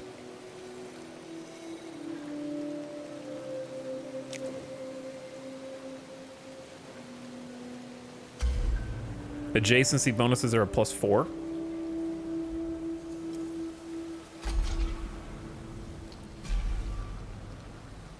Yeah, it gets influence for each adjacent district. Level 2 is a +2. Cool. Okay. So, sorry for clapping. I don't know why I clapped. Now what? We gotta build the damn Oculum, man. It's been ages. And it's supposed to be the heart of our empire. +10 science, plus a holy Oculum level, +10 science for each adjacent lab. This is a lab, so I built one here. And there's plenty of food tiles, so I'm not really worried about having space for the farms. Like, they can go over here if I want, right? So maybe we just put... Like, an Oculum, in theory, should be completely surrounded by labs, right?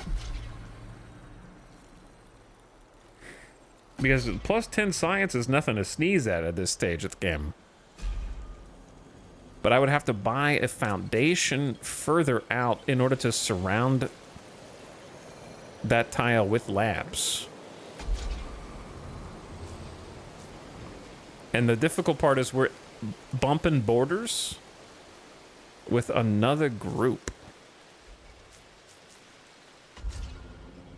What do I do?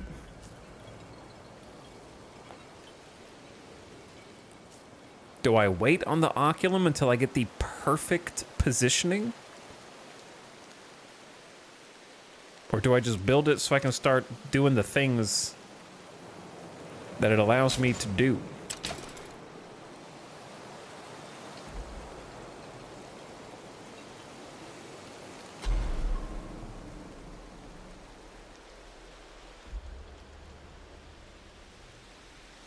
Because there's a ton of science down here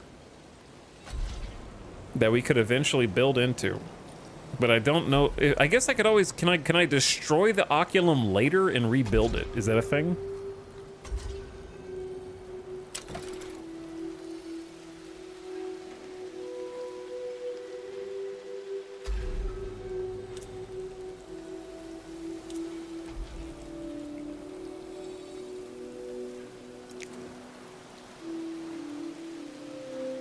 Yeah, I'm just gonna get it out here since I have at least one lab, and we could build another lab here if we wanted, and another lab there, because these both already have science tiles, so we could do lab,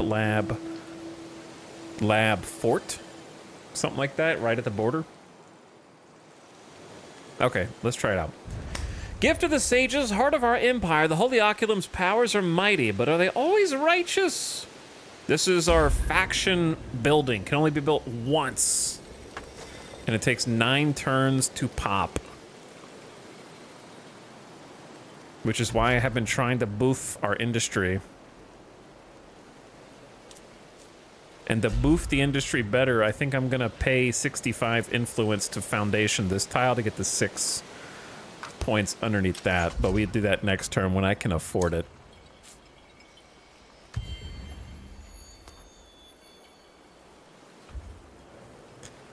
Uh-oh, get out of here, man. 486 power level is crazy, dude. I would get wiped, brother. I'm just gonna take the dust, get the +2, and then keep it schmovin'. I could go further east with this hero, or we could just rejoin everybody down here.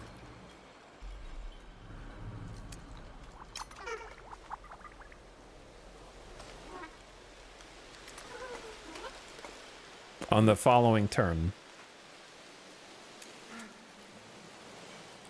Might be good to just keep exploring with this character. Alright, these are just initiates. Kind of like our scout cav. But there's nothing to really scout, so I'm kind of just leaving them at the capital as like emergency.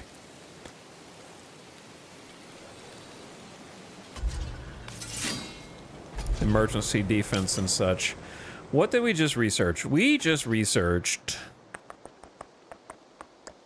something.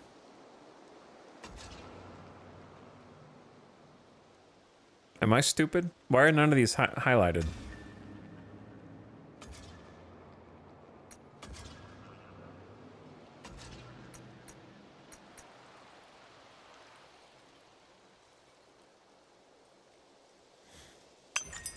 I was researching geology. What happened?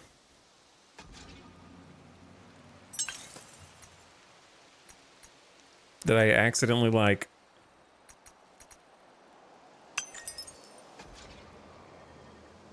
I'm not really sure. I was trying to make founding a camp cheaper on influence cost, which seemed useful. I thought it said that our research was almost done, and then I clicked on it, and then... It's like it unselected itself. I have no idea. Anyway. I'm looking for the Gutless Bandit still.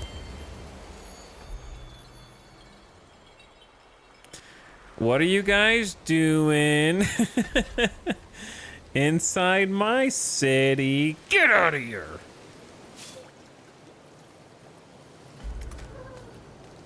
Who this? Wait, didn't it say everyone is hostile during this? I'm in danger.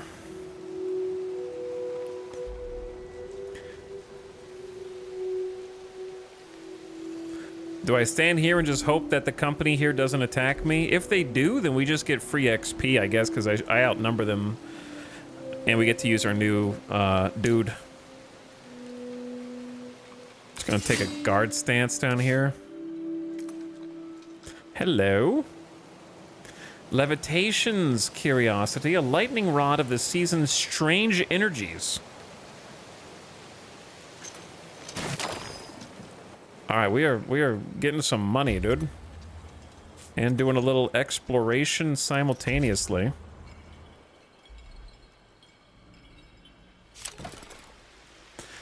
Influence and foundations. Influence is essential for extending your cities. Yeah, that's exactly what I was about to do. From time to time, it's good for your city economy to create foundations to exploit more terrain tiles and prepare them for districts. I want the one that has +6 to industry. That's like a 20% industry increase. And we get some science out of it. I forget why we get the science out of it, but it is most likely a bonus of some kind from our empire.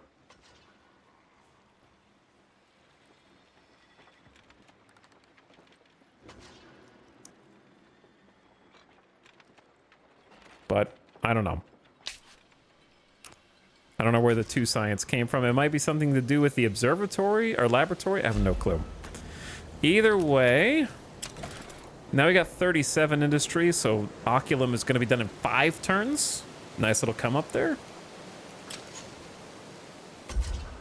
Think it was worth.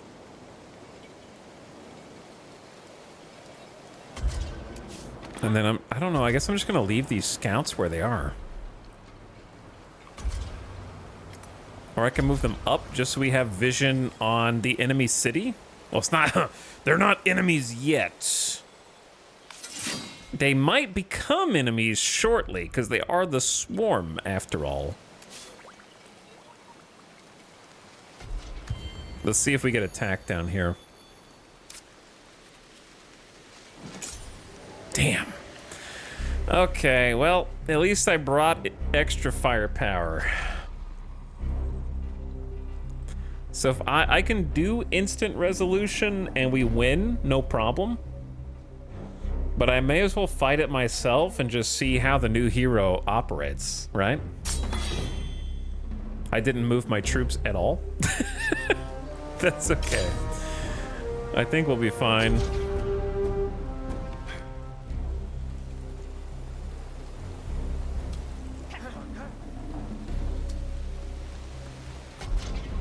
Could have done this a little better. So what do you have? You have 215 HP, 37 to 42 damage. We have the death blow ability that we just picked up, and shield up. Give 45 shield to targeted friendly unit.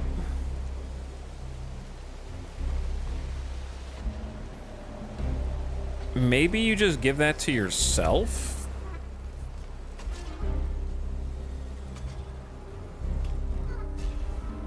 And move over here.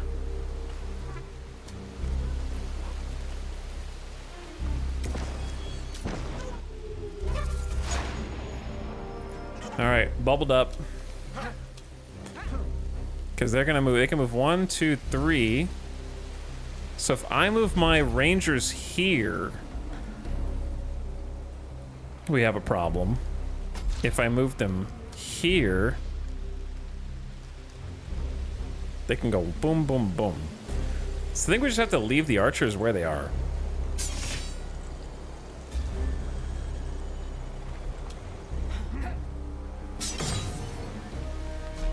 Classic, let the AI come get you. All right, one of them attacked the infantry, one of them attacked the hero. They have a little bit of a bubble shield also.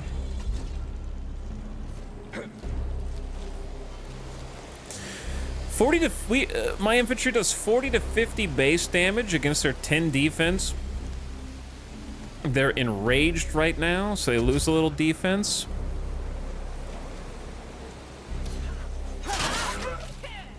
Okay, then hit them with the initiates in the back for 33 to 43 damage.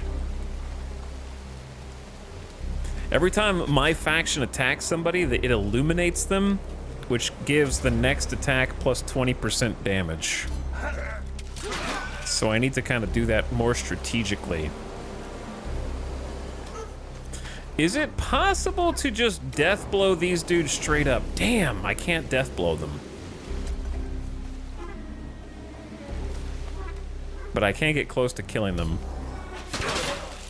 What? That killed them? Did we crit? We might have crit.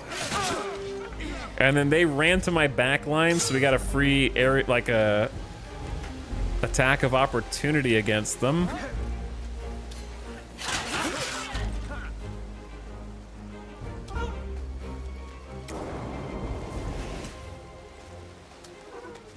Move the hero up now that these dudes are they illuminated?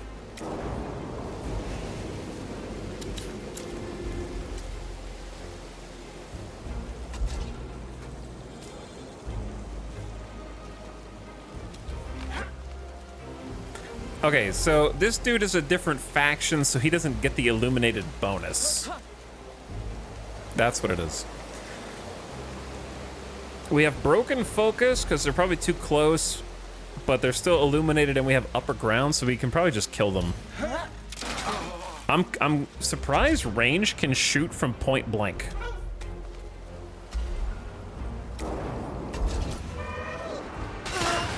There's your death blow right there.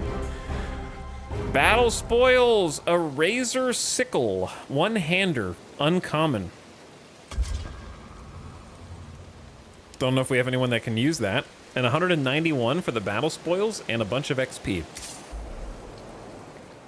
So the upside is we won.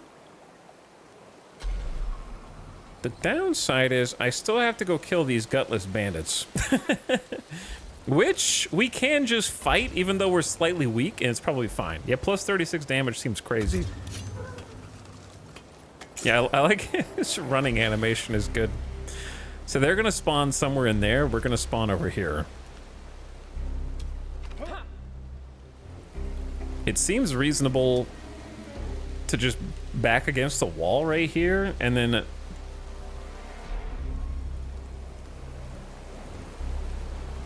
just overwhelm them.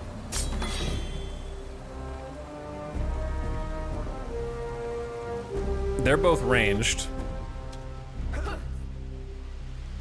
So we should just be able to just get in their face. They're on like a peninsula. And there's nowhere to go. So we just box them in here.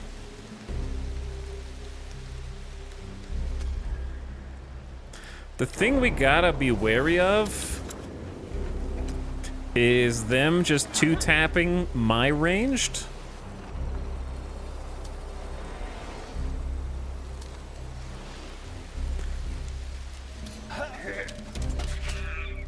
So to make sure they don't two-tap my range, I'm gonna hit them with shield up from the Oh, they're not close enough.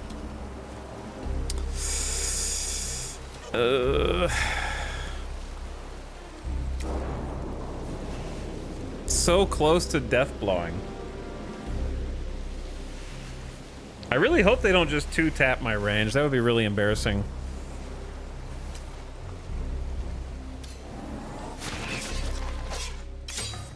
Incapacitating strike makes them weaker, I think. Alright, we almost died. We almost died, but we didn't die.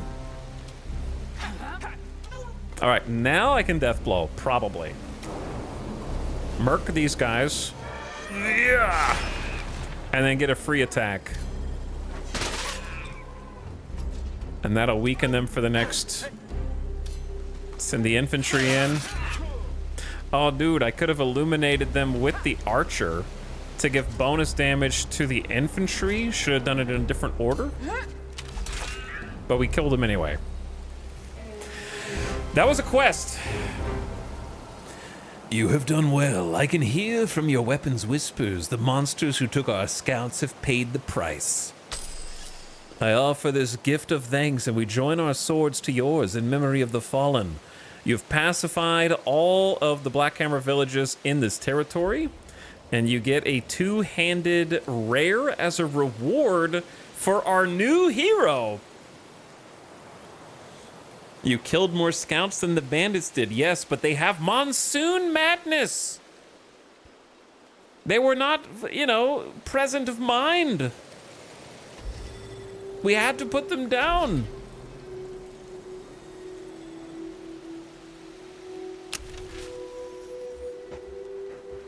It's not my fault. They went crazy in the monsoon.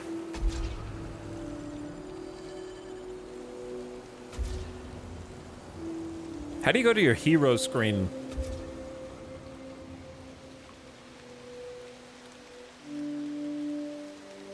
I know it's one of these buttons, but all the buttons look the same.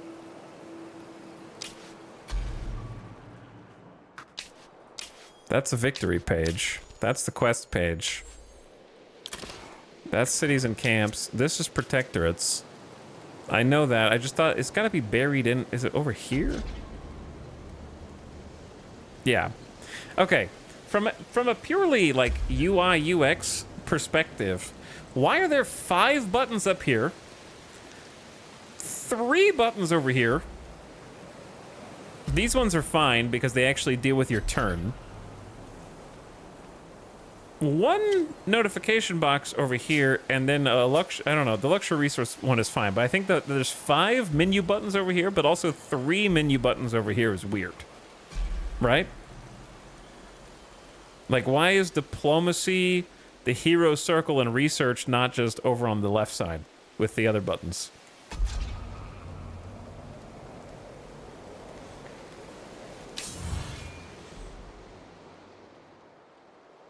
A piece of hero equipment can only be assigned to a single hero at a time.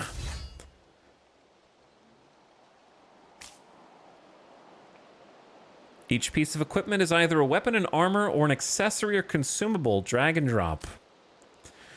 Alright, well this is about to be insane, right?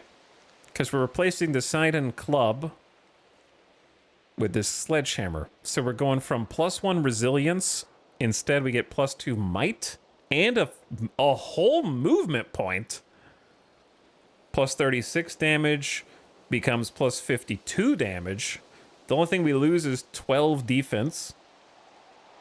And we gain 15% crit and 2 different skills.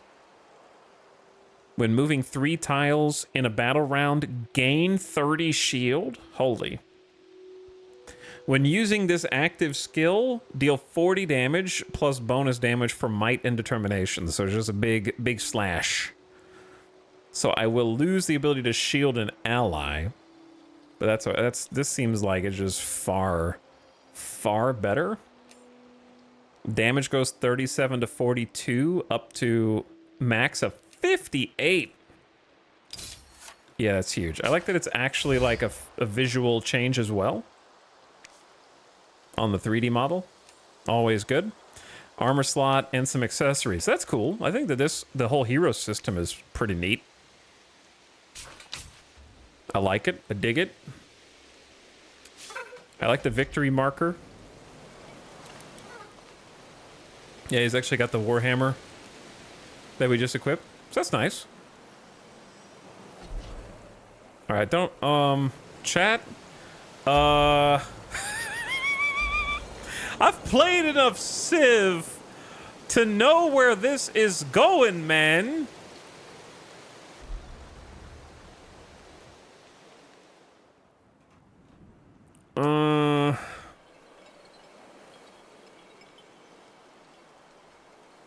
Does that mean I'm gonna go back to defend? I am not. A mass on your border right before declaring war is a classic Civ-ism.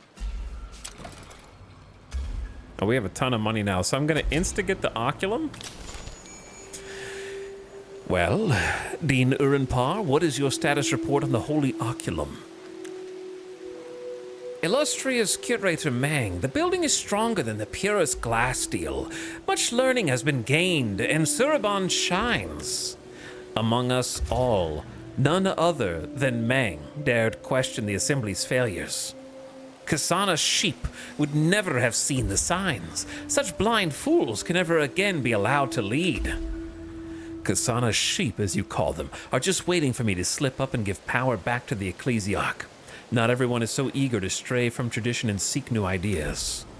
Let them wait. Ming's new ideas have brought us closer to the sages than 3 ages of Assembly tradition. Failure is impossible.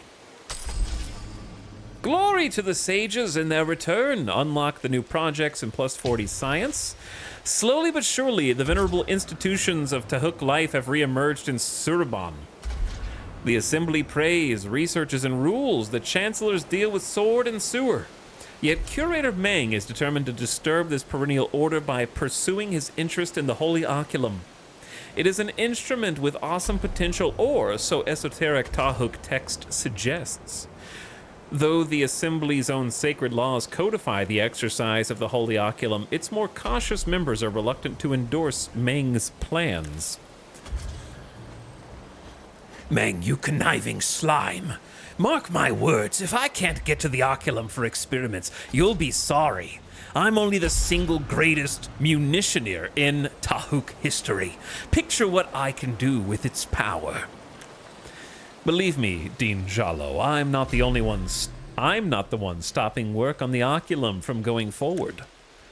Because I can pop your eyeballs open in 50 different ways? Ah, whose fault is it then? Bet you it's that old gasbag Sana, lining up all our Assembly's most clever cowards behind him. Some are frightened of change, even when our own scriptures command it, but I'm confident the fearful can be convinced. You'll never talk Kasana around. I say find support elsewhere. If the Chancellors were with you, those weaklings in the Assembly would have no choice but to agree to the Oculum projects. The Chancellors don't usually get involved in theology. Still, it's worth a try. Curator Meng, good to see you make time for us, Chancellors. It is my privilege to assist you, Chancellor Parasai. Look, Curator, I know you seek my backing for your Holy Oculum program, but I'm much more worried about how unprepared our forces are to fight. That puts all Tahuks at risk. Let the soldiers see some real action. Well, funny you mention that, because the swarm is beating down our door. At this very moment, have at least 2 districts with communal habitation, and unlock a new Empire actions option and some science. And we have new Holy Oculum actions. We can allocate half our science production to charge actions. Action 1, Star's Light. Give your targeted observatory strong influence bonus, but creates a called population. There is a chance that Tahuk populations become called. They become aggrieved and possess an obsession that changes every monsoon. They can have positive or negative effects on the city, and too many called will result in religious unrest or blind fanaticism. Could lead to rebels. But Star's Light is +5 influence per Holy Oculum level on Star's Light effects, and +2 vision range on observatories when not under a monsoon. Okay, we can also do geodissection. Select a territory overseen by an observatory. It will transform every tile into glass tiles. What is a glass tile? The vitrified rocks shimmer and gleam. Okay, that's the whole tooltip. There is a chance this action goes overboard and opens a rift. 80% chance of rift. And we get religious unrest for 10 turns. It's unclear to me what changing tiles into glass does.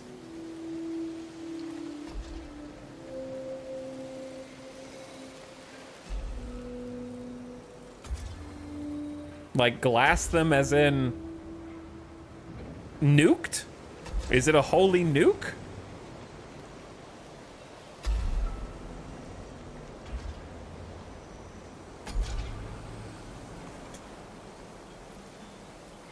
It's probably something to do with glass steel, a resource in the first game. We have esoteric delegation. Send your called populations to other Empire cities. They will be equally distributed and give you info on them, basically. But we also get, like, a bunch of resources. So I guess we'll start with the first one, because that one actually I can understand. We do lose a pop, but we get a big, strong influence bonus, it says.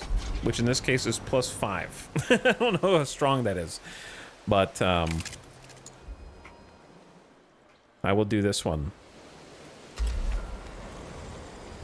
Wait, I don't know if I have to charge it first. So I'm charging it, I think. And we need a constructible. I think it's a bit late for us to build a fort. We need units.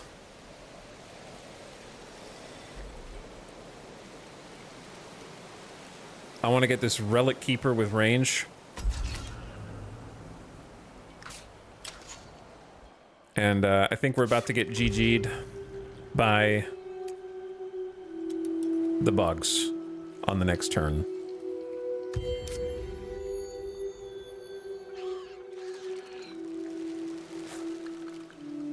If we're not, then they're about to box us in by claiming Hypni. Those are kind of the two options. They have 6 units here, an incredible force. And meanwhile, I'm going to be greedy and go get curiosities. But it did pay for itself.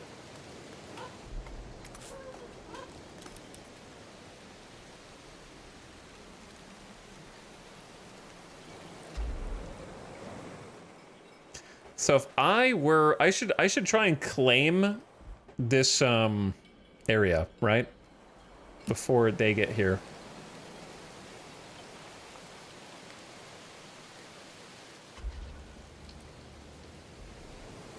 And there are a number of ridges here. Which of my buildings combos with ridges? Just don't say observatory. We have a different one. I want to say...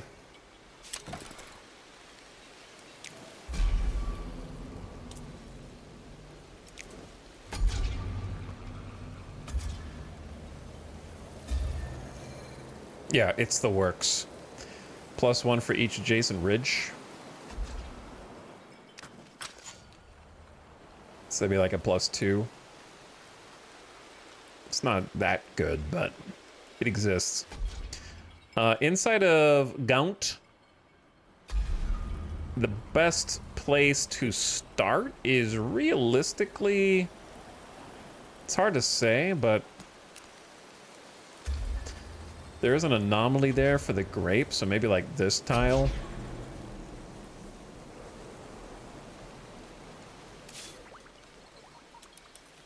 Found a village right there.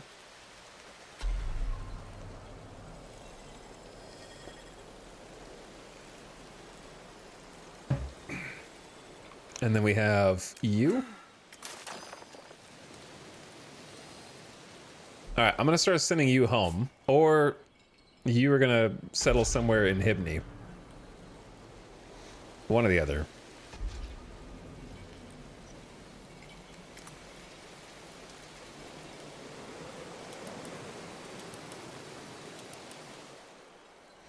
Think we're good to end turn. Maybe. Geology researched. It is now 25% cheaper to found a camp. Rewild action allows increased yields of single FIDSI tiles, an acronym that references the 5 key resources of the game.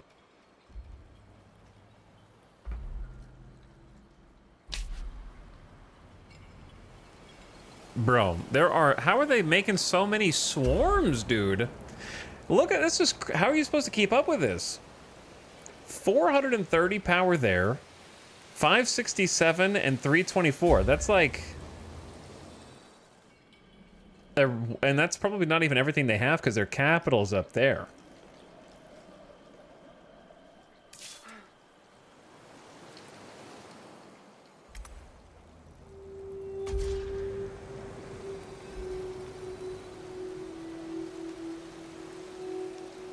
Maybe they have low HP. I don't know, man. There's 4, 8. There's 13 individual units there.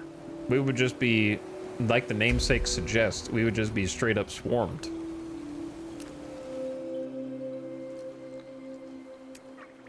Also, where is this a visual bug? Where are the rest of the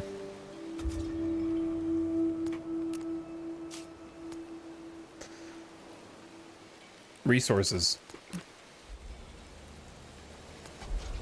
can't see the resources of these tiles anymore. Your holy oculum has accumulated enough science to trigger the action. Not available during a monsoon. Oh. Okay. Well, never mind then, yeah? What's this?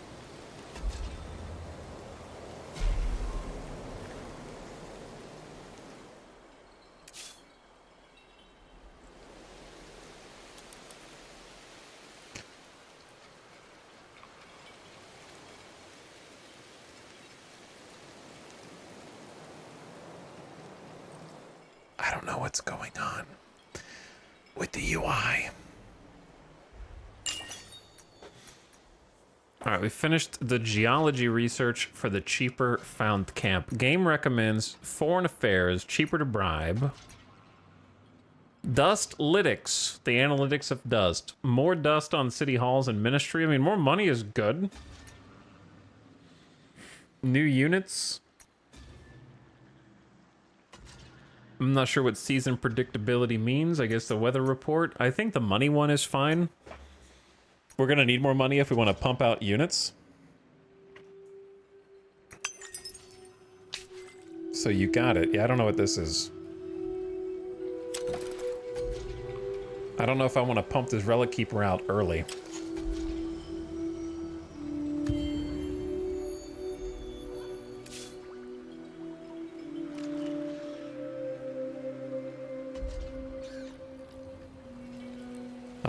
Hi.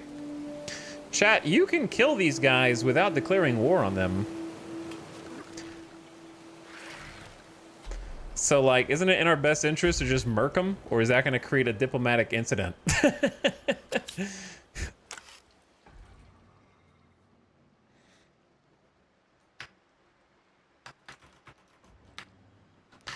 Getting swarmed.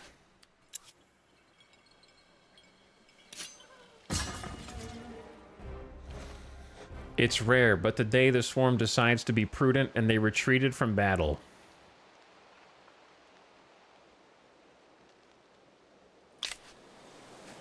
Get out of here. I didn't even know you could do that, to be honest. I can't go there till next turn? Come on, man! That's where I was gonna settle. Maybe I can just settle right here. No, it's not as good a spot. If I wanted to settle in Hibni, cutting them off would probably be the best, right? If we could just settle Hibni. They might be able to hopscotch me and get to Gaunt, but if I could just, like, claim Hibni before their infinite swarms do, that might be good, or it might make them just go ahead and declare war on me. I'm not really sure, but I'm trying to figure out if there's a best spot to settle here. I don't really know what I'm looking for at this stage. I like the +2... industry in the southwest. The science ones are okay for us. Other than that, I don't really see anything special unless you really want the dust from the dust loads. When retreating, you lose a fixed amount of health. When below a certain percent, you cannot retreat and have to fight. Okay, I see. +6 on the coast. Yeah, there's a anomaly right there. But that would kind of need to be claimed via a foundation, I think.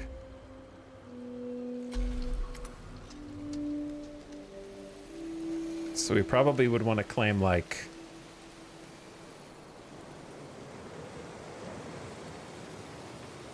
here, to be honest, like right in the middle, and then foundation expand in whatever direction. I don't know. That's probably bad.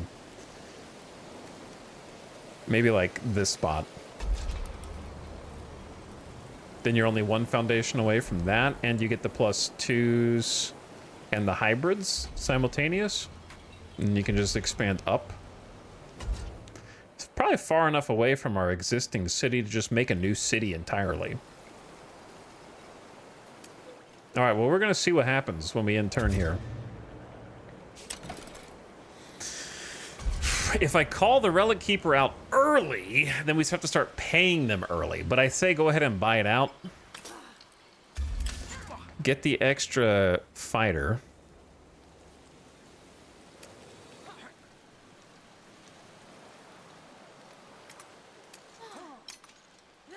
Link the 2 units up here. Well, they got the arms, man. Look at these. What are those guys? They've got shoulder arms. Custodians of their artifacts, relic keepers keep back in battle, aiding their fellow soldiers.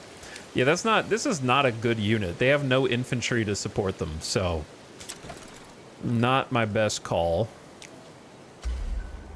Maybe we do an improvement now since we haven't done any of these, because these just have a little bit of everything. Like this is 4 food, 4 industry, 4 influence, leather belt with +10 dust and +4 science. It's just a little everything. Sanctity of nature.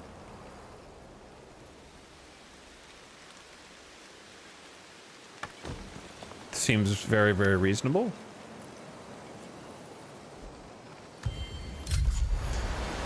Uh-oh, the monsoon's over. The seas have receded. Tidefall has occurred. Look for new territories to emerge. Strange, disturbing sights may appear along with grim fortresses that may be just what your armies need to test their metals. Okay, so this was previously all water and is now Elamax. And there's glass steel down there. There's a weapons curiosity. We haven't even found the other 4 factions, so I have no idea where what they're doing or who. I don't know. God, there's so many swarms, chat. There's 15. There's an underground citadel fortress level 1 threatening, parentheses. Strange machines, rusted and broken, litter the halls of this labyrinth where demons were said to roam. Up to 5 rewards. 300 gold and a bunch of equipment. God knows how tough that actually is.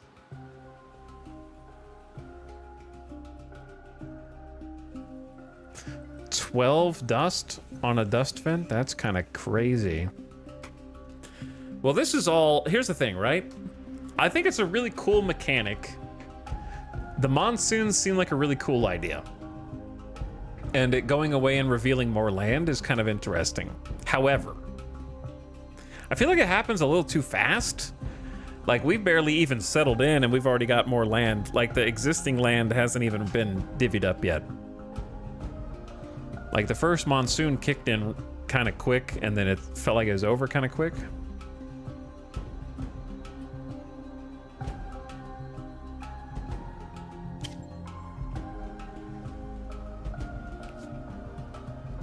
Okay, now I can do the Empire Project, Stars Light. We can pick one observatory and get a bunch of, well, not a bunch, but a decent amount of influence bonus. I don't know if it matters which one, so I'm gonna pick this one. Now it's sparkly. And we also created a called population. They generally grant low-tier effects that obsessively change after each tidefall. Too many can become detrimental. Be careful. Mouse over the oculum actions to find a solution. These called have +1 approval, so they're actually good. They might change in the next monsoon, though. Now we got 6 pops. I need to organize them. I would say more food and more artisans to max the amount of industry and money that we're making per turn. Seems useful. I'm just kind of counting on the scribes. Well, the scribes also do generate influence, which is good. It's hard to say.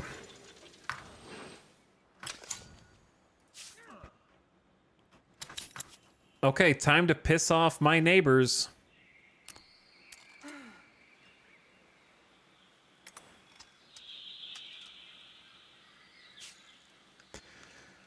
what this is talking about. The ruins must have sat on the seabed for eons. Oh, maybe the fortress? The tangled fronds of weeds that would have once floated in the waters, now ugly clumps at the base of pillars. Barnacles still cling to surfaces where the patina of green slime relents. And the smell of the sea is intense. A soldier spots movement. Who goes there? I should ask you the same question. After all, your soldiers trample a site of great historical value.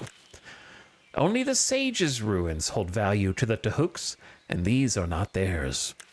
I am Curator Meng, leader of the Tahooks. Tell me, why do you dig among the bones of dead civilization? The Solisk are far from dead. Like many of us whose histories go far back, they are simply diminished, not extinct. So, what have you learned? Jarosite. My name is Jarosite. My elders... Okay, no one... Who asked, first of all? My elders claim the Solisk's empire once stretched across Sideha, magnificent in its cruelty. I could hardly imagine those lowly thieves building anything more than hovels. But this site tells a different story. What? Help me excavate. Prove you are not simply invaders, and I will tell you what I know, and enrich you in the process. They can cite us past, can teach us much. Down arrow on procession. I don't know what that means. Those are weird words. Immobile. What is procession? I don't know what that keyword is. Get black gel boots. +1 move points on a hero. Pretty cool. We can spare no time, strip it, trigger a battle versus a mighty and an elite Imperial Pike. Who's fighting the battle? Unclear. Unclear which of my forces are fighting this battle, but get 600 dust. Let's see what we can get from the Ametrine.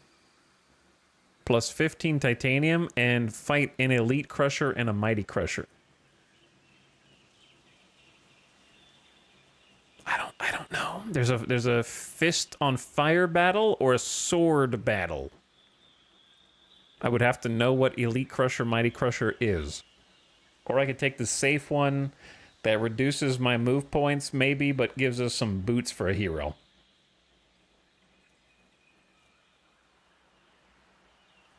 I guess I'll take the safe one. I don't know. My soldiers will help. Now tell me about Saida. Wonderful. Did you know that Saida was once endless deserts? Only the hardiest creatures survived. We know well that this world was once sand. Once we ruled those very sands, but that era's long past. What else? Ametrine myth speaks of a great being coming to the world at this time. The legends are unclear as to this being's nature, whether it was born, whether it came from the stars, whether it was even mortal. Undoubtedly the work of the sages. Okay, good talk. We learned much, maybe. And then hero time? Boots? I'll give you the boots.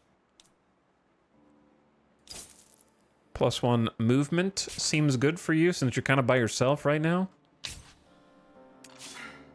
And are about to make a village and make a claim, which is no doubt going to start a war with these swarms who are in my back lines. Can I, where's diplomacy? The swarm cares not. I should just close borders. Declare your borders closed. They will not be able to enter your territories without declaring war on you.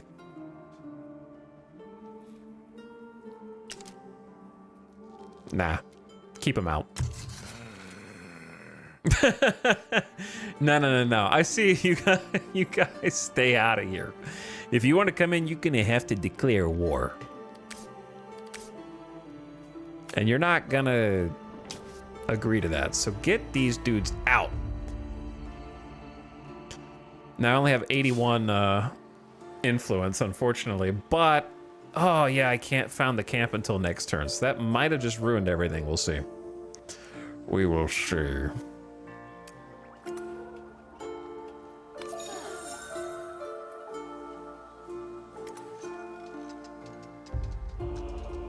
Some ranged in the town square here.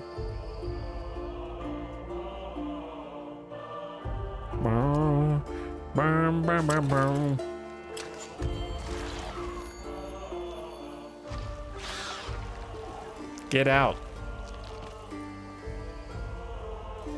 They're fighting somebody. All right, now I have just enough. I'm claiming it. They want me to claim it over there?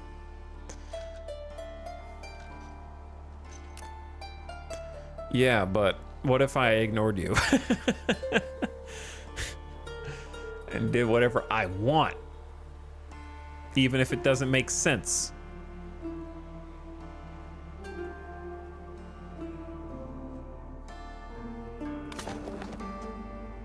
All right, that'll take a turn before we get a new claim down. And then 1 turn until the Sanctity of Nature improvement is made. It's kind of like an ordinance.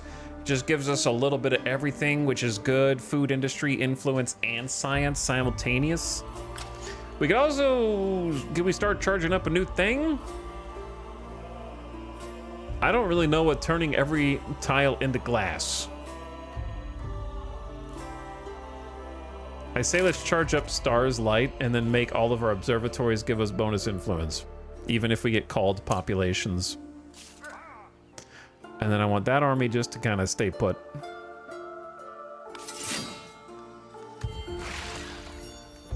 I don't know what that means. Are they just like healing? Maybe. Go heal somewhere else.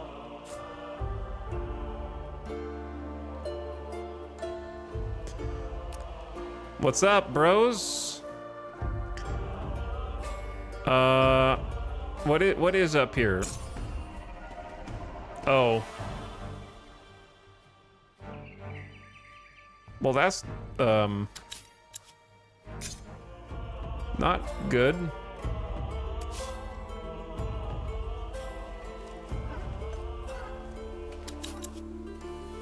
The bugs are here. I'm just gonna have to retreat.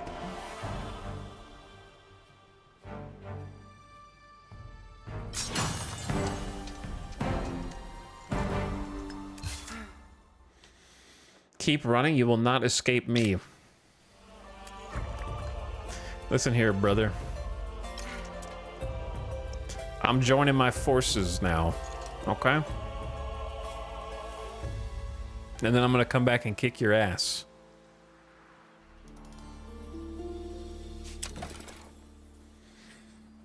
The improvement has been made. We got all the bonuses added up here, which is actually awesome. Could get the other improvement for approval. I think approval's okay for now. We still have a few open districts.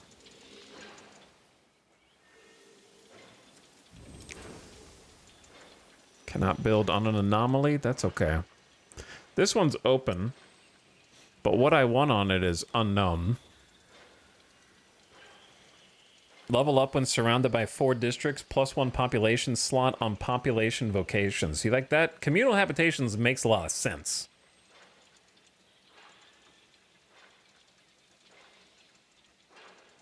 We never got currency for the merchant's house.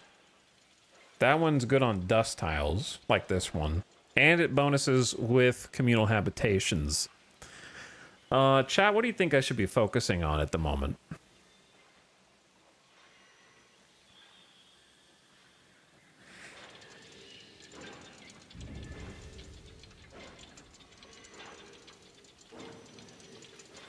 Get more units? I only have 23 bucks per turn. That's the issue. I'm gonna run out of dust. Each of the good units is 15 gold per turn. The regular infantry is only 6, which I guess is fine. I'll just make that. That's not too much.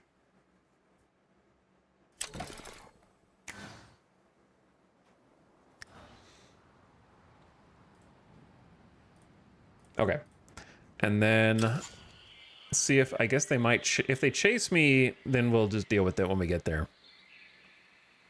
1 turn away from actually getting the dust lytics.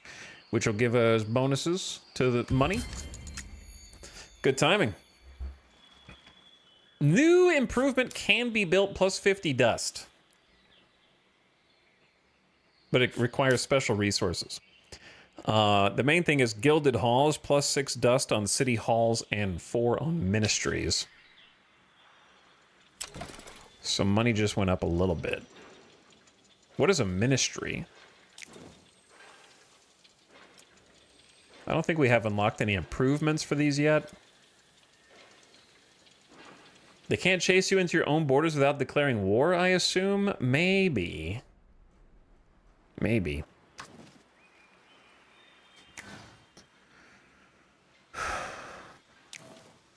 So there's the improvement, but we don't have the resource. We need a trading post to be able to buy it.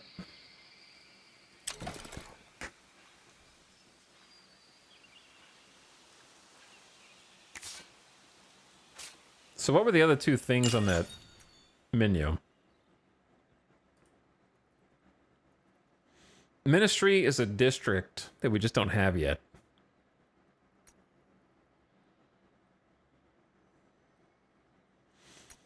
All right, it recommends markets for the trading post, which I definitely see the value of now.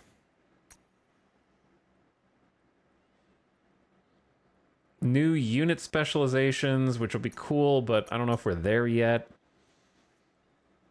Improvement hydropomp. That's river bonuses. Are we next to a river? I'm going to go with markets because I think the trading post just makes sense. The problem is we don't have any cool factions. We haven't discovered any factions to trade with. That is true. Maybe the blast furnace then?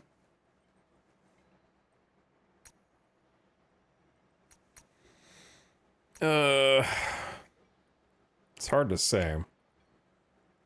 So many of these unlock improvements that I just haven't memorized yet, and so I don't remember what any of them do.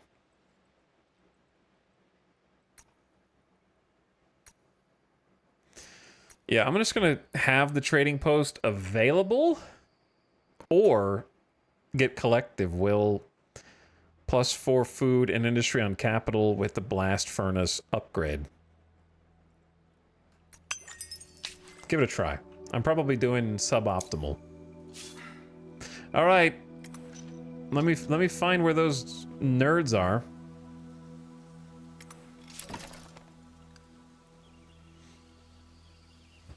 So we got a camp, but to evolve it into a city, I need 200 influence. I see.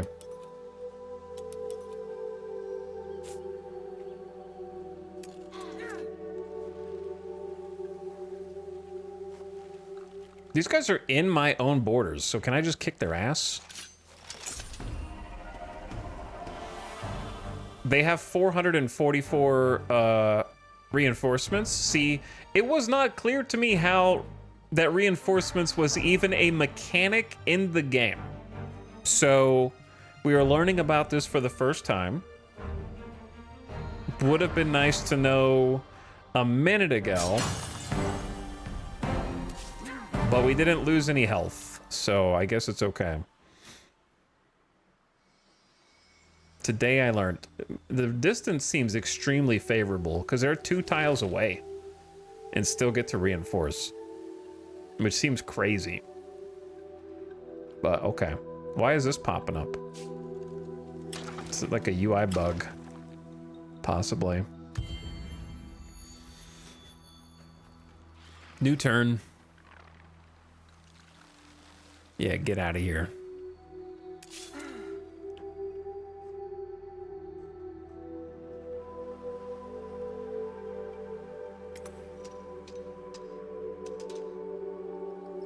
Not so tough now, are you? Now that I'm carrying my own doom stack around.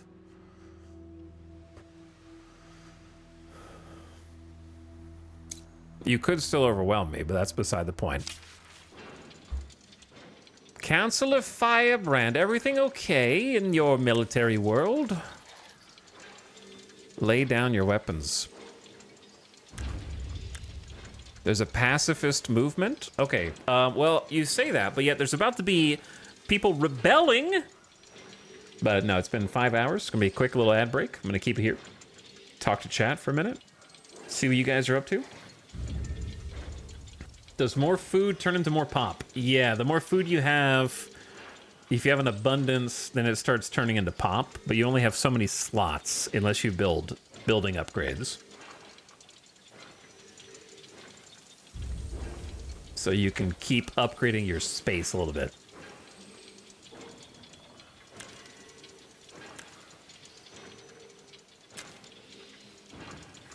Okay, so there's a pacifist movement. We'll choose what to do after this ad break. Chat?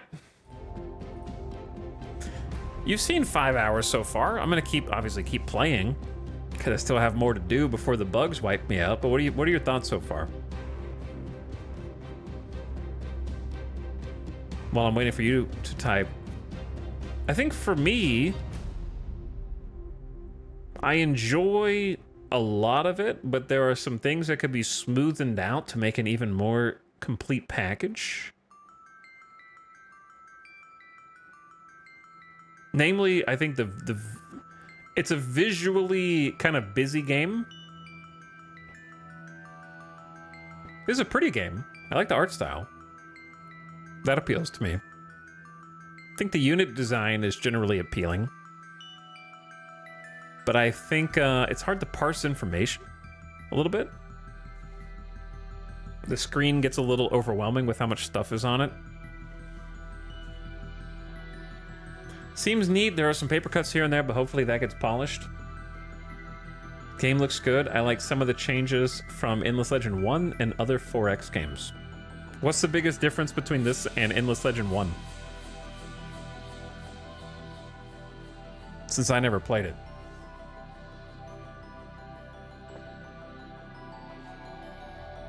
Similar to Endless Legend 1, but different enough with the new factions and tide mechanics. Are all the factions new or just some of the factions?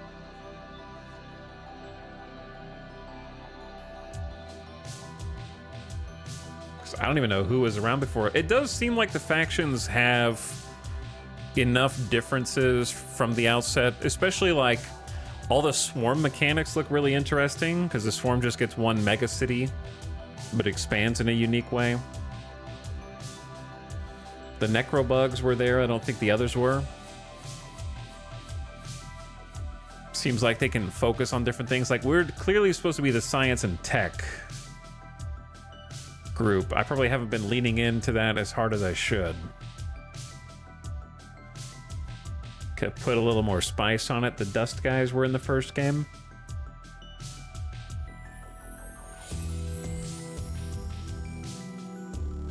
I think my normal criticisms apply.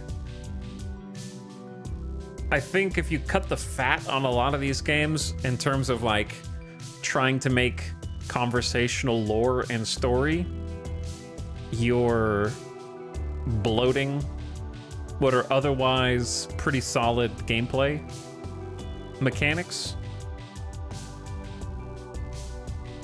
I haven't enjoyed the it's not that the writing is bad per se, it's just that like it's a bunch of proper names and places and groups that I do not care about. And I know that you can skip it, but if you design it in such a way where it doesn't exist, then it would come out cleaner. Does that make sense? And I don't know if these random like story path things are necessary. But otherwise, I like a lot of the mechanical things. Like the monsoon and the revealing new lands.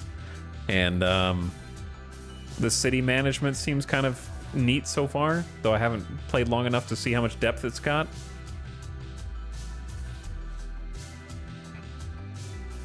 Okay, so there's a pacifist faction. Give them a taste of their own medicine. You get 10 turns of plus XP on new recruits. But you lose 10 industry? Jesus.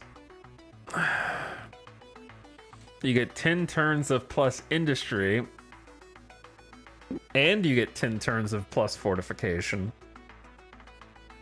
Enroll them into our forces, remove a population, but gain a devotee.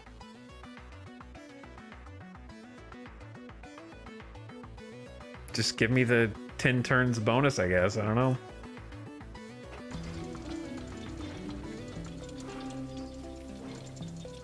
Tell them military presence in Surbon will fall. Indulge the pacifists. They'd be poorly equipped in the event of conflict, but they'd be able to focus on their work, I guess. Okay, it just seems like... Anyway. I think the little story things that pop up feel completely disconnected and random to the events that are actually happening on the screen. And that's what makes me not care about them. It feels like a random... It's you rolled, it's time for a power-up pop-up. You know what I mean?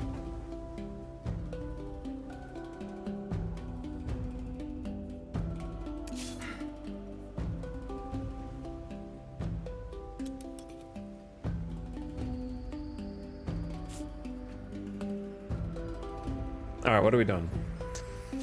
I got 300 bucks. I could crank this unit out faster. Or I could save my money. I'll save the Mooney for now. Because I don't think that unit's actually going to do anything.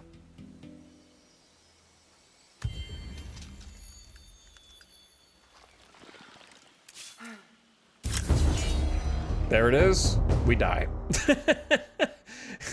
We are now at war. We thank you in advance for your dead. The one who stalks afar is here to end your run. Nice and quick like. We've literally not even met another civilization yet, so we have no allies. Well, here's the thing, right? We now have a reason to summon those reinforcements. I have no idea how fortification works or how any of it works. I don't know if can they walk through these walls? Like, what's the... do we have a defensive garrison bonus anywhere? I'm not sure.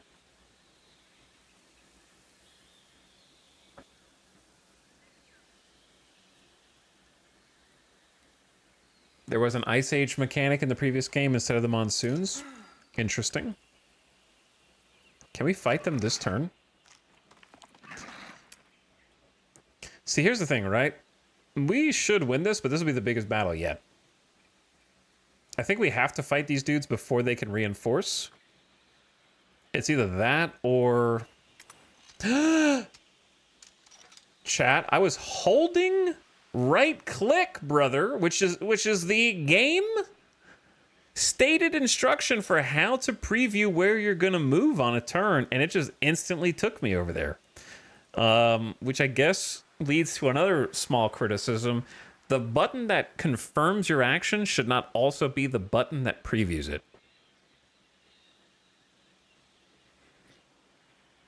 The way that Civ does it, as I recall, which is superior in my opinion, is it's one right click to preview and one right click to confirm.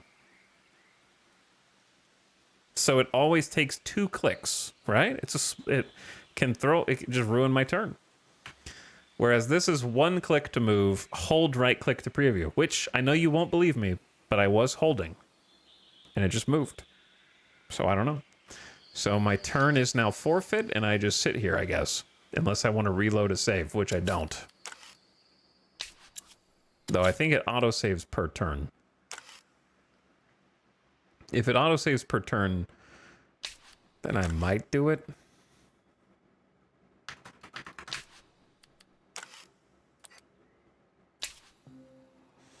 I like the UI clicky sound effects. Those are all good. Okay, see, we changed history because they moved all their units in a different way. So I'm just going to go back to the original timeline. Damn. Because I could have taken these guys out by themselves. So that just screwed up my entire campaign, actually. I probably still would have lost anyways. Like, let's be real. They have 10 units here. It ain't exactly like we got it all figured out. I'm gonna try and train this jug. Actually, we don't have time for a jug. We just need another infantry boy.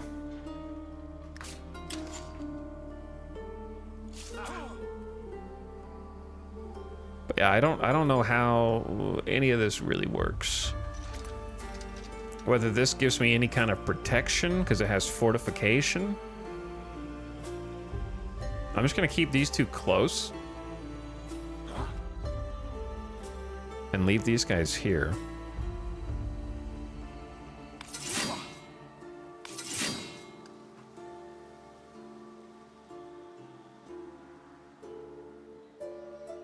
So I think it's time to get wrecked. Got a population over there.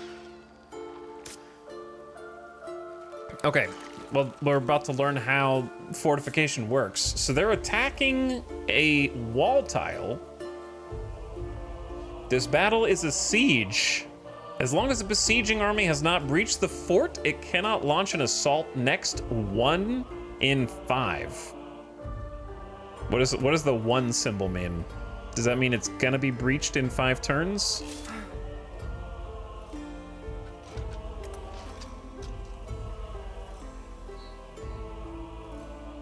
I assume the fact that the other armies are highlighted means they will reinforce. Which means I am donezo. Does my army get to reinforce?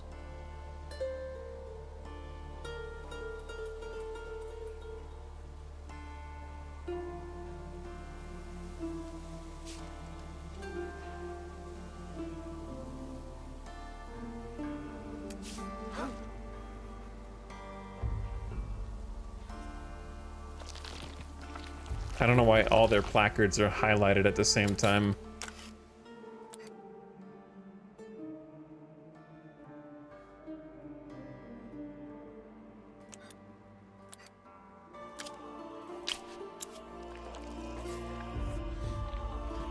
I will say, though, the turn-based combat in this game is a lot better than Humankind, because that's what pissed me off the most in Humankind.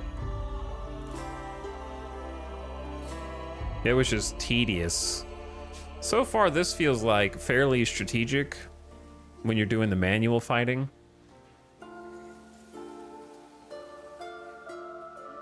Maybe your fort will make you hard enough to siege you can reinforce it. They're probably going to start breaking through a different spot.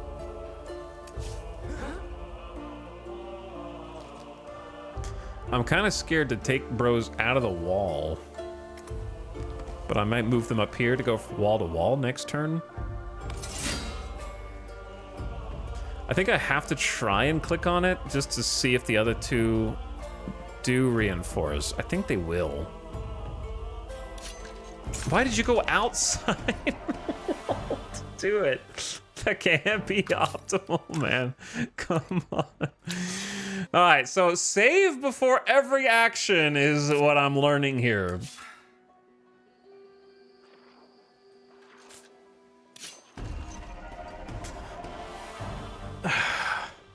All right, so yeah, they do reinforce, but so do I.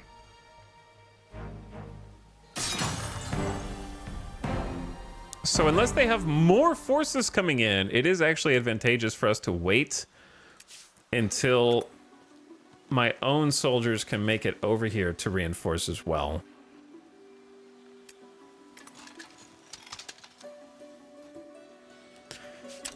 And we're losing 31 dust per turn because of army upkeep. Do you just lose more money while you're at war, or like what is the situation there?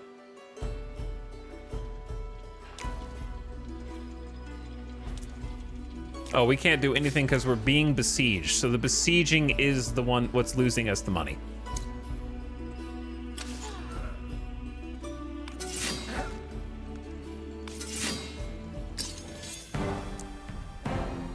During a siege, the fortification is damaged. Depending on the total damage of the besieging army, currently 276 per turn. When you judge you've endured enough, you can launch a sortie.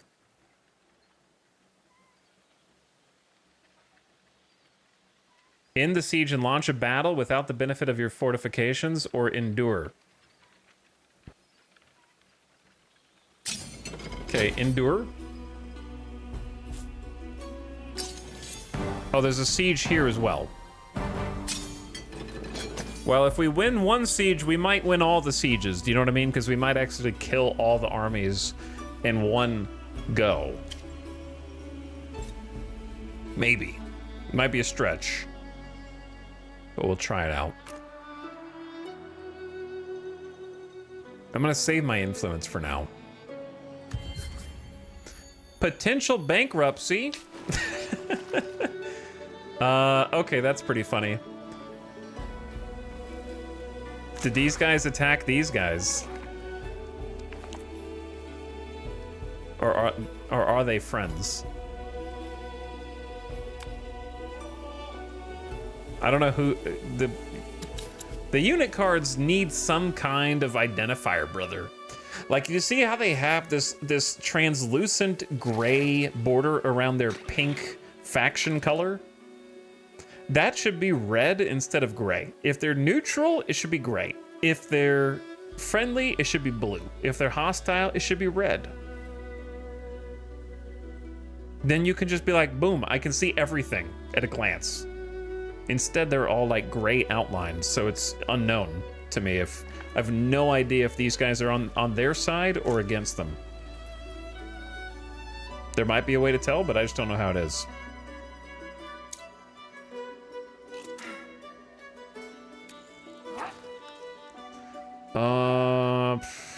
I don't know if I can be attacked from here.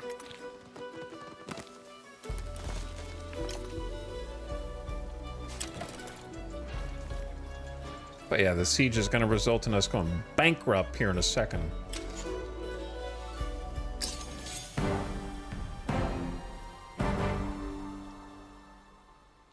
So I could sortie them and then there's no reinforcements.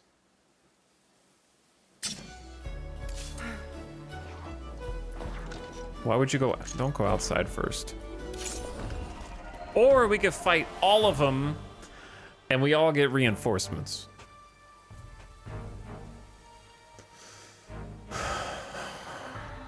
But they get available reinforcement 1.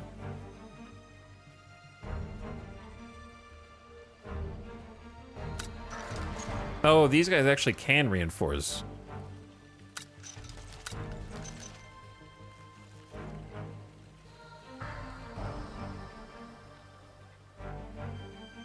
They got their level 2 guy, speaks in riddles, the ranged hero. And then they just have Omega Swarms, who do exactly what you think.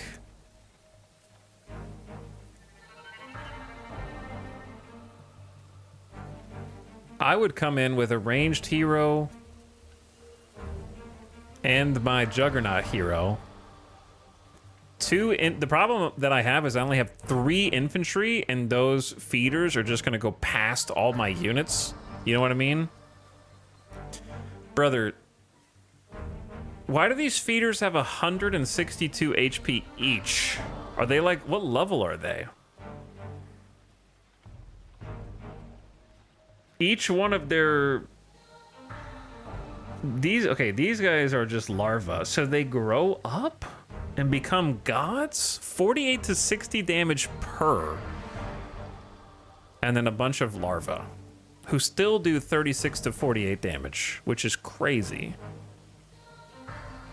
3 of them are tanky as hell.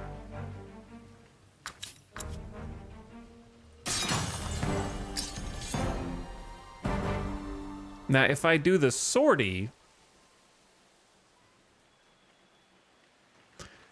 then we get 2 relic keepers, 3 infantry, and an initiate, and no one gets any heroes. That's probably winnable, right?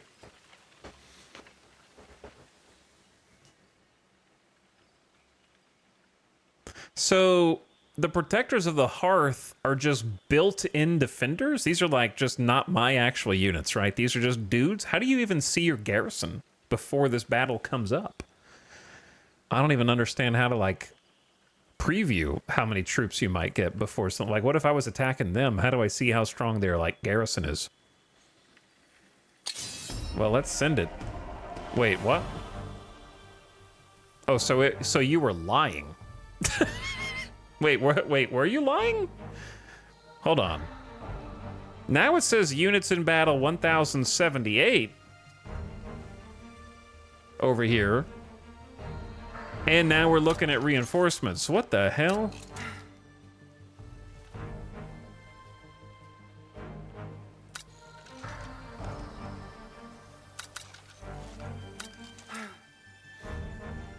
I do not understand the first thing that's going on, but I'm about to jump in anyway.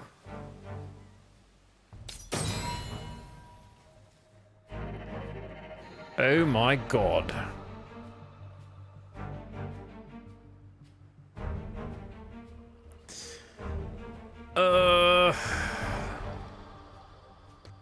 Why is my spawn point not inside the city that I am ostensibly defending?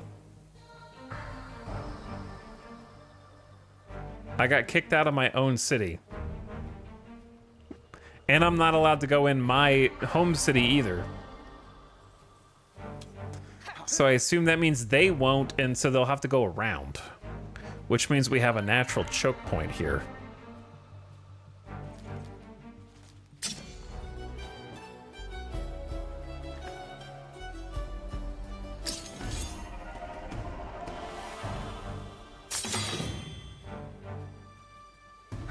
I didn't get to I accidentally can't. The deployment phase just got skipped somehow, and now we're just fighting.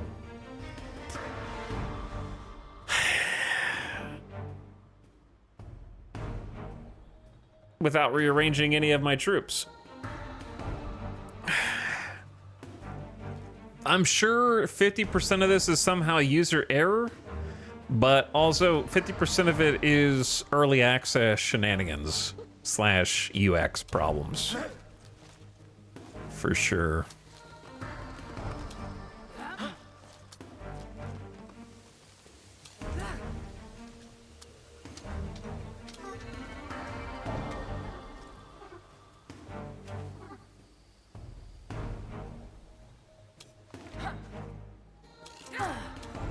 Can 2 units trade places? Nah, I wish they could. Yeah, no ability to maybe trade places is going to be a special ability of some of the later game units, possibly, but if not, it's definitely something that should be in there, because, like, you box yourself out.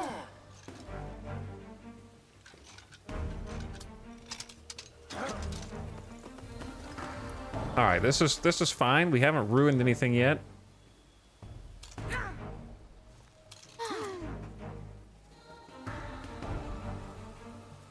I think we're good, actually. How do you go to the next?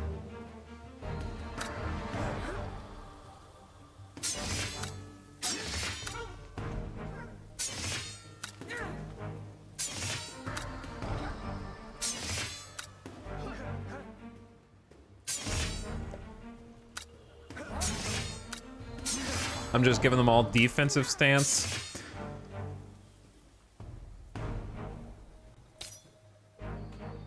And I'm gonna let the swarm come closer. And then if we're lucky, we just kill them all one at a time. It's because it's a sortie, you can't fight in the town. Yeah, but I think you're right, but it's very awkward that it kicks everyone to the other ends of the town, and the town is this weird thing in the middle. You know what I mean? That's actually like an obstacle. Yeah, and you start in the town when you sortie, so it should be all your units in the town and their units pushed back. I don't know. It's I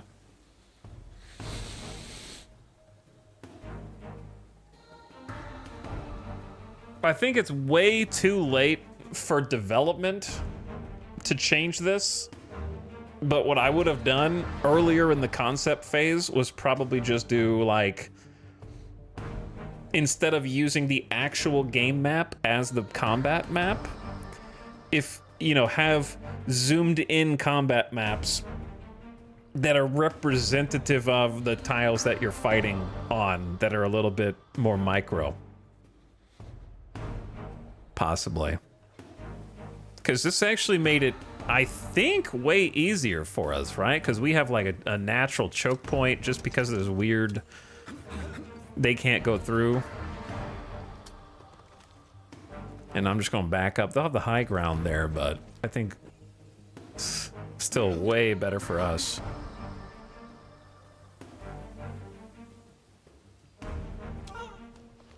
I have no idea why these guys can't move. Oh, it's because this is a... That's an obstacle or some such.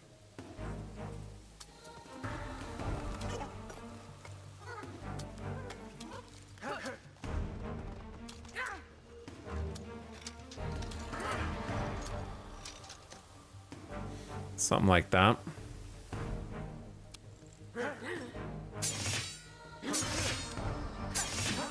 I don't think they have ranged.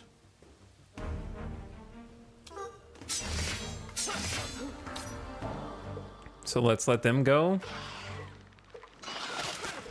And it begins.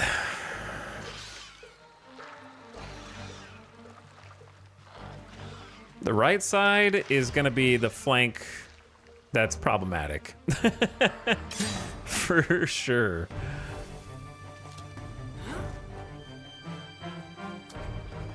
Okay, get the infantry to kind of fill in that spot. They're expendable. Get that first hit in. Okay, then we get to try out our brand new Relic Keepers from afar. Might actually just get the kill. These guys are cracked. 40 to 50 damage plus illuminated buff. Damn, almost killed them. Ranged hero can finish the job and just...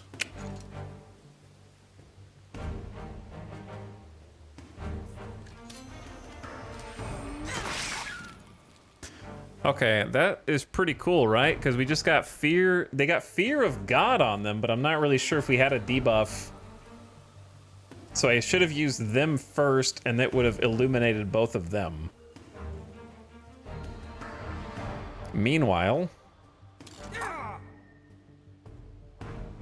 Back on this side...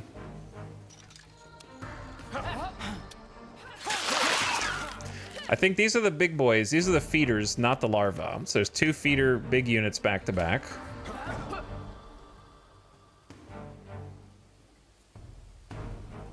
Okay, let's take advantage of the illuminated foes.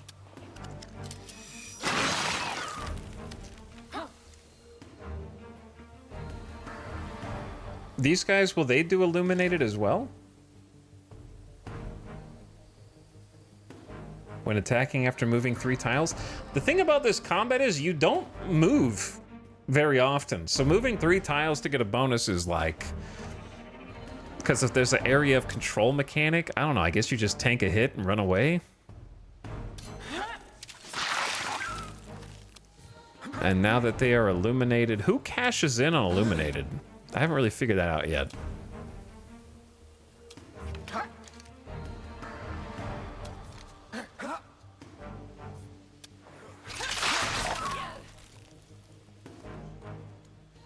Why do we have a shield bubble?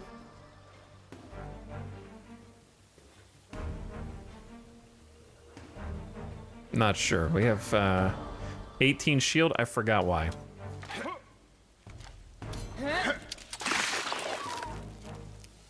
He's not dead? How is he alive? I have 1 attack left. Okay. Yeah, I took a skill, but I don't remember what it was.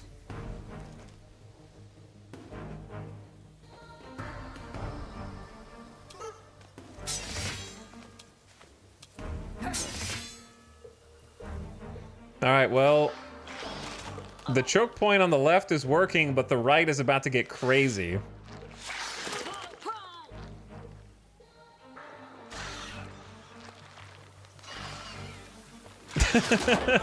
Yeah, they're really gunning for these dudes. Oh, damn. The sacrificial pawns, man.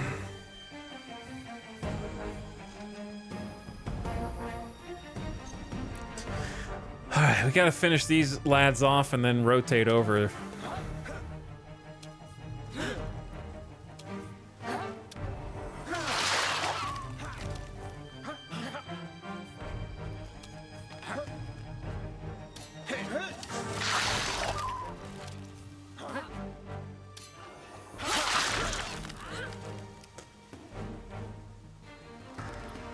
Okay.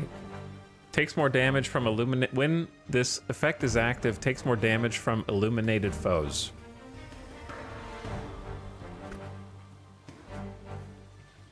I don't know how to illuminate. I don't understand the buff. I know that sounds stupid. Why do I get the buff when I'm using the ranged, but not when I'm using the melee? Is it a ranged only buff?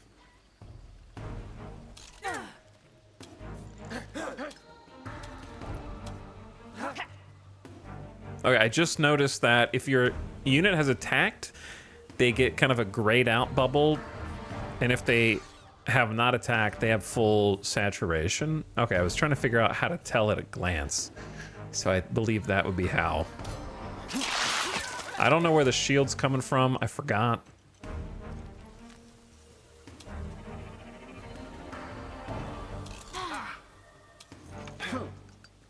Let's go for the guaranteed kill. And then we can rotate these boys over, and they can start taking pot shots on the other dudes.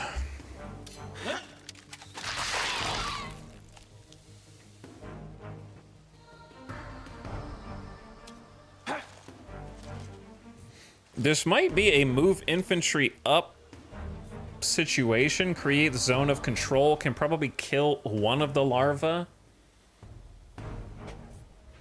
and then kind of create some more space in the backline since this is an impassable tile. I think I want to keep popping the feeders because the larvae shouldn't hit that hard.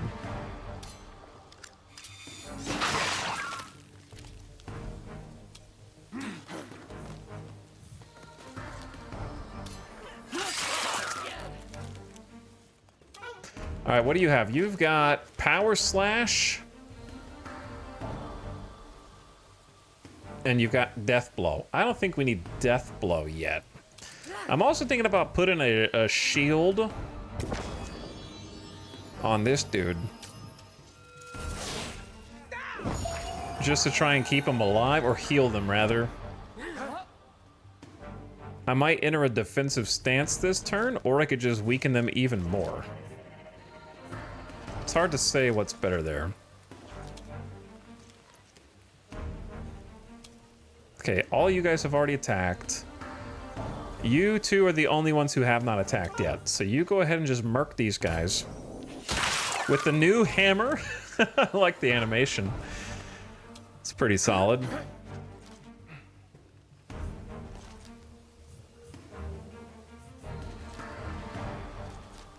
What is better here? The best defense is maybe a good offense. I'm not sure, but they've been incapacitated. So they're slowed. They might be weakened. These guys want to go around. All right, they might be dead. And the archer in the back's gonna finish them off. Salute to that brave infantry unit. They tried. They held the line as long as they could.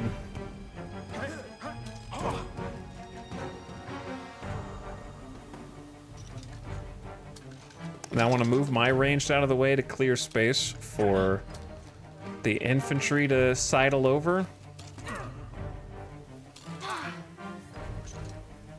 We should be able to take these larvae out quite easily. And if I move up, then I can move these guys up too. It seems like you can use your entire movement and still attack. But once you attack, it usually ends your turn.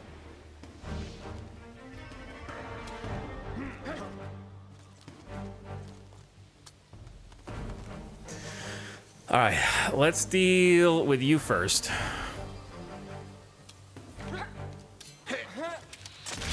Get the Rangers in the furthest back line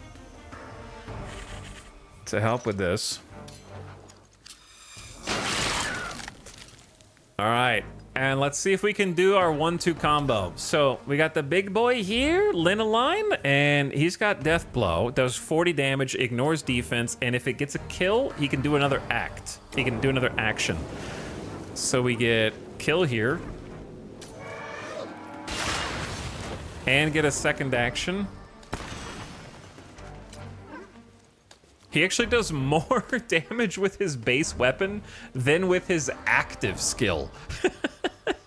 Because I got an axe upgrade, and his apparently the main weapon does not change the damage of the skills, which is curious. Oh, it's an AoE. I just realized that it's an AoE. Okay. Yeah, it's a cleave.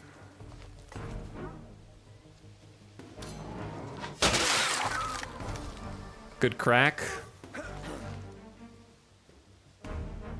I say kill him, but if you've got the range, then kill him with the range, bro. Use the hero.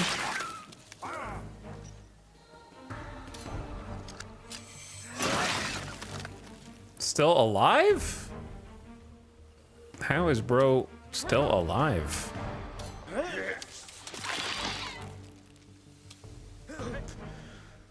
Okay, you guys are done moving. You guys just plug the gap in case anybody's flanking that I can't see.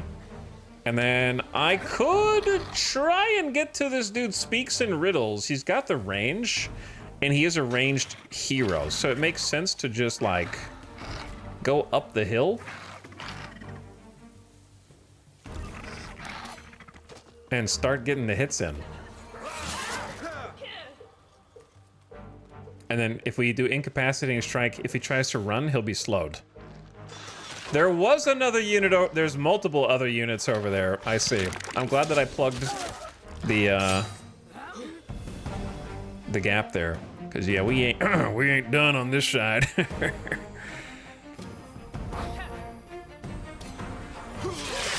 Luckily, they are just the larvae.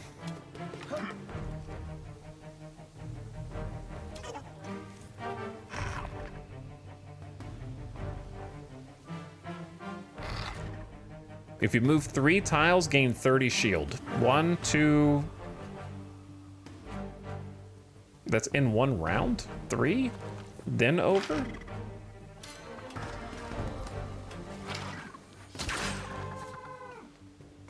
Got the bubble shield, plus got a big hit. Was that a crit too? That is crazy damage. Then the high ground. Move the Rangers up into the forest for defense. Finish the job. Hero dead, or downed, as it were. And now we can turn our attention to picking up the whatever pieces are left.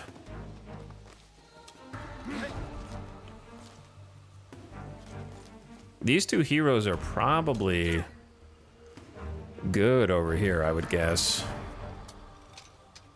We can support with our ranged one.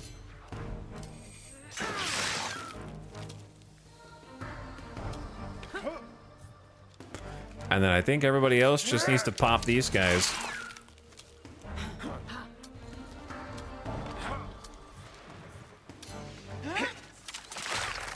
Okay, almost got him, actually.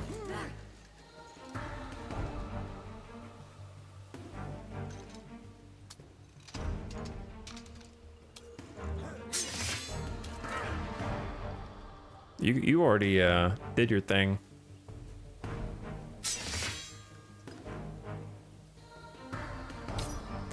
They've got to be almost gone, right? What happens after round 8 of 8? That's a good question. Maybe it just auto wins to stop you from turtling or something?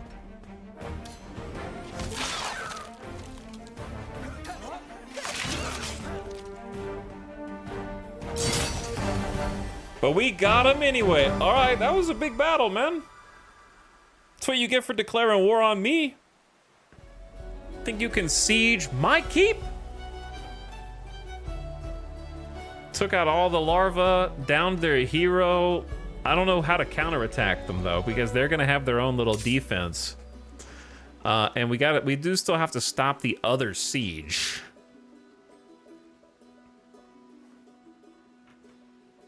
That has 900 fortification, so we're gonna have to siege it.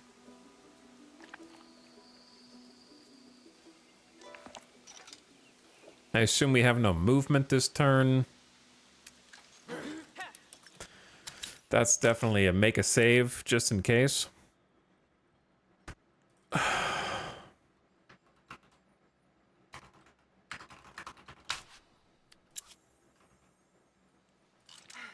Oh, level 3. Big dog. Linoline. Dinged level. Friend? Who's this? Oh, they can be friends with each other? Because what, they fought together? Or I don't know what the proc is. They're in the same army? When this hero is fighting with their friend, they get plus 20% damage bonus. It's a lot. I mean, 20% damage is a lot of damage.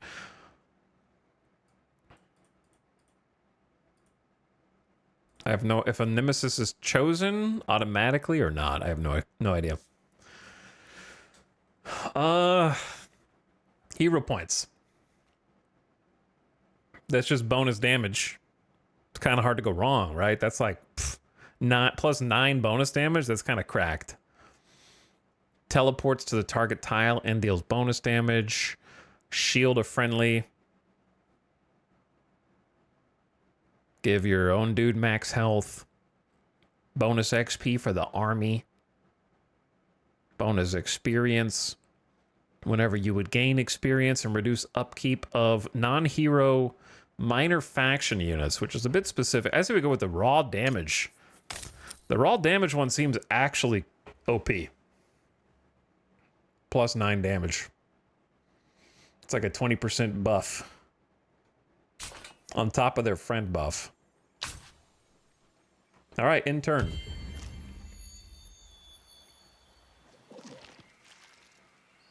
Don't know what those dudes are doing. These guys are like basically healed at this point.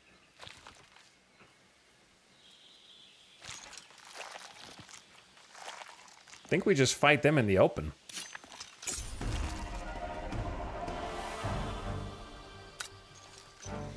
If we want reinforcements, we get this Relic Keeper and this Cav.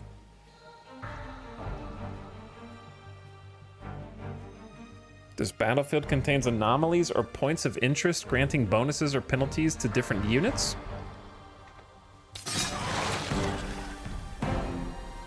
Oh, they retreated.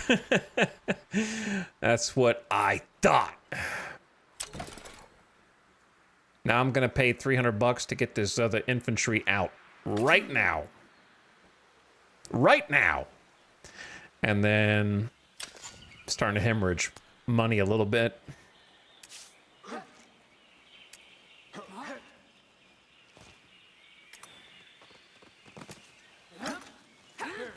Okay, group these two dudes up. Move them to the front.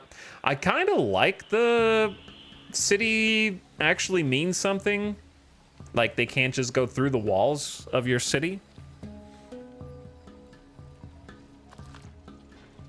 Without kind of like making a breach or something. Because it gives you, the player, time to react a little bit. Like it's so annoying in Civ when...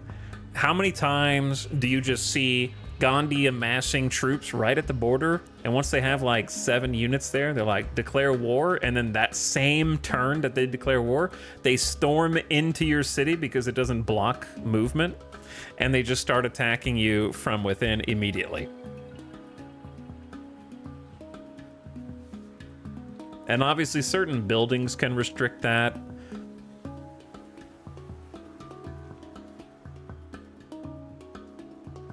The garrison's pretty solid. I wasn't expecting much other than maybe a defensive bonus. Yeah, it kind of makes it where just declaring war sort of absent-mindedly isn't easy to backcap because you still have to breach through the wall, and they have some holdout AI who can fight you.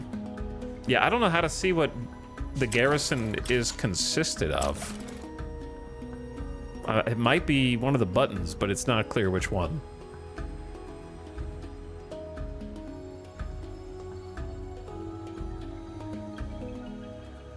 So I don't know. Probably somewhere.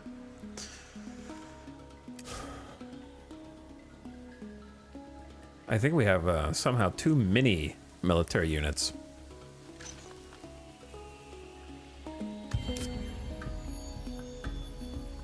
Why did my walls just come down and then go back up? Did they heat? Is it because they healed? Your city is besieged. Faction discovered. The Uneroy. They're on one of the new revealed tiles, which we haven't even had time to explore yet, since we're at war with these dudes. This should be a winnable fight, though.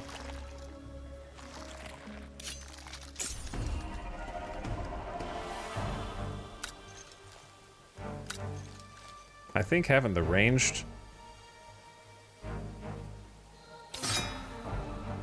See, like, this unit deploy thing is just kind of awkward. I think that the idea of it is neat, but yeah, it's just like...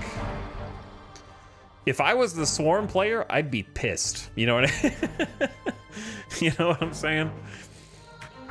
Because this battle is hella favorable for us.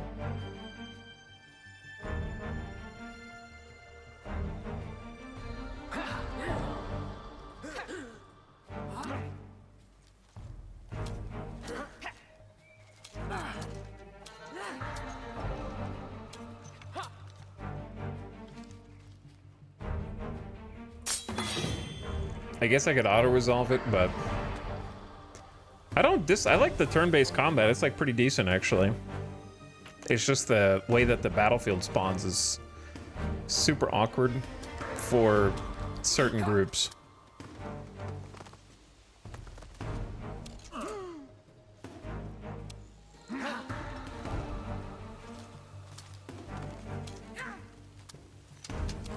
Because, like, these bros are about to get melted, and there's really not anything they can do about it.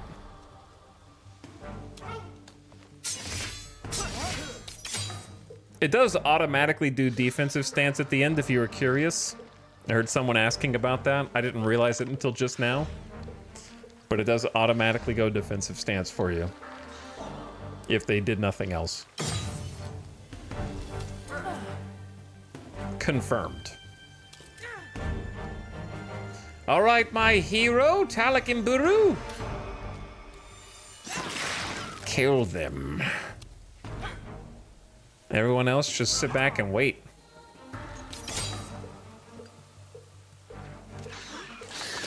Come on into my kill box.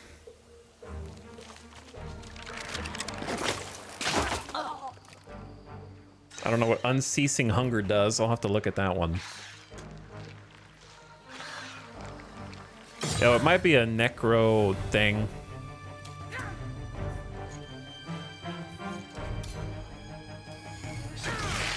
I see you.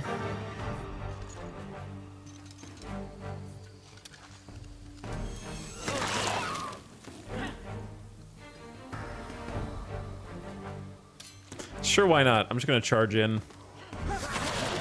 I don't think we need to be quite that patient. Got the high ground on him. Oh, yeah. Just send this galloping hero in. Death blow's not necessary because look how much damage they do without it. 61 to 67. They could just instantly kill either of them. Kill this one, probably. Ow! Why would you do that? Okay, you have to take every action slow because the default of the game is not in your best interest. So what happened was I was standing here and I right-clicked this enemy. Instead of just attacking it, it created a route that ran to this tile and then attacked it. I don't know why. So I got attack of opportunity by these dudes. So you have to go real slow. I don't know why it tries to create a path for you, because it just gets in the way. It tries to follow the path that your mouse sets, which is not good.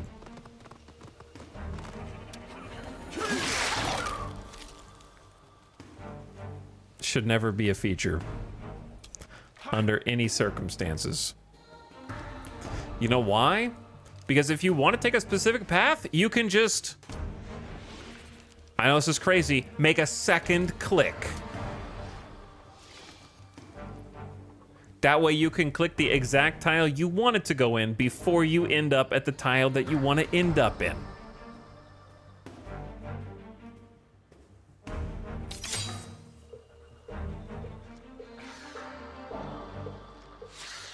It's trying to make things, it's like one of those smart features on a TV that you just turn off the second that you can, right? It's like under the guise of making your life easier, but it actually just makes it harder. And then from now on, I have to be like, okay, I clicked on them. Don't mouse over here or over here before clicking here, or that's the path they'll take. Okay, reset the mouse here. Careful. Okay, yeah. And it's like, you shouldn't have to be that attentive to everything.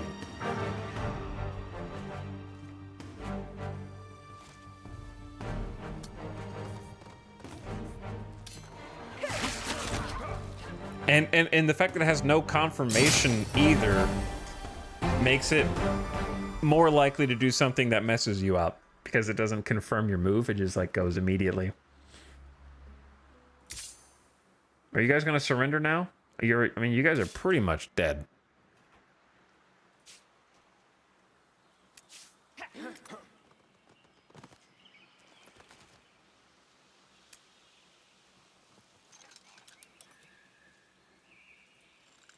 It'd be neat if you did surrender. Or I'm just gonna have to kill you and take you out. Tech can be researched. What did we get last? We got the money one, but I thought we got a... Oh, yeah. It also does this thing where it stops researching, and then you have to start researching again. And I'm not... I assume it's because we were being sieged, but it'd be nice if it just auto-resumed whatever you were researching before. Because I was like one turn away from finishing that one, for example.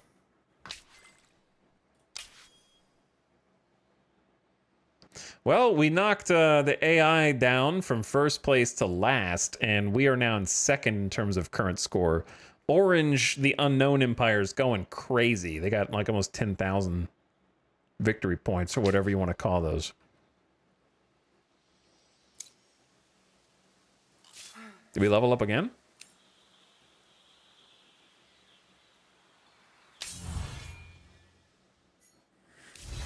Level 4. So if you do enough like combat with your heroes, you can kind of snowball a little bit, I suppose. And they just keep getting stronger, and you just keep rolling over other armies with that same unit. And you just keep getting more level ups and loot. We can do second row now as well. When using this active, deal 30 damage to target plus bonus and a knockback. Whenever you gather a curiosity, earn extra money. Add crit chance to non-hero units of this army. An active that does 40 damage plus bonus damage depending on stats with a weaken. And you can move afterward. Cleanse positive statuses and apply them to self. Apply indestructible to target. But they become immobile, cannot move. When outside of a battle, get a movement point. When unlocked, add 4 damage and 2 extra per might.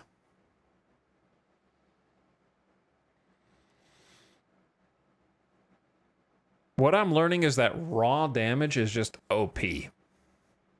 If you can get an upgraded weapon for your dude early, and also get the plus damage ones, you can just knock them back like the hero units in Total War Warhammer, you know?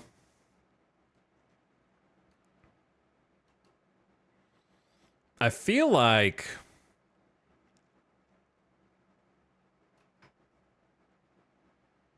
Weakened is not bad. It's 35% reduction in damage. If I pick the raw damage one, we need some might. Because it's only 4 damage. That one's not that good. Compared to like the plus 9 we got on the other dude. 40 shield. I don't know. None of these seem as good as the two-handed brawler, I think. But I'm not really good with buff debuff type units. So how do I do... We already have Fear of God as a passive, so we should take something that applies a negative, such as Ecclesiarch's Fury. I think that's the intended route. Because if it does weaken, you can keep spreading the weaken by attacking them.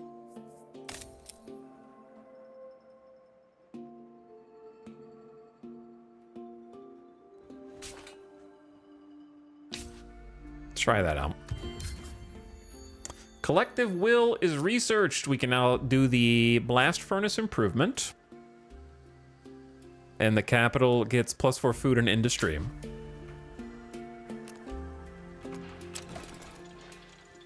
Which we kind of need. 65 industry, though. That's pretty crazy. It's starting to snowball.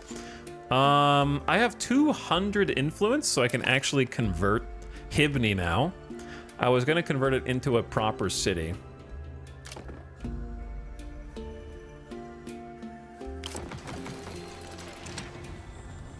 And we've expanded. Have we overexpanded? I don't know, but I thought it was prudent to kind of get a second city and not just keep connecting the Omega City. So now it'll have its own thing. I'm going to start with artisans for the industry buff. I feel like that's just, I don't know, it's always my preference.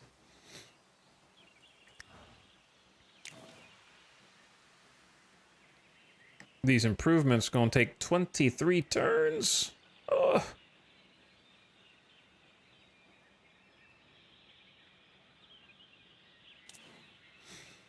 Start with some district.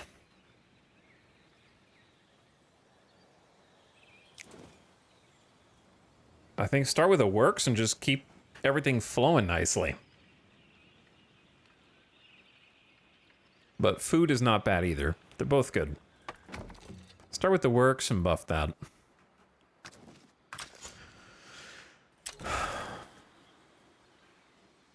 We got 3 turns until a new Juggernaut unit comes out. Oh yeah, now I can start sieging you. I don't know how to siege you, but... See, like, this is what's crazy, right? We have a full stack army of 5 units. This thing just randomly has 1,100 combat strength. So I think the upside of the cities is I like the garrison idea and you have to breach. The downside is they're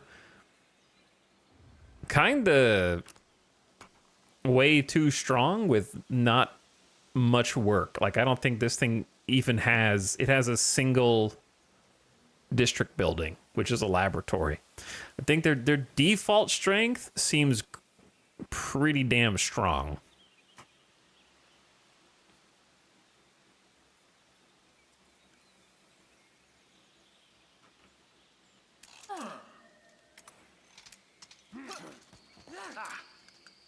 Okay, we've grouped these guys up together. I'm not really sure how this works. It's probably big because they only have 1 city. But that shouldn't stack. You know what I mean? That would scale out of control by the mid game.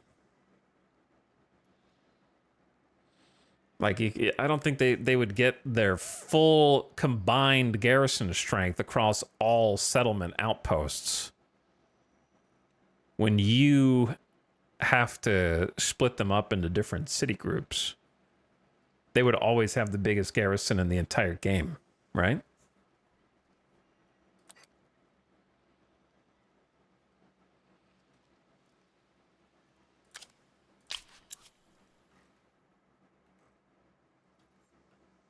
It's unclear because I can't see where the rest of their like actual city is to compare. So I don't know where that is. I don't even know if I get reinforcements, so I'm not really sure how any of it works.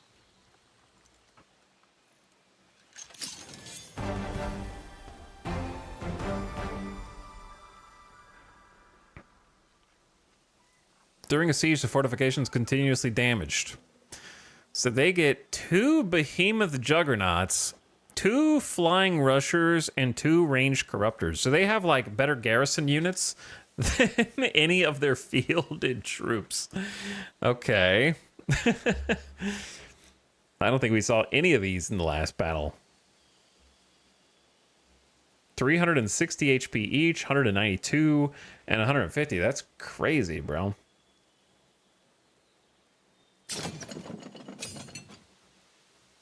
But they might, I don't know, they might have to have a unit that sallies out to attack us. I'm not really sure.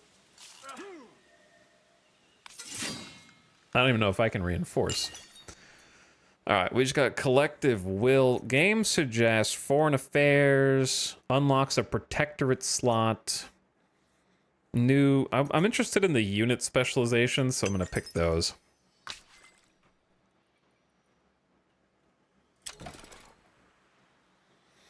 I could just buy out this unit. What else am I spending my money on? Send them to the front.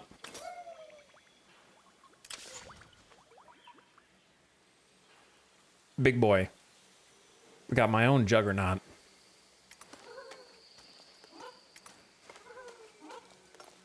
I would like you to join with that army group if possible. And then we should have room for a node district.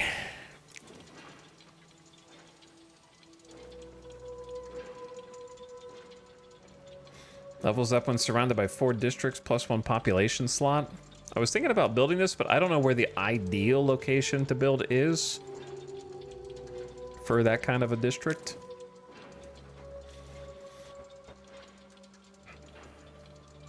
Also, we see the value of the keep at this point. I also need more labs. Let's just go with communal habitation. Try that out. Okay. In turn, see if they do anything. Nothing yet. We got 3 turns until a breach. I think we just keep it there. Everybody chilling.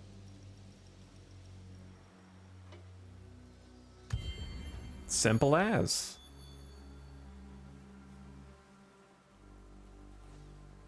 Okay, I see them coming around the back. Easy turns.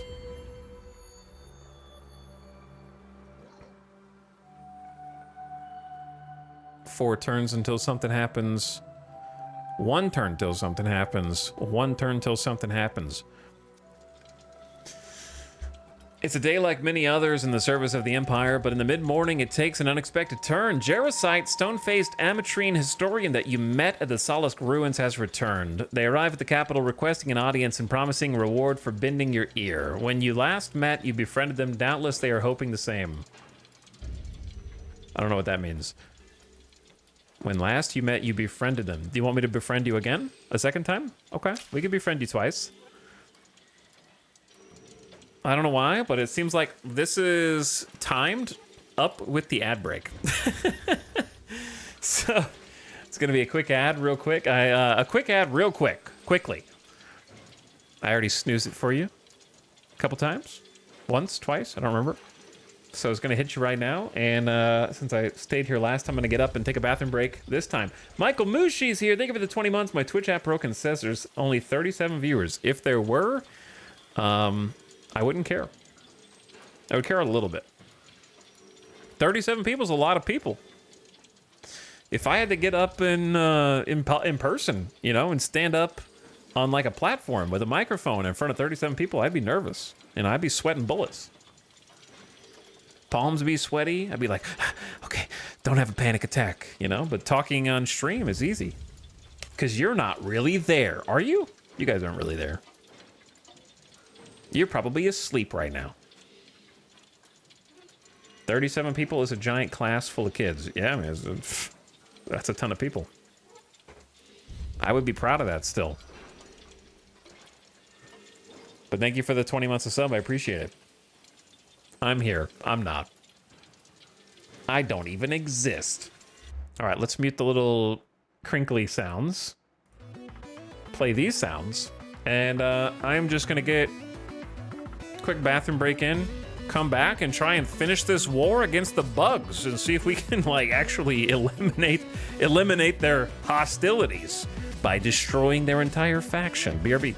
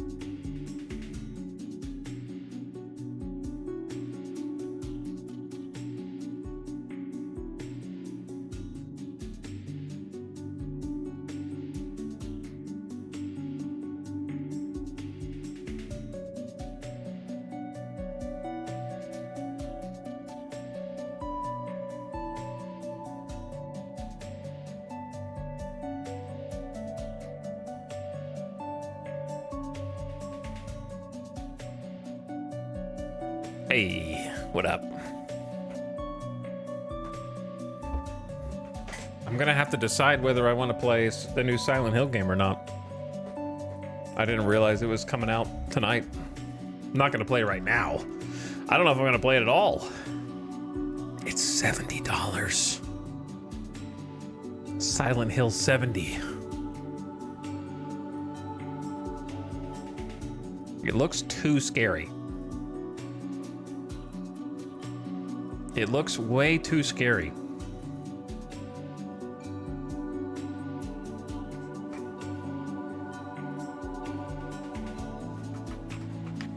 What does the press have to say about it? 86 out of 100 based on 78 reviews? That's pretty high.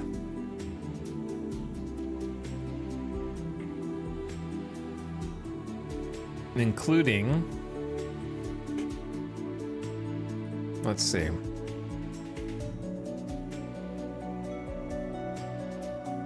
I'm looking for reviewers I remember from the past. I don't know how these reviewers are nowadays. Destructoid gave it a 95. Psychological action horror at its finest.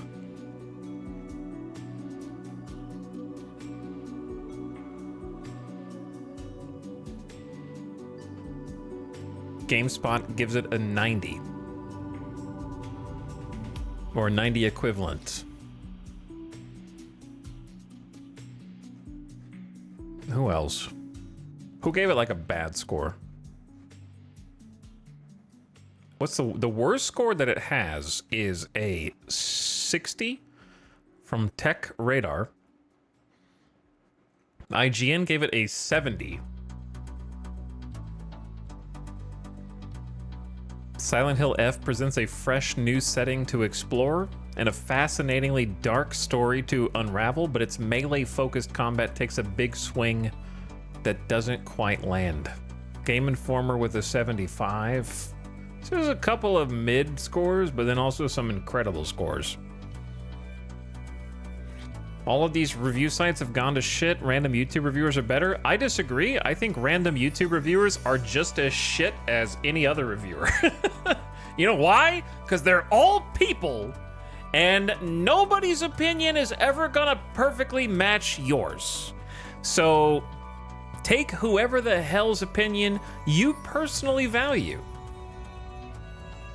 Whether that's don't discount someone just because that they work for IGN or just because they make YouTube videos. Like they're still people that play games, right? So you have to look at everybody. I look at Steam reviews. You might say, don't look at Steam reviews.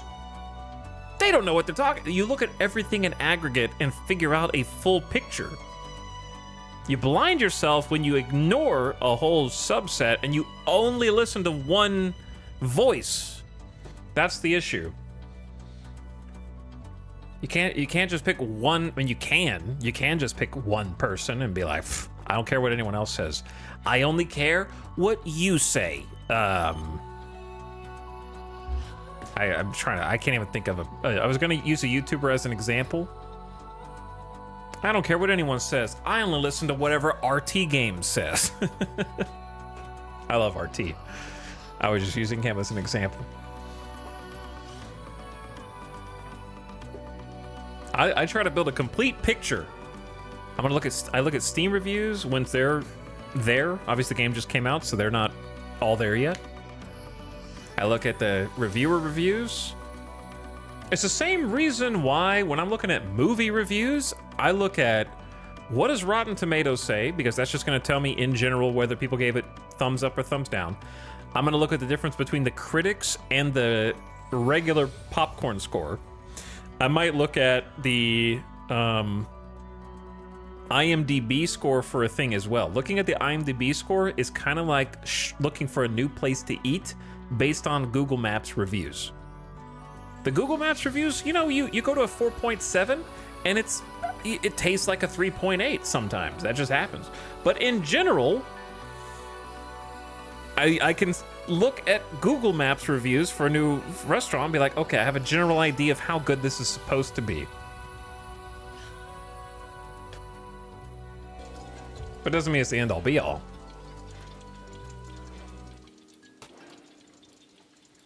Conversely, I would say do not believe any food and restaurant reviewers because they're all full of shit.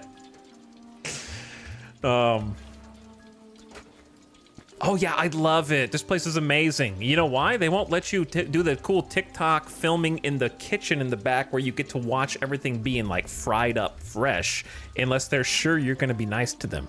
They're not going to give you like the insider access to how they make their empanadas if they know you're going to shit on them, right? They're just going to kick you out. You got to be positive to be a food reviewer.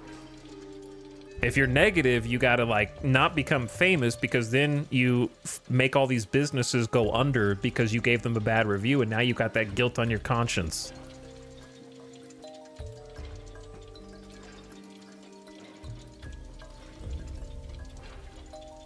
Famously, there's a bunch of food reviewers who stopped. They just like, if they went somewhere and they were gonna make a negative review, they just don't post any review. Because they were like, the problem isn't that, like, you might think, oh, well, if bad food goes out of business, what's the harm? The problem wasn't that. Things weren't happening naturally. Things were happening unnaturally. Like, someone would make a bad review and be like, ew, this is gross. Something gross was in my food.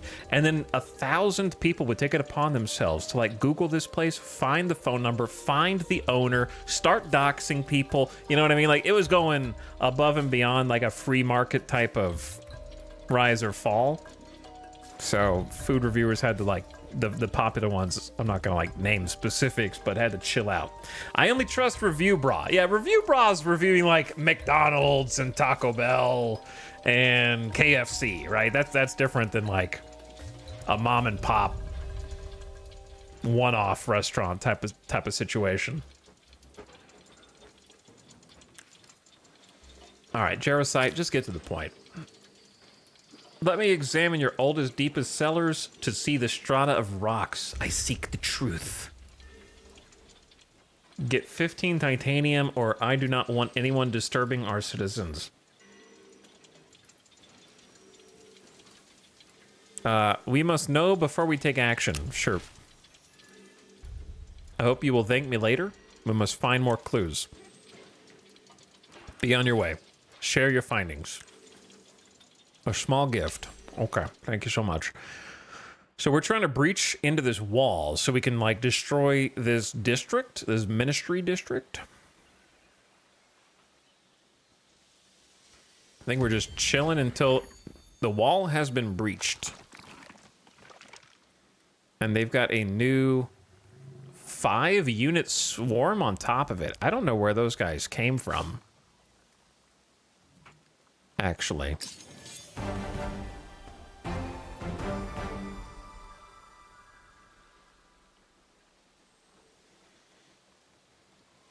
I also don't...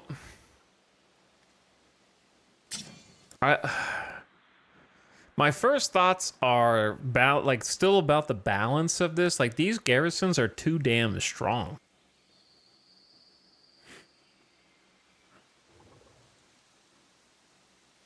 Because I feel like we're just going to get locked in an eternal war. Because neither side is going to be able to breach and conquer the other one. Unless I'm not sure if we get positive reinforcements or not. If we attack. Yeah, I don't really know how to make these guys reinforce. Or if they can, it just says none available. But if we just wait, then there will be 2 new breaches in 1 turn. So we just keep waiting and presumably they get weaker. I am not 100% sure, but I'm just going to chill. This city is idle.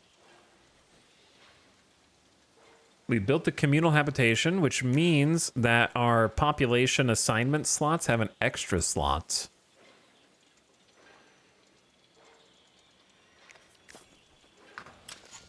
Did we ever power this up? We did, and I forgot to use it. This is our, forget the funny names. Holy Oculum power, our faction-specific power. We have like 5 powers. We've only unlocked 3 of them. And it's just going to buff one of my special buildings with extra influence, which will let us claim more territories and do diplomacy actions. However, it creates a weird pop called a call. It is called a called. They are the called. They are the callen. They have been called. And right now, they're actually giving me plus approval, which is good. But then the next monsoon, their demands will randomly shift and they can be bad. But right now, they are good. Shall we say. At the moment, they are good. If I just make them regular citizens, they actually do more science. And to get... Well, no, they don't. These guys get science. This is 1 science, 2 influence. And this is 4 food, 2 gold. Yeah, I'll keep you as a scribe. And then now that we built this building, we can upgrade it if we get 1 more district around it. But to do that, I need to, like, upgrade a foundation somewhere.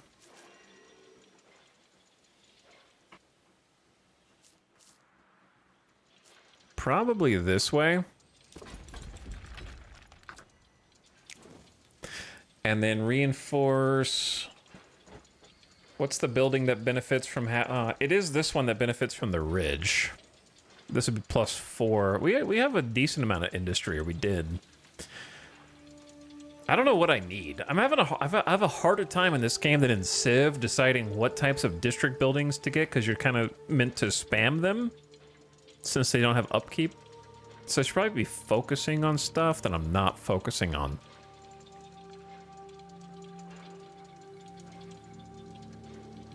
Maybe we just lean into the food, since we already have a food producer there, and this is getting a +1 food from the communal habitation right there, and a +1 for the food.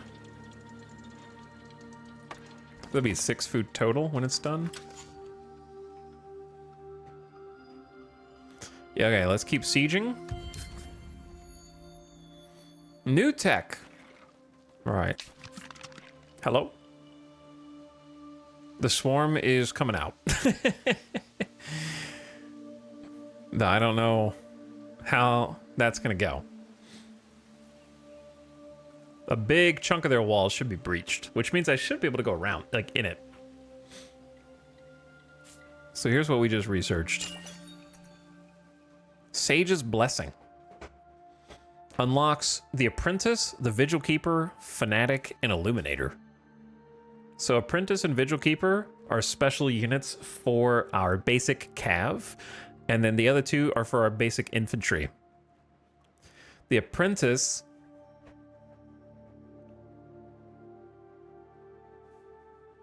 is 130 HP, 35 to 45 damage, so nothing special there.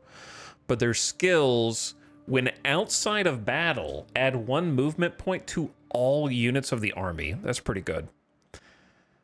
Range 3. So it's mostly there for that move buff, I think. And then the Vigil Keeper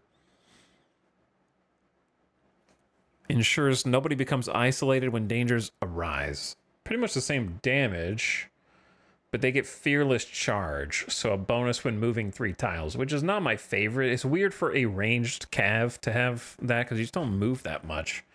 I guess you could, just to try and, like, activate the buff. The infantry buff, you get 5 defense plus slow, bit more damage.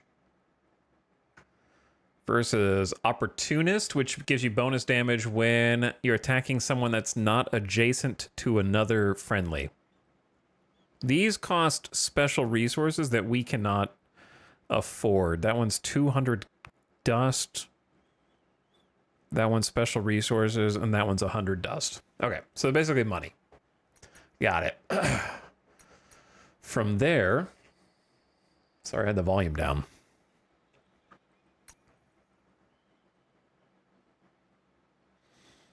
More district fortification.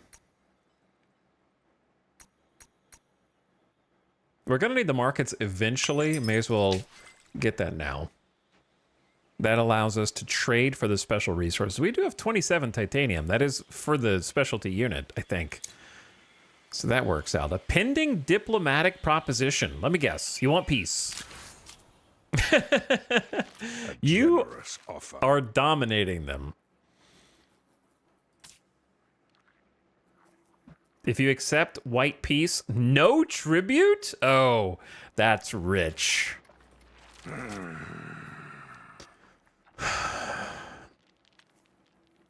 You refuse their demands, you have to wait for the next turn.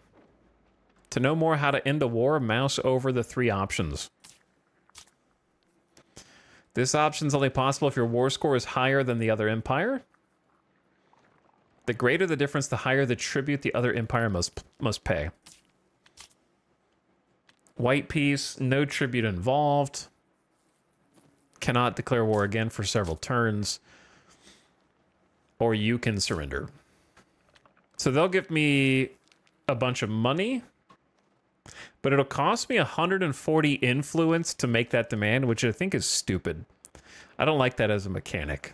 I think for other diplomacy things, yeah, but that's just encouraging me to obliterate them in order to save influence. Oh, if the war score is already so lopsided, I may as well just keep fighting them, right? I mean, what's the harm in that? Why would I want to pay, 5 turns worth of influence just to get 900 dust? I could just murder them, presumably, and get a bunch of XP to boot.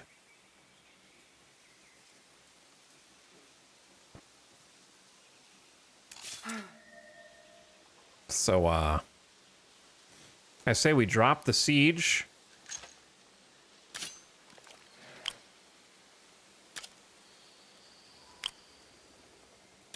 This UI element is bugged. I think it's safe to say. Okay. No.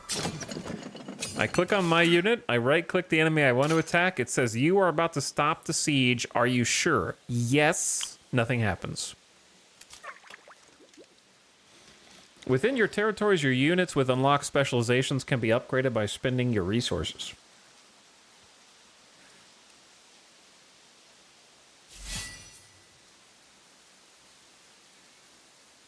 So right now they only have incapacitating strike.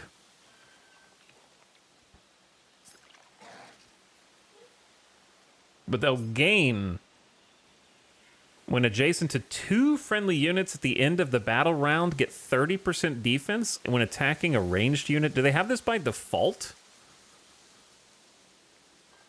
Because it doesn't show up on their skills over here.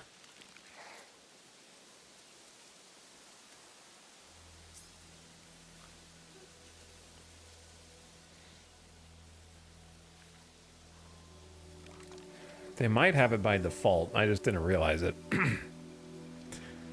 Defense expert's the new thing. When defending, or over here. Any unit that's not neighboring another. So, their HP also goes up by an additional 20. Maybe if I just give them all Opportunist. It's going to cost 15 resources, though. Oh, there's a tree. Leads to Zealot or Lightbringer. It's kind of just like tier 2 versions of the skills. Bro.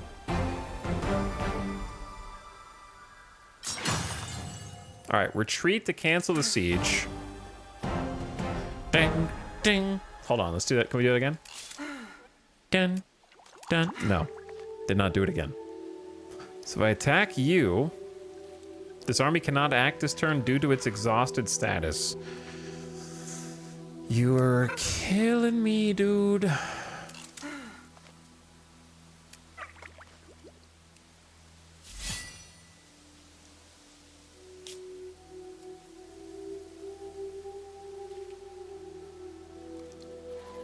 I feel like how often is the adjacency one going to proc, but you do get an extra 20 HP. Is an extra 20 HP better than an extra 5 defense? Eventually it'll be plus 10 defense. Or apply slowed 2.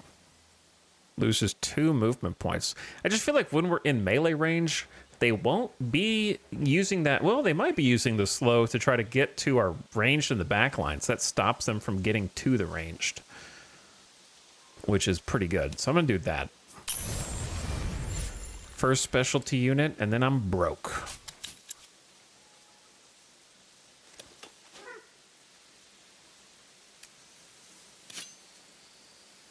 Why can't you guys move? Why am I just stuck here?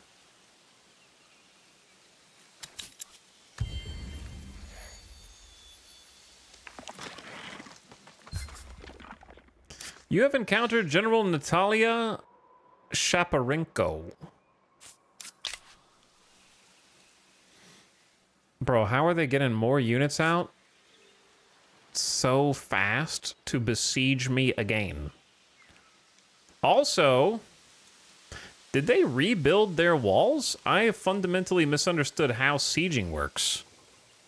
The walls are already back. Okay. I think that mechanic is a bit confusing, the whole thing. There's Team Orange. They're over there. Like, I was sieging them, but now I'm not sieging them. And then they auto-rebuild the wall in 1 turn. Okay. So now I'm being sieged.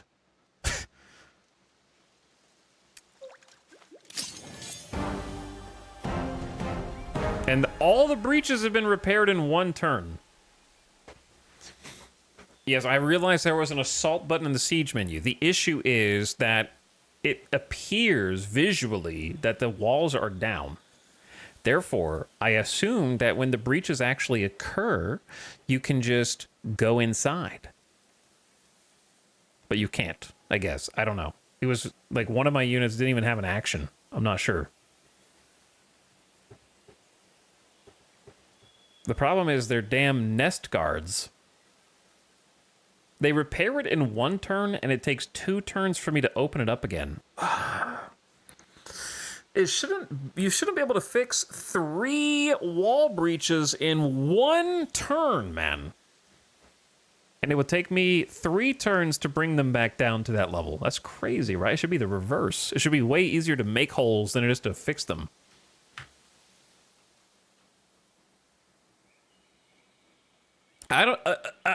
Another thing is, I don't even know what breaches do. Does anyone in chat know what more breaches does?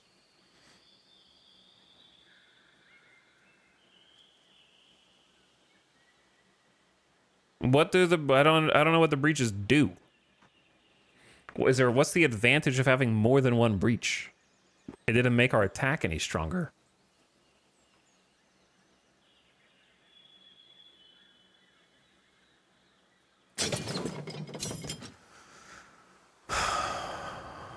So now do I go fight them who are attacking, trying to breach me, or do I just keep breaching them?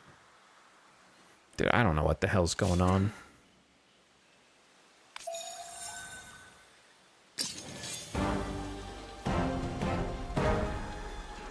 See, like, look how strong my boys are. I don't even need the army, man.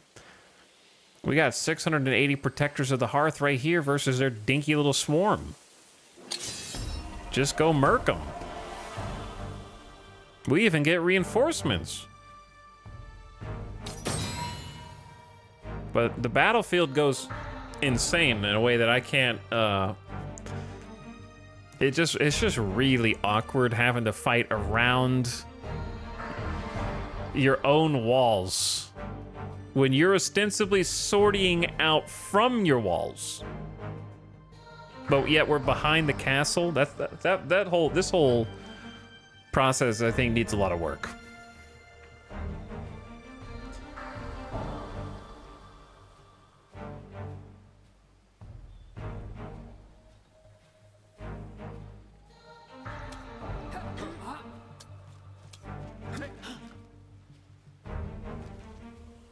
I have no idea why these guys have super bubble.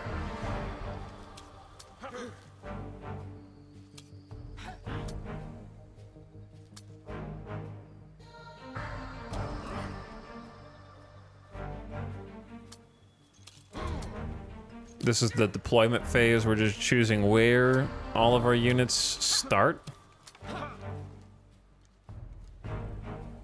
I could just say screw it and do instant resolution. Let's just do that. I won. GG. Would you guys like to meet the same fate? It's also weird that it doesn't show you reinforcements until you get to the next phase screen for some reason.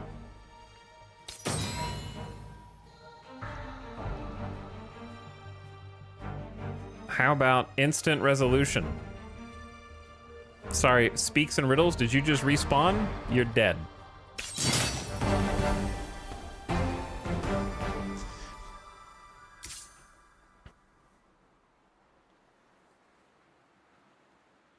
And now the things that I didn't like about humankind kind of seep into the foreground, which is instant resolution is just not satisfying. It's the equivalent of late game Total War Warhammer, where you don't actually manually fight any of the battles. You just need to get a big enough Doom stack to wipe their stack with a guaranteed auto resolve, because it shows you the results beforehand.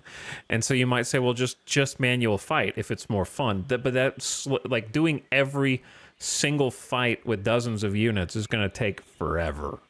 And if it's not necessary because you can guaranteed win by just clicking that button, are you not just going to click that button? You know, it's right there, man. It's going to save you 30 minutes of battle.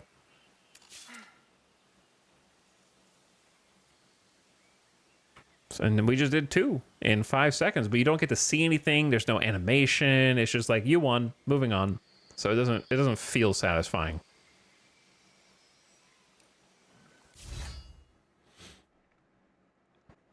And then the classic kind of Warhammer thing where your heroes level up in the auto resolve, so you spend more time reading about their skills and what you want to upgrade them to than you do actually fighting with them, because you're auto resolving.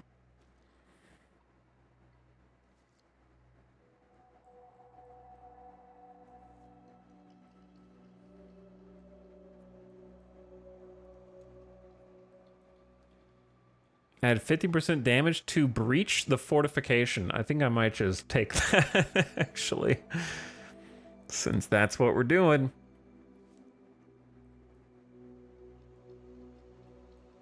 Adds health regen to non-hero... Okay, minor faction units.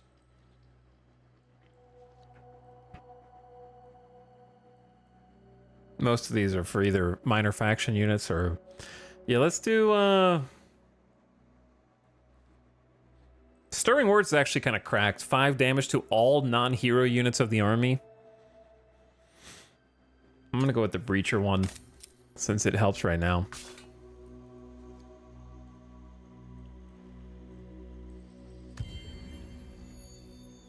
Victory for both of them. What's up, Team Orange? You guys just exploring through here?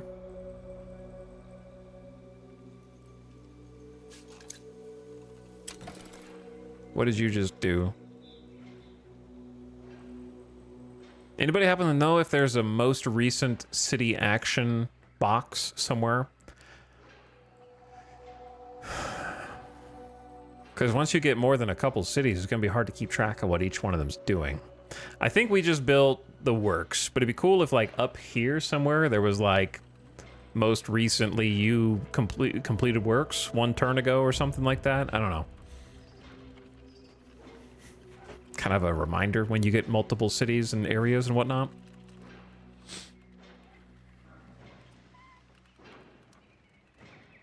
But yeah, the thing is, I do enjoy the combat. Like, the actual turn-based combat, I think, is pretty fun. The rules are simple and traditional and straightforward, but I don't think that that's a bad thing with, like, You can move up to this many spaces and still attack. There's special abilities, actives and passives. Different faction units have different kind of pros and cons. You take a turn, the enemy takes a turn. You take a turn, the enemy takes a turn. I think it works and is good. I just don't want to have to do a 20 unit manual fight every time. You know what I mean?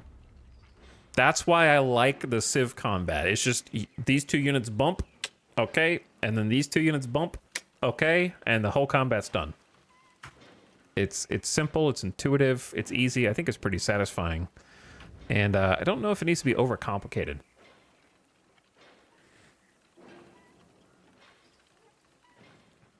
I don't know what to do with this city.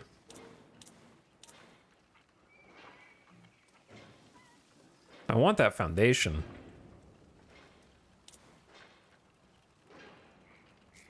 But I don't know. Oh, I have to build a district over there to get it.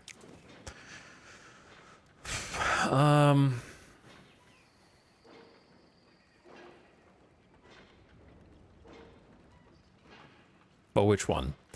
Probably one that just leans into the strengths. I don't know if this counts as a lake. I don't think it does.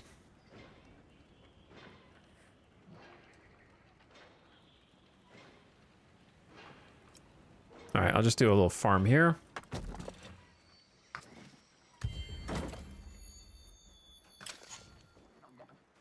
So this has been breached again. There will be 2 new breaches in 1 turn, but I don't know what that means, but we're gonna find out. In 1 turn. I think I have to assault.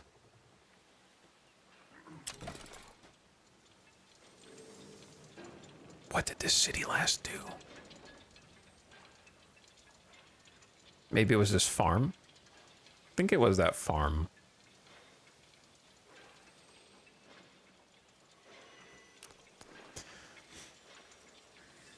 Does anyone else think it's a little difficult to visually determine if all tiles have been built on? I think that the forum and the habitations are really small. Now, I think that you will level them up and specialize them over the eras, and they will become more grandiose and obvious, but I had to double check to make sure I've actually built something on each of these tiles, and I have. I feel like it should be a little more obvious and less like blend in with the environmental terrain, like all the ground is gray and the buildings are gray. Something that like pops against the background would be good. Ooh, yeah, let's get this. That's a really good anomaly. 4 industry, 4 dust, food, and science. I can't build anything there, though. So perhaps we go for an improvement. Because we have this one that takes 6 turns, but adds 25 industry. That would be like a 50% increase. So that's just kind of like a passive buff for the city, which is pretty great. All right, we have 3 breaches. Let's just see what happens. We assault the city, and here come the reinforcements. Continue. Instant resolution means we all die. So we actually need to fight this one ourselves.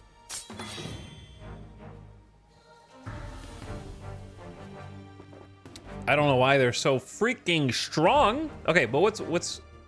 In this situation, they... Wait. Did I get to move my guys, or do we just start in a random ass formation? Did I accidentally skip the thing? I'm confused.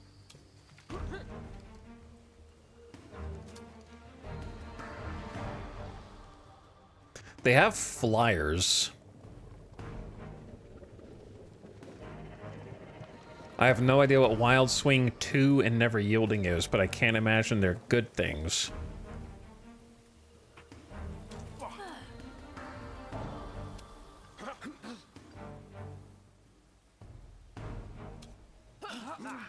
So what I want to do is shift my ranged units back, my melee units forward.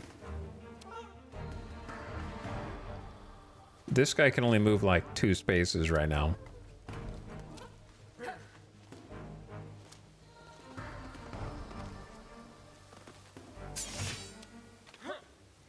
Okay, you guys also need to move.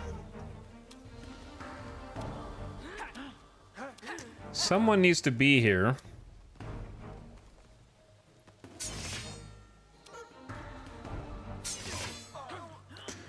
Super defensive aura. Holy defensive aura. Give 20 shield to this unit and adjacent friendly units when defending. That's pretty strong.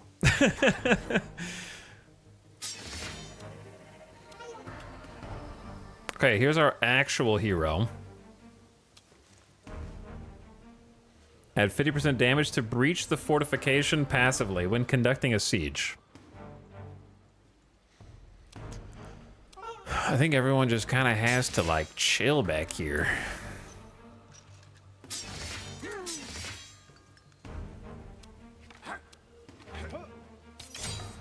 And then see what the hell these guys are gonna do.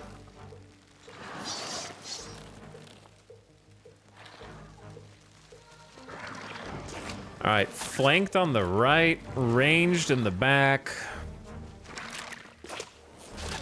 Ow. All right, that's pretty strong little acid attack there, brother.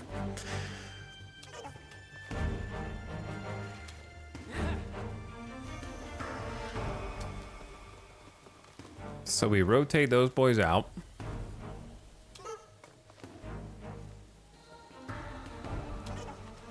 I could leave, but then we get an attack of opportunity. Best thing to do is probably just soften. Where's my other hero?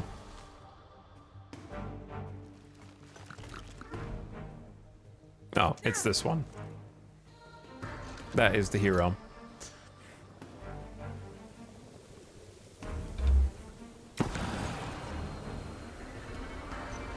Okay, that's like a super line attack, which is not what I want.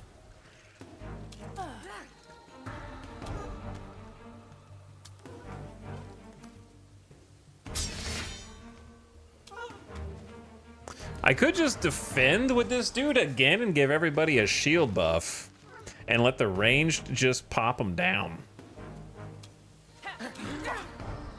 That might work.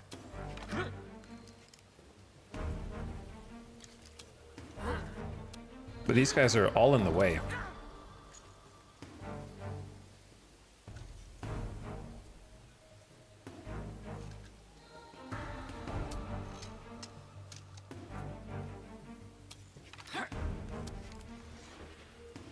Okay, now at least a couple of them can hit. I should have done this a little differently.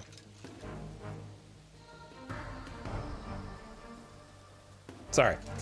Yeah, these guys flanking around the right are gonna be a problem here in a minute. Move you guys back into the forest to kind of prep for them. All right, all of you just defend. Give everybody a nice shield, and then we're just gonna poke these guys down with range.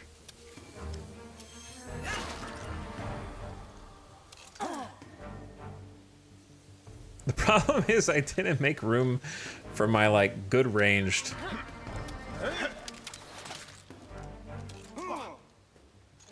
Unless I move these dudes up, which means they're gonna get... Can they get shot?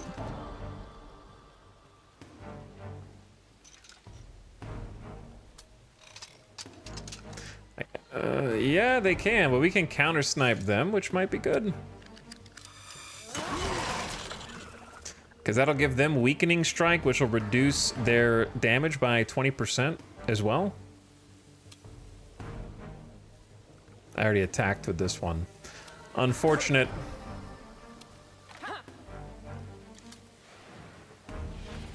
Yeah, all the positioning here is weird. Not the best first turn. Oh dear. I didn't account for that. They're dead. They drew first blood. My ranged advantage is going out the window.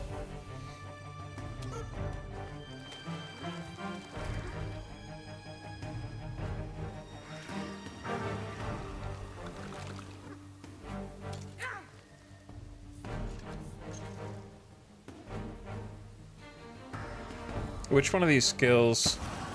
That's the one that goes in a line. I do have the heal. Damn, they just cracked my Rangers so fast.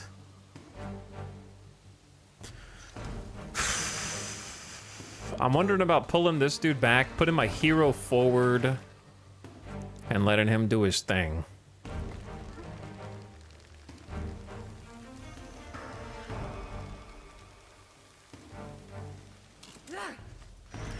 These guys are just so tanky.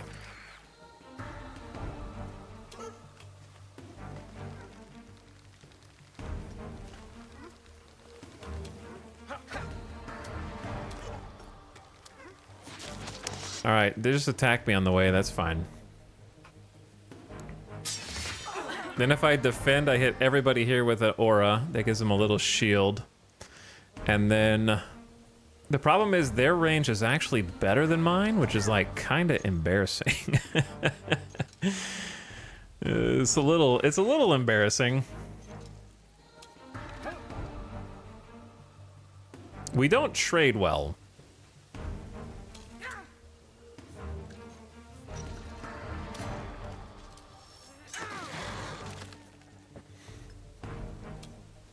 Like, best I can do, roll up with these shield boys. I won't be able to finish the job. But they're like almost dead, man. And then we just need to let them come into this circle so we can like all hit them with our primary melee. I'm just kind of worried that these dudes on the top are gonna get got.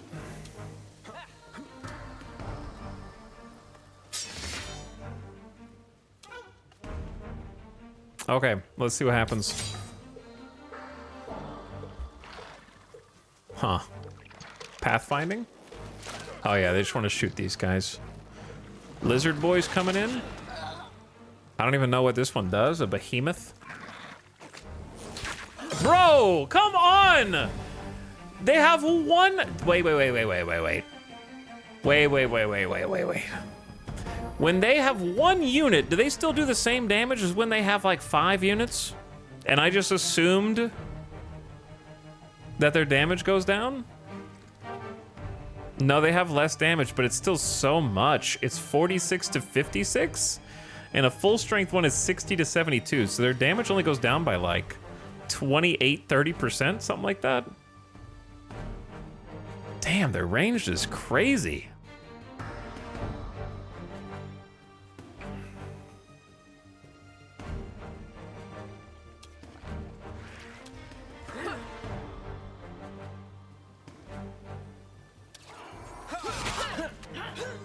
Okay, opportunist with incapacitating, so I'll slow them for whatever that's worth.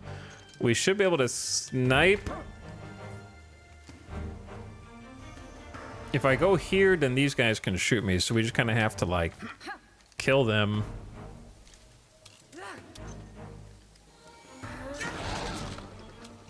And then probably retreat into the forest over here.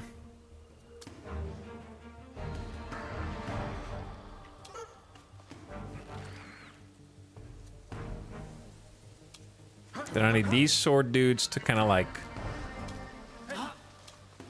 rotate over here.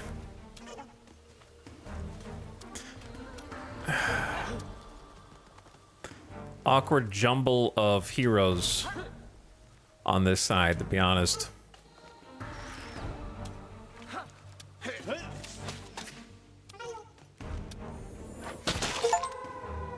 Have a unit eliminate 10 other units without dying. Well, there you go. Think my turn's done?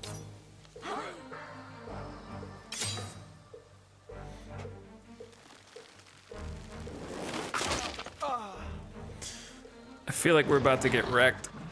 We already are getting wrecked, but we're about to too.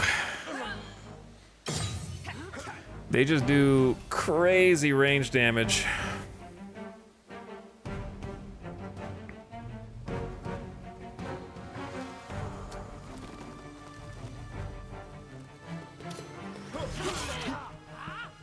And I don't really know how to play optimally yet, shall we say.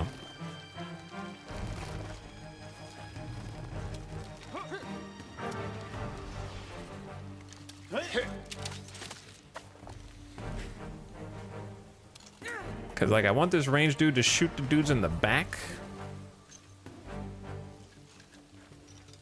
But I can also use a heal.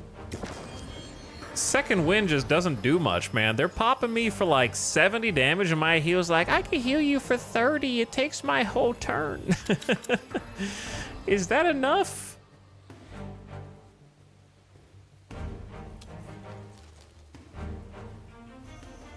If I can kill these dudes, then it might be. Opportunist will do a little damage.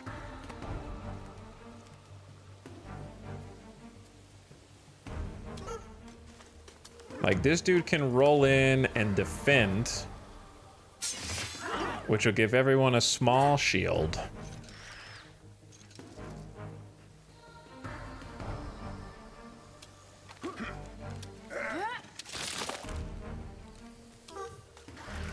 We're so close. I guess we just ignore these dudes.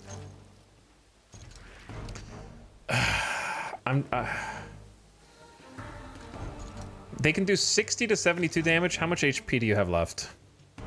68. So their odds of killing you are not 0. But if you won't be able to defend at the end of your turn. They have like a 66 to not kill you. 33 to kill, 66 to not kill. Unless there's another... Well, someone else is just going to run in and melee these guys, right?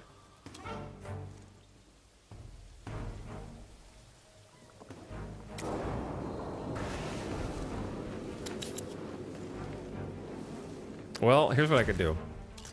What if I use my range dude, my hero, to get them low?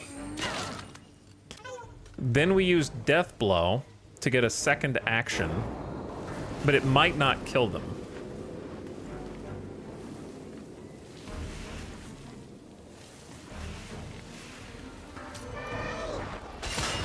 Well, it doesn't kill them. Okay, so I totally miscalculated that, and now I die. I think the biggest disappointment with the heroes, I like the heroes, I like leveling them up, I think that they're cool, and I think that they make the combat more interesting. So I want to say, I'm trying to do a compliment sandwich here. But the big issue with them is, their active skills should be like, worthy of being used once per turn, from the second you unlock them. The problem is, that they're almost always worse than just doing basic attack damage. Which has been a problem in a lot of other games, especially ARPGs, where your basic attack damage is just better than your ability damage. That's what happens when abilities don't scale with weapon damage or some kind of scaling, right? You don't have to go full Diablo. But, like, my main attack does like a shit ton of damage, 77 to 83, and I'm still in the early game, right? Like, I don't even feel like we're even approaching mid-game. And it's already just drastically outpaced the capacity for my other abilities to do damage.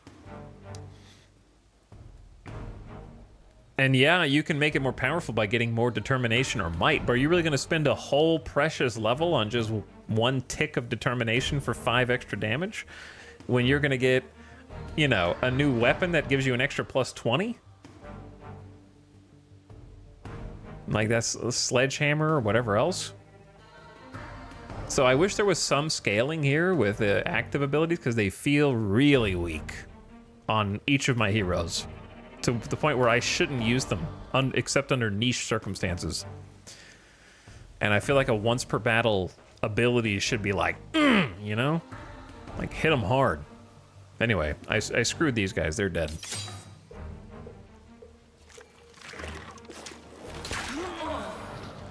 Didn't expect one volley to kill them, though.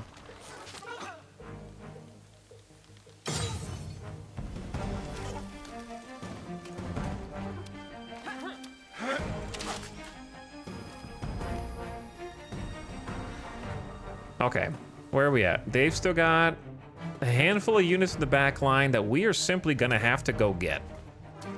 So I'm sending my big dog out there.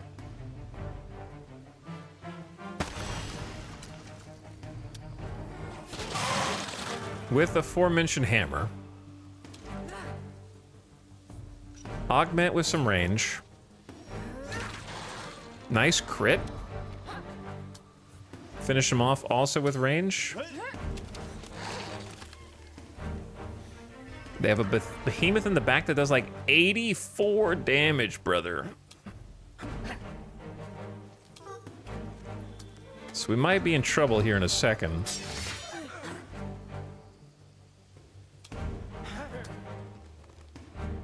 Especially with how few troops we got left. Yeah, the maybe it could be OP later. I feel like it's just copium. It should be fun when you get it, and it should be powerful when you get it, and then the damage should trail off as you level up because you're not investing points into it. And it shouldn't just start at shit tier.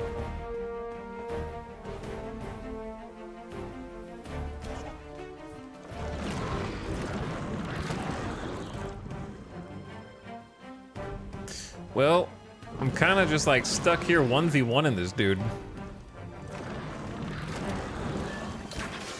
99 damage crit. And also they have 360 HP, man.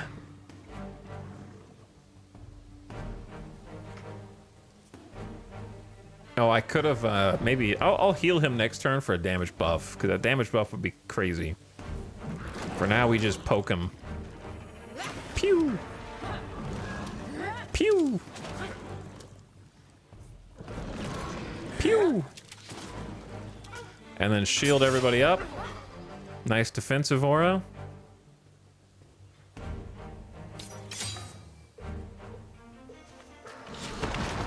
Ow. What's the dude in the back doing? Just kind of chilling.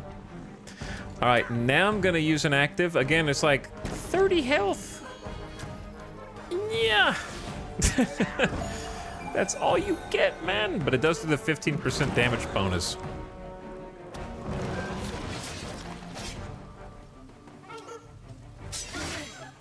Can shield everybody up as well, and then we just gotta chip damage this dude down.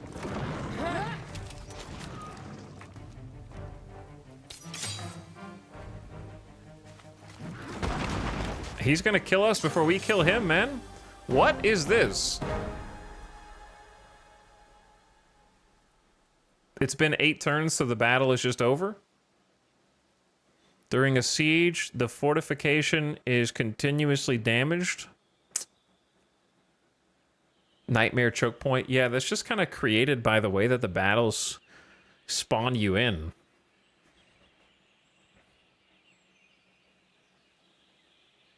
The battle just being randomly over is weird.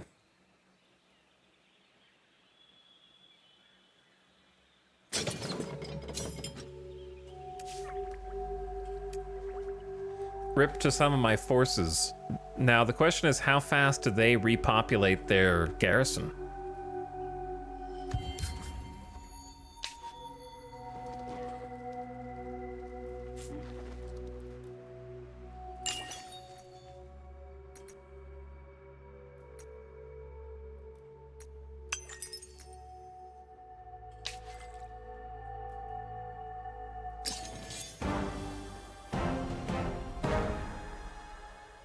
I can just like attack them again, and they have what they had before.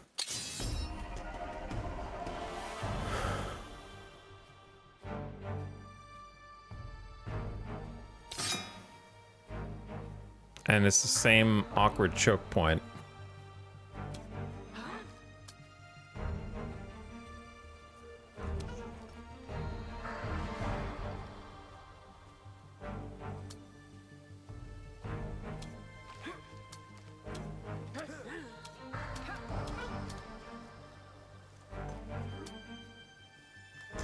Something like that. Or I can just do instant resolution and just win, but we take a bunch of damage. I may as well just finish the job here and see what happens. Ironically, I can't shoot any of them, which is too bad. Oh, I put these guys in the wrong spot.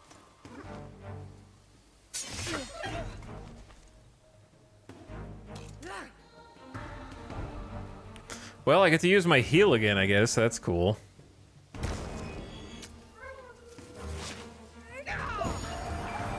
So there you go. Second winded. Everybody defense and try to let them come to you. Oh no, the healthy one's coming first.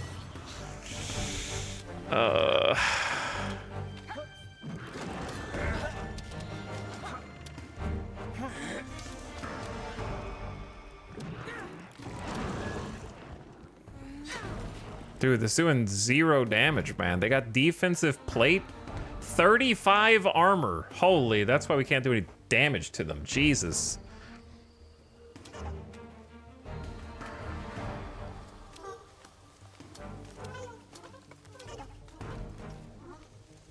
Oh no, okay, yeah, you should be able to move. Bubbles for everybody.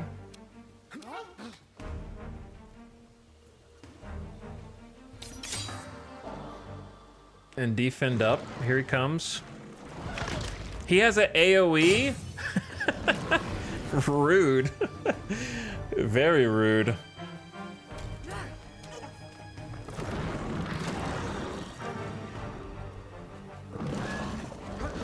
Bro, I do so little damage to him, it's kind of stupid.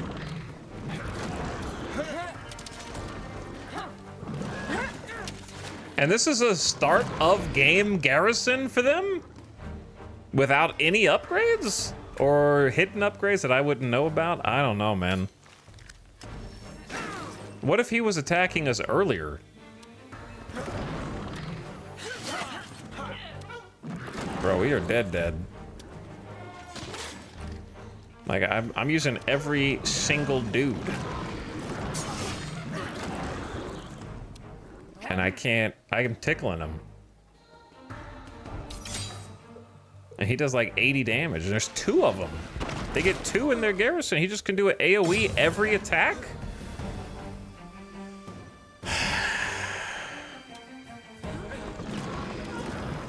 If you're coming in late, this is not a unit that the enemy trained in part of an army. This was just given for free as part of a siege defense garrison that they just automatically get. Is stronger than any of the units they can currently train. And the only option to not fight them is to accept white peace, I guess. I don't know. That seems stupid to me. I cleared all their armies. I defeated all of their field armies easily. No, it's not just their defenses. Our town defenses have like 700 strength for free, and I haven't done anything to upgrade it. So it's don't give them the benefit of the doubt, please. Every time. We've already fought our own defensive sieges that I could just defend for free. I think that's probably the most undertuned part of the game right now. Every game struggles with sieges for some reason. If you have sieges, it's an extra challenge. But yeah, these guys are OP. Like, they tank every single hit and then AoE back. It's crazy.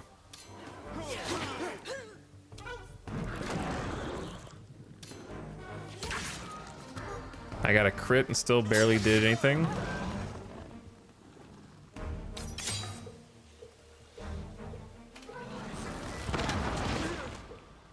Probably die next turn.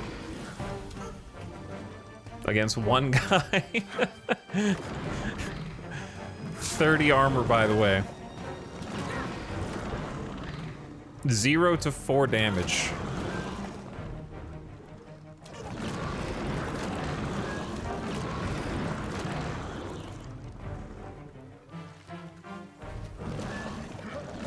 Like, we do literally 0 damage. The only thing it does is illuminate him. 0 to 4 damage. There's 3 to 13.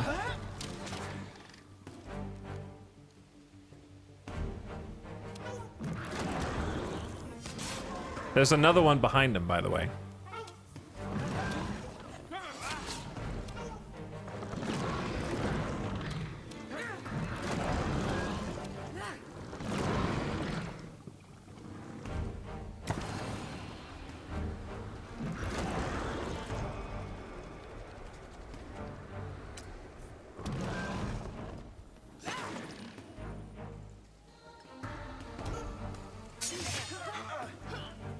All right, you guys are about to watch a triple kill from the opponent.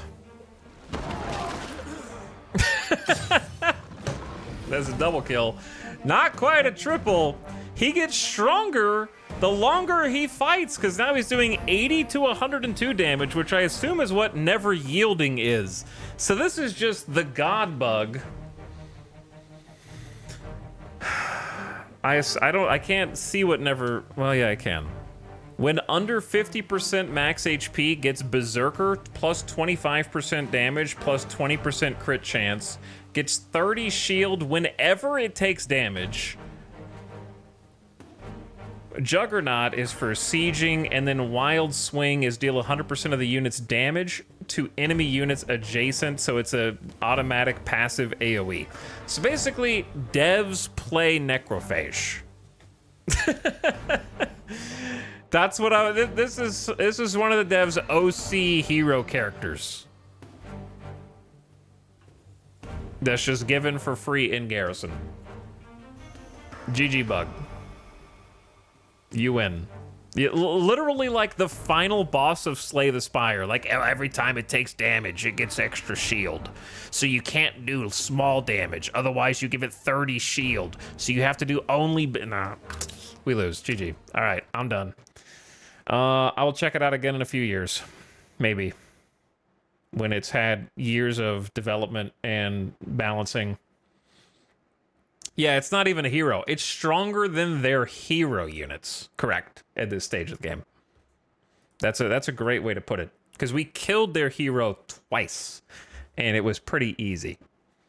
So it's just like a cracked super elite unit that they get for sieges. So the Necrophage can attack you, but you're not allowed to attack them. Neat, and it's got a lot of cool ideas, got a lot of fun gameplay elements. I think that the UI, while pleasant to look at, is difficult to interface with. Information is hard to find visually on the screen because of the busyness. I like it better than Humankind. I think it's better than Civ 7. That is the highest praise that I can give it. It's definitely better than Civ 7. I didn't play Age of Wonders 4, so I don't know about that. No idea about it. But it needs more time in the oven because everything is out of whack, and that's the point of early access. That is the point of early access. Try to bring everything into whack. Maybe you'll have a completely different experience to me. I liked it overall. It's just... any game that's in this genre needs to be tight. Like everything needs to click into place and flow. That's why I love Civ 6 so much. Like there's no wasted breath. Everything feeds into every other system in a way that I think is intuitive and gradual, and it feels like a slow buildup. We should not be fighting any enemy units that are that strong this early in the game. In my opinion. Even on, like, I was on the 3rd highest difficulty. So I don't think it's a difficulty thing. I'm sure they got some bonuses, but we were able, like I said, we cleared all their field armies due to questionable AI. And lost like 1 unit, but can't even siege like a tiny outpost. The sieging just doesn't make much sense. All right, I'm gonna send you guys off on an in-stream raid. Get out of here. And I will see you again tomorrow for something else new. Maybe we'll play Silent Hill. Maybe we'll play another thing. A secret extra thing.